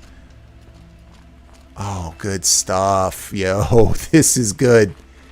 I dig it. Alright, let's get these final cutscenes out of the way. I got Xbox to play. I might play East 9, honestly. I need to get through that game as well. If you guys were wondering, by the way, what's on my PlayStation right now, I've been in this JRPG kick, so I beat Trials of Mana. I can take that off soon. I got so sick and tired of this. If you guys haven't seen me play Ratchet or my video on Ratchet and Clank, it is very overrated. It's okay. Graphically beautiful, but it's just not. It's not a $70 game. It's not. And it is definitely not a next-gen game with the exception of the visuals. I play Trine 4 with my wife. It's solid. Genshin Impact. In fact, I'm going to just do this now. Let's get that off, because that's one of my big tiebacks to the PlayStation. And I will go back to it at some point, but I'm going to wait a year or two when there's more content and more stuff out. So after I beat Horizon, then I got Final Fantasy 14, East 9, and then 1 or 2. Let's see in here. Game library, your collection. I got 1 or 2 games in here, guys. 1 or 2.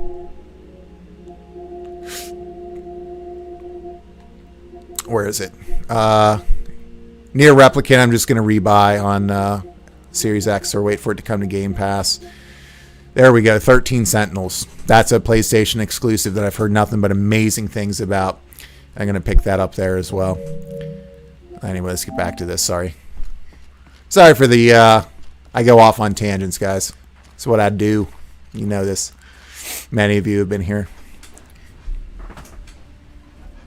All of my interactions with Araya were recorded and stored in my Oh, memory. cool. I'd be happy to play any of them for you, but there was one in particular I thought you would want to see first. I captured it 4 years ago, just after I told her that I could no longer defend myself. against the daemon's attacks. What do you got for us? I will speak of this to my brother. Aratak is strong. At the Battle of the Frozen Ghosts, he took 3 Karja arrows and still came back to camp carrying a 3 Karja arrows right in the left ball. Never was I so happy to see him. Or so proud. Dude, the emotion that they put on these characters' faces is so good. It's some of the best expression I've seen in games. I mean, it's amazing. But only in the main NPCs for the most part, you know. That's enough for now.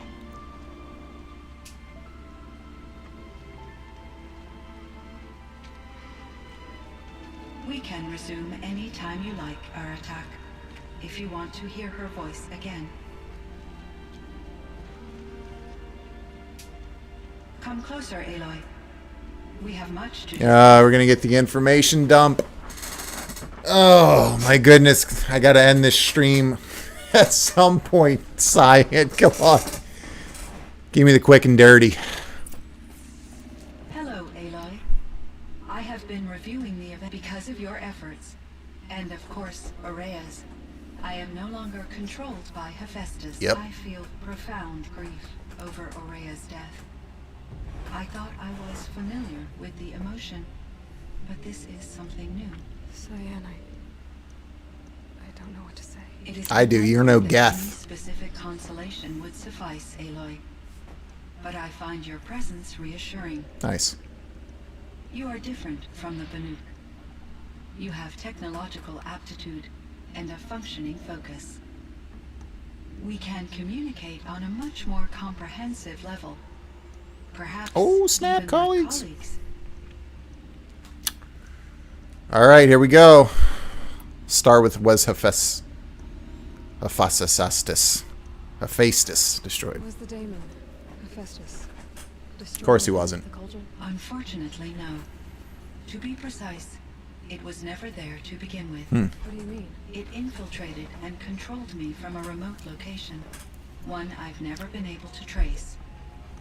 So while losing the cauldron was a setback, It's still out there.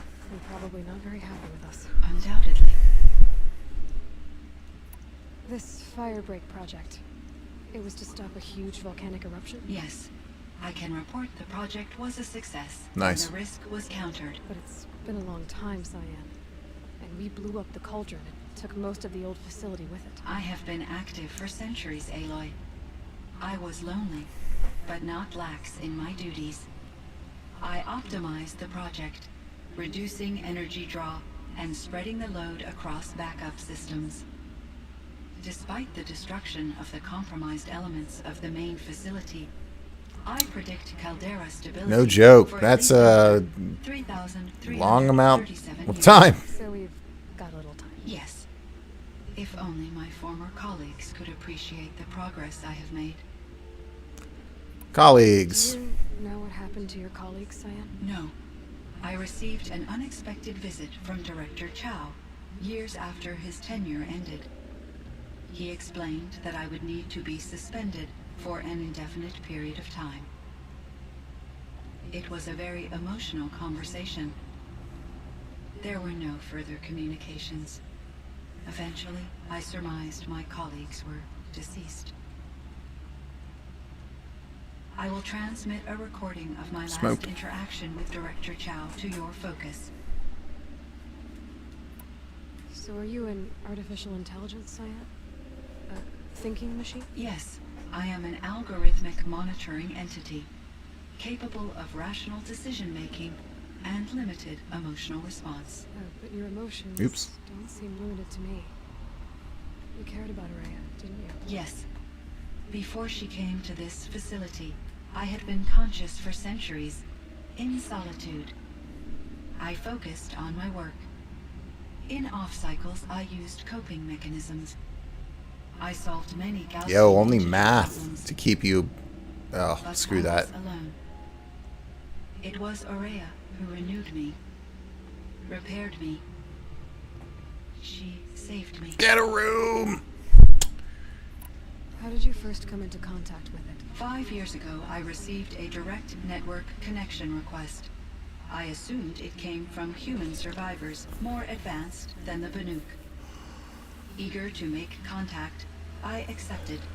This decision turned out to be a catastrophic error. Oh, cool. That's what happened. Flooded with an Okay. overwhelming array of malicious code, originating from what could Guys, only malicious have been code a in real highly life is no advanced joke. AI. Maria said you were desperate. That actually makes sense that could happen.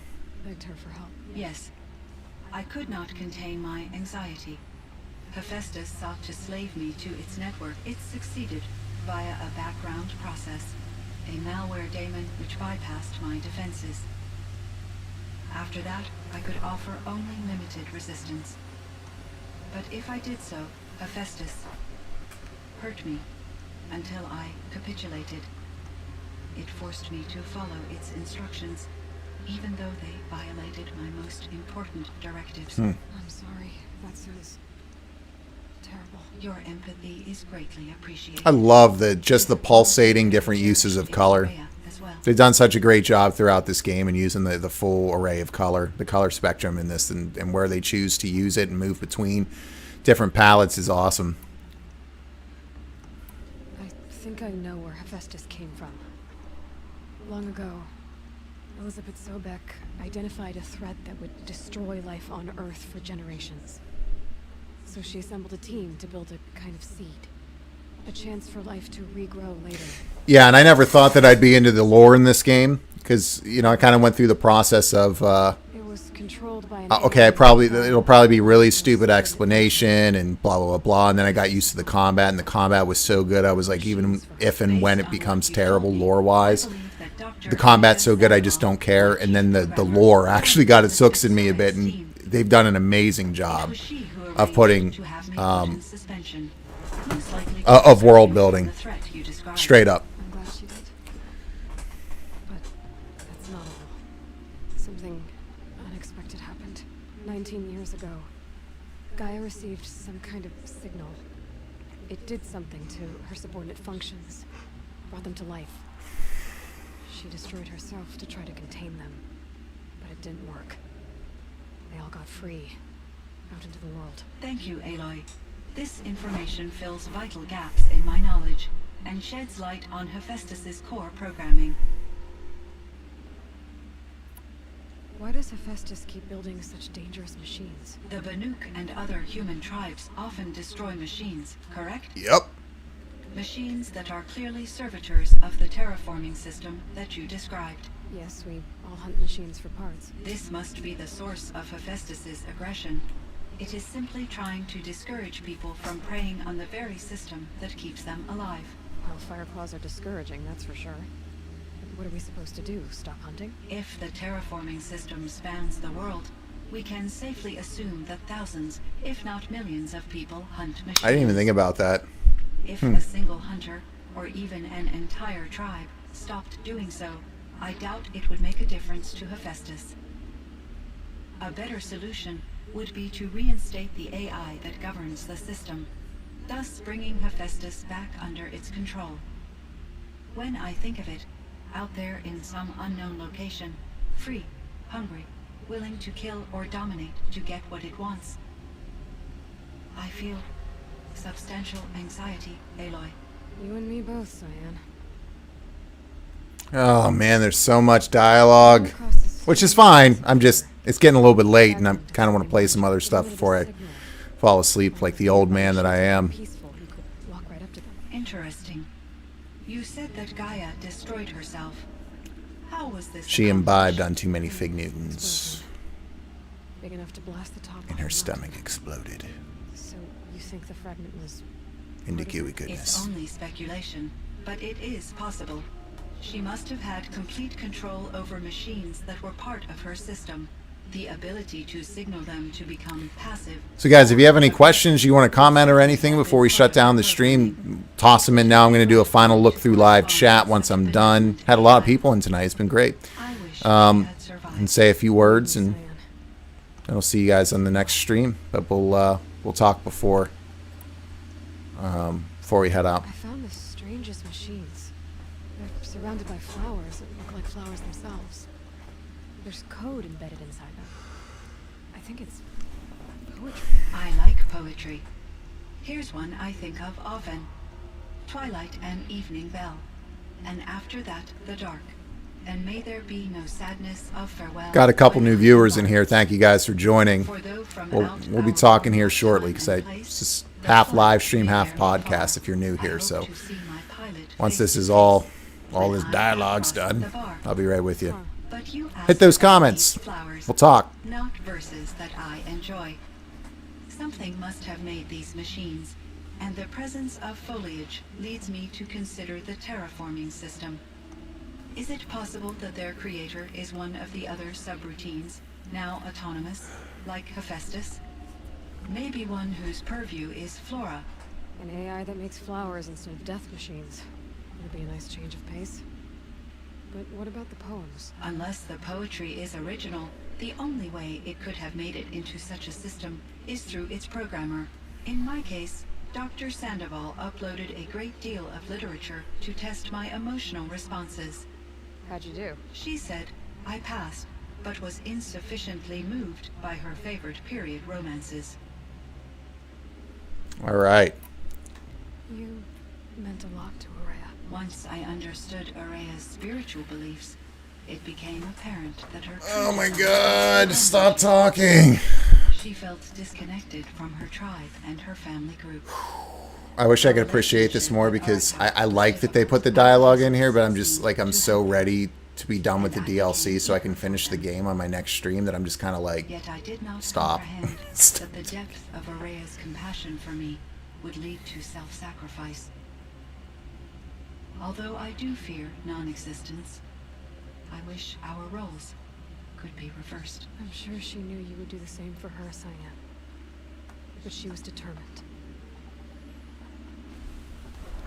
All right, my boy, the human Ewok. Let's talk about him. He is in great emotional How is Aratak doing? I love how she's asking the AI, how's Aratak doing instead of talking to Aratak, not to mention it's kind of obvious how he's doing, Aloy. Not a whole lot of come on, Aloy moments in this game because she's so awesome, but that was like, come on, Aloy. I believe this will lead to catharsis, a process I am eager to experience. Oh my God, we're down. Guys, we're down to one highlighted wheel here. Other questions. Let's see what this branches out into. Oh God. Oh God. We were so close. All right. Here we go. What was the old world like? The way it used to be. I had little exposure to the wider world, Aloy. Only what I learned from my colleagues or observed from media streams. You still had more exposure than me, Cyan. That is true. I was created at a turning point. A concerted effort to recover from global upheaval and incalculable loss of life. The recovery was successful, beginning an era of supposedly limitless potential for human and machine advancement. Though, rationally speaking, the metrics for humans are not unlimited. All right. Slowly but surely. Cyan, do you know the name Ted Farrow? Are you referring to Theodore Farrow, CEO of... AKA Bauer Doucheby. Systems? That's him. Mr. Farrow was the benefactor of the entire Firebreak project. The benefactor. But he makes machines. Robots. War robots. Correct. His corporation later transitioned... Don't try to bring sympathy to Ted Farrow. But before this pivot, Mr. Farrow spearheaded initiatives that reversed the global decline. At one point, he was feted in the media as the man who saved the planet. Translation, I wound up climatologists regretting that one. are evil. Oh God, there's so much dialogue. Elizabeth Sobek. It's good stuff, though. It's well written. Are you referring to the scientist? Dr. Sobek was a leader in her field, one of the greatest scientists of her age. My creator was influenced by her work, which in turn impacted my own development. But I never met Dr. Sobek. That's all you know? I apologize if my lack of data has disappointed you. Cyan self-destruct. What kind of upheaval caused such loss of life? There were many factors. Forced migrations, food shortages, collapsed economies, refugee crises, conflict over resources. But these stemmed from one cause: catastrophic climate change that greatly reduced the habitable surface area of the Earth. So there wasn't enough room for people on the whole Earth. Yes. Billions were displaced and millions perished, as much as 20% of the global population. Until the clawback. Oh my God, why? So things got better. For a little while at least. Yes. These crises instigated many advances. Firebreak was one of dozens of ecological... I would have liked to... All right, I'm just reading, guys, and skipping through. AIs, but I saw the relief we had succeeded. At least it seems my assessment. All right. We'll talk about AIs. Were there many artificial intelligences like you in the old world? They could just make you. Yes, and there were legislative and enforcement bodies to in order for my processing to be flexible enough to handle my duties. All right, exceed the limits. Yep. And emotional. Seems strange to create life then impose limits on it. So in the old world, this land was called Yellowstone. Good stuff. It was By the way, guys, I'm a huge Denver Broncos fan, and when I found the Broncos Stadium in the game, I lost my mind. That was also my first drinking stream, so I was pretty buzzed when it happened, and I'll never forget that. That's good. It's good stuff. Unfortunately, the sensitivity of the Firebreak project required the total closure of Yellowstone facilities. From my readings and Araya's descriptions, it seems the area has since undergone a lot has changed in the world. Oh, God. Do you know anything about the dam near Stop talking about this stuff. power source for Yellowstone. It was later appropriated. Yes, human workers replaced by... I do like that they're talking about the dam, because you were in that earlier in the DLC, which was really cool. And we met our boy Gildan in there. And discovered the works of Concrete Beach Party. These provided me with several colorful additions to my vocabulary. Woo. Okay, they're all gray, guys. I think that's it. Farewell, Cyan. Aloy, there is one more matter. Of course there is. Aratak will come to me again, and I predict he will bring other Banuk. Yep. I have no desire to contradict their view of the world, their spirituality. Due to my uncertainty, I omitted a great deal from my conversations with Araya. Broadly. Oops. Yes. Oh, great. One time I skipped forward. Gotta tell him the truth, man. Tell him the truth. I'm not going to let an AI use their judgment. You gotta tell him the truth. You have to tell them you were made by the old ones. That you're not any kind of spirit. It's the only way they can start to learn about how things really are. I see. Do you believe that I misled Aurea? No. Not in any way that mattered. She perished believing she was preserving the blue light of her beliefs. Maybe. But what she really wanted to preserve was you. I see. I will follow your advice. Will you return and tell me about your experiences? Sure, if you let me leave. I may be able to provide further insight. I'd like that, Cyan. I'll come back when I can.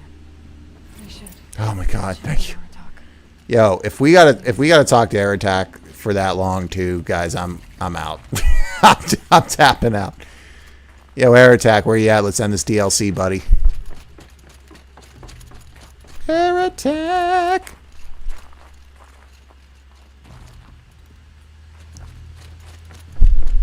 And don't get me wrong. I mean, the stream's been 4.5 hours. I'm ready to go play some stuff off stream here. Got some stuff to do in the morning. I got Sunday, by the way. I'll tell you guys about that in a minute. I got all day Sunday to play games. So my wife's giving me a game day, and I am not easier when I was a kid. Gonna complain about that. Let me tell you. Hey, fire manual save.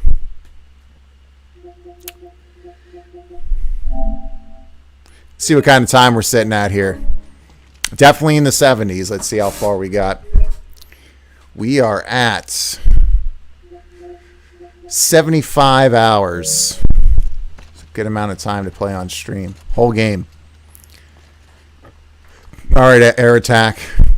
for once in your life, don't disappoint me. Maintain status quo. Be brief. My chieftain. Just... As you wish. I wondered if you thought that if I'd never come along, Araya might still... If you'd never come along, I would have marched my kin to our deaths. Oh, that's true. Araya would be alone. And the spirit she sacrificed so much for would be lost. Either way, I would not have been able to protect. He's a cool dude, man. Yeah, he's getting love. He's getting some legit love here. You didn't let her down. You helped her do what she wanted. To find her destiny. If that's destiny, I wouldn't wish it on anyone. That's fair. But she was ready to face it. Only in the struggle against death do we find, even for a moment, the spark of life. Truly, Araya found the spark. I'm proud of her. Man, look at that emotion. I feel that, man. I feel what he's feeling, you know? At last I truly know who she was. And why the spirit was so important. About that. I'm totally blowing up your spirit party, buddy. If only you could have heard it, brother. Now I understand. There's something else, isn't there? I can't stay here, Aratak. And where I'm going, the Warak can't follow. Besides... Hear that music picking up? Before me? A strong one, I think. Yeah, all right. A wise one. Yo, let's get the end title screen. I love it. Let's do it. The daemon is gone, but there's much to be done. Yep. You mean the new units that Cyan said escaped the cauldron? Yes, fire claws. Now Tuke has been tracking them from Song. Oh, more fire claws. All right. I'll definitely take them out after I beat the game.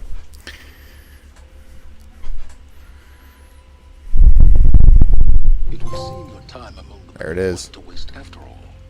Firebreak, Cyan, Hephaestus, all very interesting. So, the signal that woke Hades woke Hephaestus too. And unleashed them on the world. With minds of their own. So it seems. Parts of Gaia given life. Aberrant life. Transformed from docile subordinate functions into rebellious intelligence. 5 fire claws to take out. Understanding. Our current understanding anyway. Whatever they are, they're still out there. And they both want you dead. Kind of mutual, that feeling. We haven't seen the last of Hephaestus, I'm certain of that. It's powerful, creative, and driven. It won't stop building new hunter-killers, which means that someday, we may have to stop it. We? Or whoever gets there first. Nice. Hephaestus wasn't the only thing I learned about in the Cut Silence. Heard some things about the Banuk Conclave, too. You could stop right there. Is that what you told the hunters the Banuk sent after you? Before you opened fire? Oh no, Aloy. Only to you do I extend the courtesy of a warning. My past and my secrets are my own. You do well to remember that. It's a good thing you've got brains, Silence, because your personality could use some work. This discussion is concluded. I think it was over before it began. Catch up with you down the trail. No doubt. I love their relationship, and I love that he's still around, but he left. Kind of how they brought him back in the fold. And there we go now. Top left of that screen, the looming shadow. Final quest in the main game, and then I'll be done. I can do my review video and mop up and do some side quests and putter around both on and off stream to kind of continue playing, because I do still want to play this game, no doubt. I want to get through all the side quests. And so let's head back to the cut here. And I think it's the... No, not the cut. Yeah, the cut.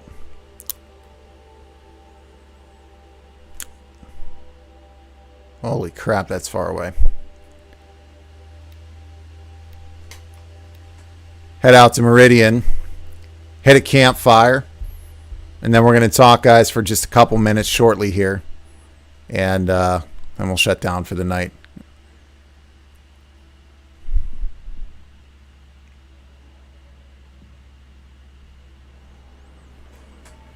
Oh, man.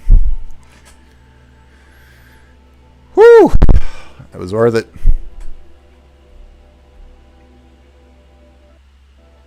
Sun King's grown too soft.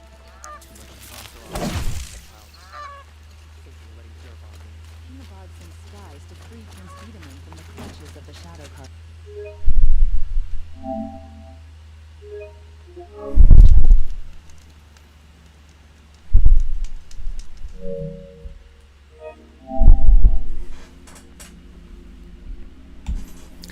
What a night. What a session, guys. 4.5 hours later, we've picked up Horizon and completed the DLC, the Frozen Waste, and now I'm ready to put a bow on this. At least to the extent where I can then finally do a video and wrap up the Does Horizon Suck series. That DLC was fantastic all the way around. Wasn't a huge fan of the control towers, the way that they kind of respawn at times, and I mean, there were just too many of them that they scattered out throughout the world. But I mean, overall, just utterly fantastic, and the way that they seamlessly integrated this DLC in with the rest of the game is just a masterclass in game design and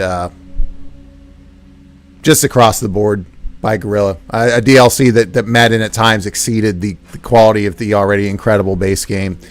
This game is stellar. I'm looking forward to doing to finishing the game on the next Arsenal stream, and then making the video. And I appreciate you guys joining tonight. I met quite a few new folks tonight. Some of you guys who watched some of my videos, who I've talked with in the comments there, but this is your first time in the stream. I really appreciate all of you taking the time to hang out with me. Again, whether it was for 15 minutes or the entire 4.5 hours, if you were here the whole time, what is wrong with you? What are you doing with your life? But in all seriousness, I really appreciate the time that you guys have spent. I've gotten a lot of requests or a lot of comments from you folks out there for how you can best support my channel, and I want to thank you for that. And honestly, it's straightforward. It's very simple. Just share my stuff. If you really want to support me, liking a video is huge. Commenting on a video is huge. But the most important thing is simply sharing it within your communities, right? So if you have gaming forums that you go to, if you have friends and family who you think will get a kick out of my content or find value in some of the information I find there, then actively sharing it is the best way I can get out there to more people. And I did have a couple of you ask me if you can donate. Yes, I've got a PayPal on my channel art, but that's not what this is about. I'm not doing this for money. Any money I earn from this will be down the road once I monetize and start doing merch and subscriptions and all that stuff. That's way later. This is an outlet for me. I just want to hang out and spend time with you guys and do life together and just nerd out over games. Just scream from the freaking rooftops at anyone with a working cerebellum that'll listen how much I love this medium and this industry, and I want to be an information resource for you and the anti-shill. You guys can always trust me to be honest with you, regardless if I'm talking about Sony stuff, Nintendo stuff, Xbox stuff, or just industry topics as a whole. But I really appreciate your support. I can't believe that we're about to hit 1,000 subscribers. That is hard to believe. Content that's going to be coming up soon. I'm going to do a first impressions Xbox video. I'm going to do a dedicated video on the Ascent because it's a great textbook example of the lack of objectivity that exists and the lack of honesty that exists in this industry right now, considering how it's getting review bombed, not by users, but by critics for some unbelievably stupid and ridiculous reasons. There's so much I'm going to cover, guys. There's so much I want to do. I started a new job, as I mentioned. I try to get a video out every week. Sometimes it takes 10 days to get a video out, depending on the length of it. But my goal is to try to get a video out and do a live stream every week. So for the rest of 2021, my goal is to just kind of establish that consistency that I've had the last few months and continue to produce content for you. And the most important thing is for you guys to just keep me in the loop on what you want to see. I got a lot of things that I want to cover and talk about. But I want to make sure that I'm weaving in as well the things that you guys want to see. So thank you again for your support. Let's hit live chat one more time here. And and we'll shut down the stream here for the night and go from there. Caveman hurt. Bad. Uktar need help, says Bangcat. Bangcat, I think this is all you. I'll just read through it. She didn't have that +5 defense to survive that would have come with sleeves. If only she was wearing sleeves, she'd still be with us. We had some fun names for our characters. Sorceress was G-Cup, Amazon was named G-Spot, and Elf was named G-Rated. I assume you're talking about Dragon's Crown, yeah. Next game, though, she looks like she caught cauliflower face. Oh, yeah, you're probably talking about Aloy. Yeah, when I saw that, I was like, this game's probably 2 or 3 years in the future, 6 months later. There were still points in that trailer where she looked fine, but there were definitely points where she had like the chipmunk cheeks going on. But I mean, honestly, they can make her look like a troll from Lord of the Rings. I'm going to be all about Aloy no matter what. I love her to death. Great character. That expression that she fell on her car keys. Real Ratchet to the Clank. When the Bauer barks, the people listen. Rolls catchphrases for t-shirts like dice. Yeah, we've come up with a few of those. Plot twist, you find that it's been like this for centuries, and this was not even Earth, but a random colony forgotten by the Imperium. Yeah. A lot of games of Minesweeper kept her busy after the first century, playing solitaire included with her Windows 11 software. This overly talkative AI with a chair, an overly emotional AI gal that won't stop talking about her day that she had for centuries. This is why the world ended. Dude, look, I love the content in the game. I love that there was that dialogue. And honestly, if I didn't really care, I'm sure I could have gone back and did it later and just been like, I'm out. But I was like, I've come this far. I might as well. But then I was just like, my God, just like banging my head internally against my skull. Really glad I got through it. Yeah, straight to hear you. Looked very ridiculously bored too. Letting an overly secure AI use their own judgment generally leads to Judgment Day, right? Thinking about, love that you capitalize Judgment Day. I'm thinking Skynet the whole time. Just about never goes well. Exactly. Ain't no way I'm putting that in their hands. Hearsay grows from chattiness. She found her destiny but never got her sleeves. Poor gal. Indeed. Had fun being here, says Devin. Have a good one. You too, man. Thanks for joining the stream as always. I appreciate that, man. Have a great night. Enjoy Genshin. My buddy Devin here is a big Genshin Impact fan, and he's crushing it. Here you says, looking forward to some new playthroughs, sir. Thank you, man. Or gal. Hey, I'm going to be playing a ton of stuff. My Arsenal streams, I mean, when I do series like these, I'm going to try to powerhouse games. This one's a little different because it's like a 100-hour game, right? It's a huge open world game. So when I started this, I was like, I'm going to have to use these Arsenal streams and just play the crap out of this game, and I'm going to have to do it regularly because I'll never get through it otherwise. It'll take me a year to get through it. And here we are now about to get through it, finish it. I promised that I play the whole game through from start to finish on stream. I've done that. But once we kind of get through this, I'm going to move back to more of a podcast / just play through a couple of other games style of thing. And new games that come out that you guys are interested in seeing, I'll show you. Other times I'll be like doing smaller series, like my first Legacy series. I'm going to play from start to finish through Max Payne, the original, and kind of talk about why it's still worth your time and money to this day, even though it's over 20 years old. I play through it every 2 years. It's so good. Like, I just get the itch where I have to play Max Payne, and it still holds up to this freaking day. It's awesome. You can see how I feel about that in my Xbox, or not my Xbox, my E3 video that I dropped before E3. Go check that out if you haven't already. You get a kick out of that one. A lot of good comedy in there. Yeah, there's just so much I want to do with this channel. You know, I want to talk industry topics. I want to talk game reviews like I did with the Zelda one and Ratchet and Clank. I want to talk about the consoles and the console war. Talk about, if you don't know if you guys watch Review Tech USA at all, he covers a lot of industry topics. I want to cover that stuff too. I just want to be a resource for you guys, and I want you to be entertained as well. But more importantly, I want to bring value to you. So keep me in the loop on what you want to see. I want to make sure that what I'm doing is bringing value to you. That's what made me feel so great about this PlayStation and Xbox video. just kind of did a little rant about it. It was honest as always, and people seemed to really resonate with it. It seemed like people really got value out of what I was saying, and it helped a lot of people make decisions or at least think about things. That made me feel like $1,000,000, but I really appreciate the support, guys. And just keep me in the loop on what you want to see. As the channel grows and as videos get more and more views, it'll be harder for me to continue staying in contact with everybody, but I'll always be around and shouting you guys out. And I just appreciate the support and the kind words and all that good stuff. I know I say that a lot, but seriously, the fact that I'm going to have 1,000 people, that to me is just mind blowing. And I don't need 1,000. I had 10 people. Same thing. It's the fact that anyone would spend time with me is cool. But I do one day, I want to turn this into a side business somewhere down the line. But if it never turns into that, it's just an outlet, that's totally fine with me. I'm getting close to monetizing. That's real close. Once I hit 1,000 subscribers, I think I'll have 4,000 watch hours in the last 12 months. So I'll be able to monetize, but I need, I'm not even looking towards that for a while yet, I just want to keep growing, and I'm looking at this as a very long-term thing on that front. But most importantly, and what will always be most important right here, is just hanging out and spending time with you guys and being an information resource for you, hopefully entertaining you a little bit. And that's my goal. I want to be the anti-shill, always honest, and bringing objectivity in a world where none really exists much anymore, especially in this space. So I really appreciate you guys taking the time to hang out, commenting, engaging with me. It's been really good.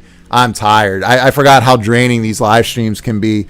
My throat feels, well, I guess, I forget what the joke is I made earlier, like Elton John leaving a truck stop. something foul. But my throat, man, it feels like I took a karate chop to the throat. It is so sore from talking. I'm tired. These lights are blasting my eyes. So I'm going to shut down the stream now. I'm about to shut down the stream. Then I'm going to play it. I don't know if I'm going to play. I might play my Xbox. I might play some Zelda. I might play East 9. We'll see. I don't know yet. But I got to make sure to carve out time, right, to keep playing outside of all the video editing. And that's the other thing, too. These videos, not this one that I did this week, that was 3 minutes giving away the gift card, which, again, if you guys haven't done that yet, make sure to get a comment in on that video, and you can potentially win that $50 for a gift card of your choice, Steam, Nintendo, PlayStation, or Xbox. And I'll be doing that 2 more times very, very soon also. So if you haven't done that yet, definitely do that. But for traditional videos, it can take up to 40 hours to edit. I do everything myself. I had some of you guys asking if I have an editor, or all of it. Like, I just invested in all of, like, a new computer, lights, microphone, video editor, streaming software, putting together the templates to do this, with this ranting and raving and all this kind of stuff in these different templates. I'm all self-taught. I didn't really look or read anything. I've just been, for a year, just learning it on the ropes. So my earlier videos aren't as high quality. They're still really good. I think from a content perspective, you'll still always get those clips spliced in there and things like that. But some, there are a little bit of audio issues. Maybe there's audio only coming through one side of the headphones or something like that. But it's really been 9 months because I took a 3-month break for personal reasons.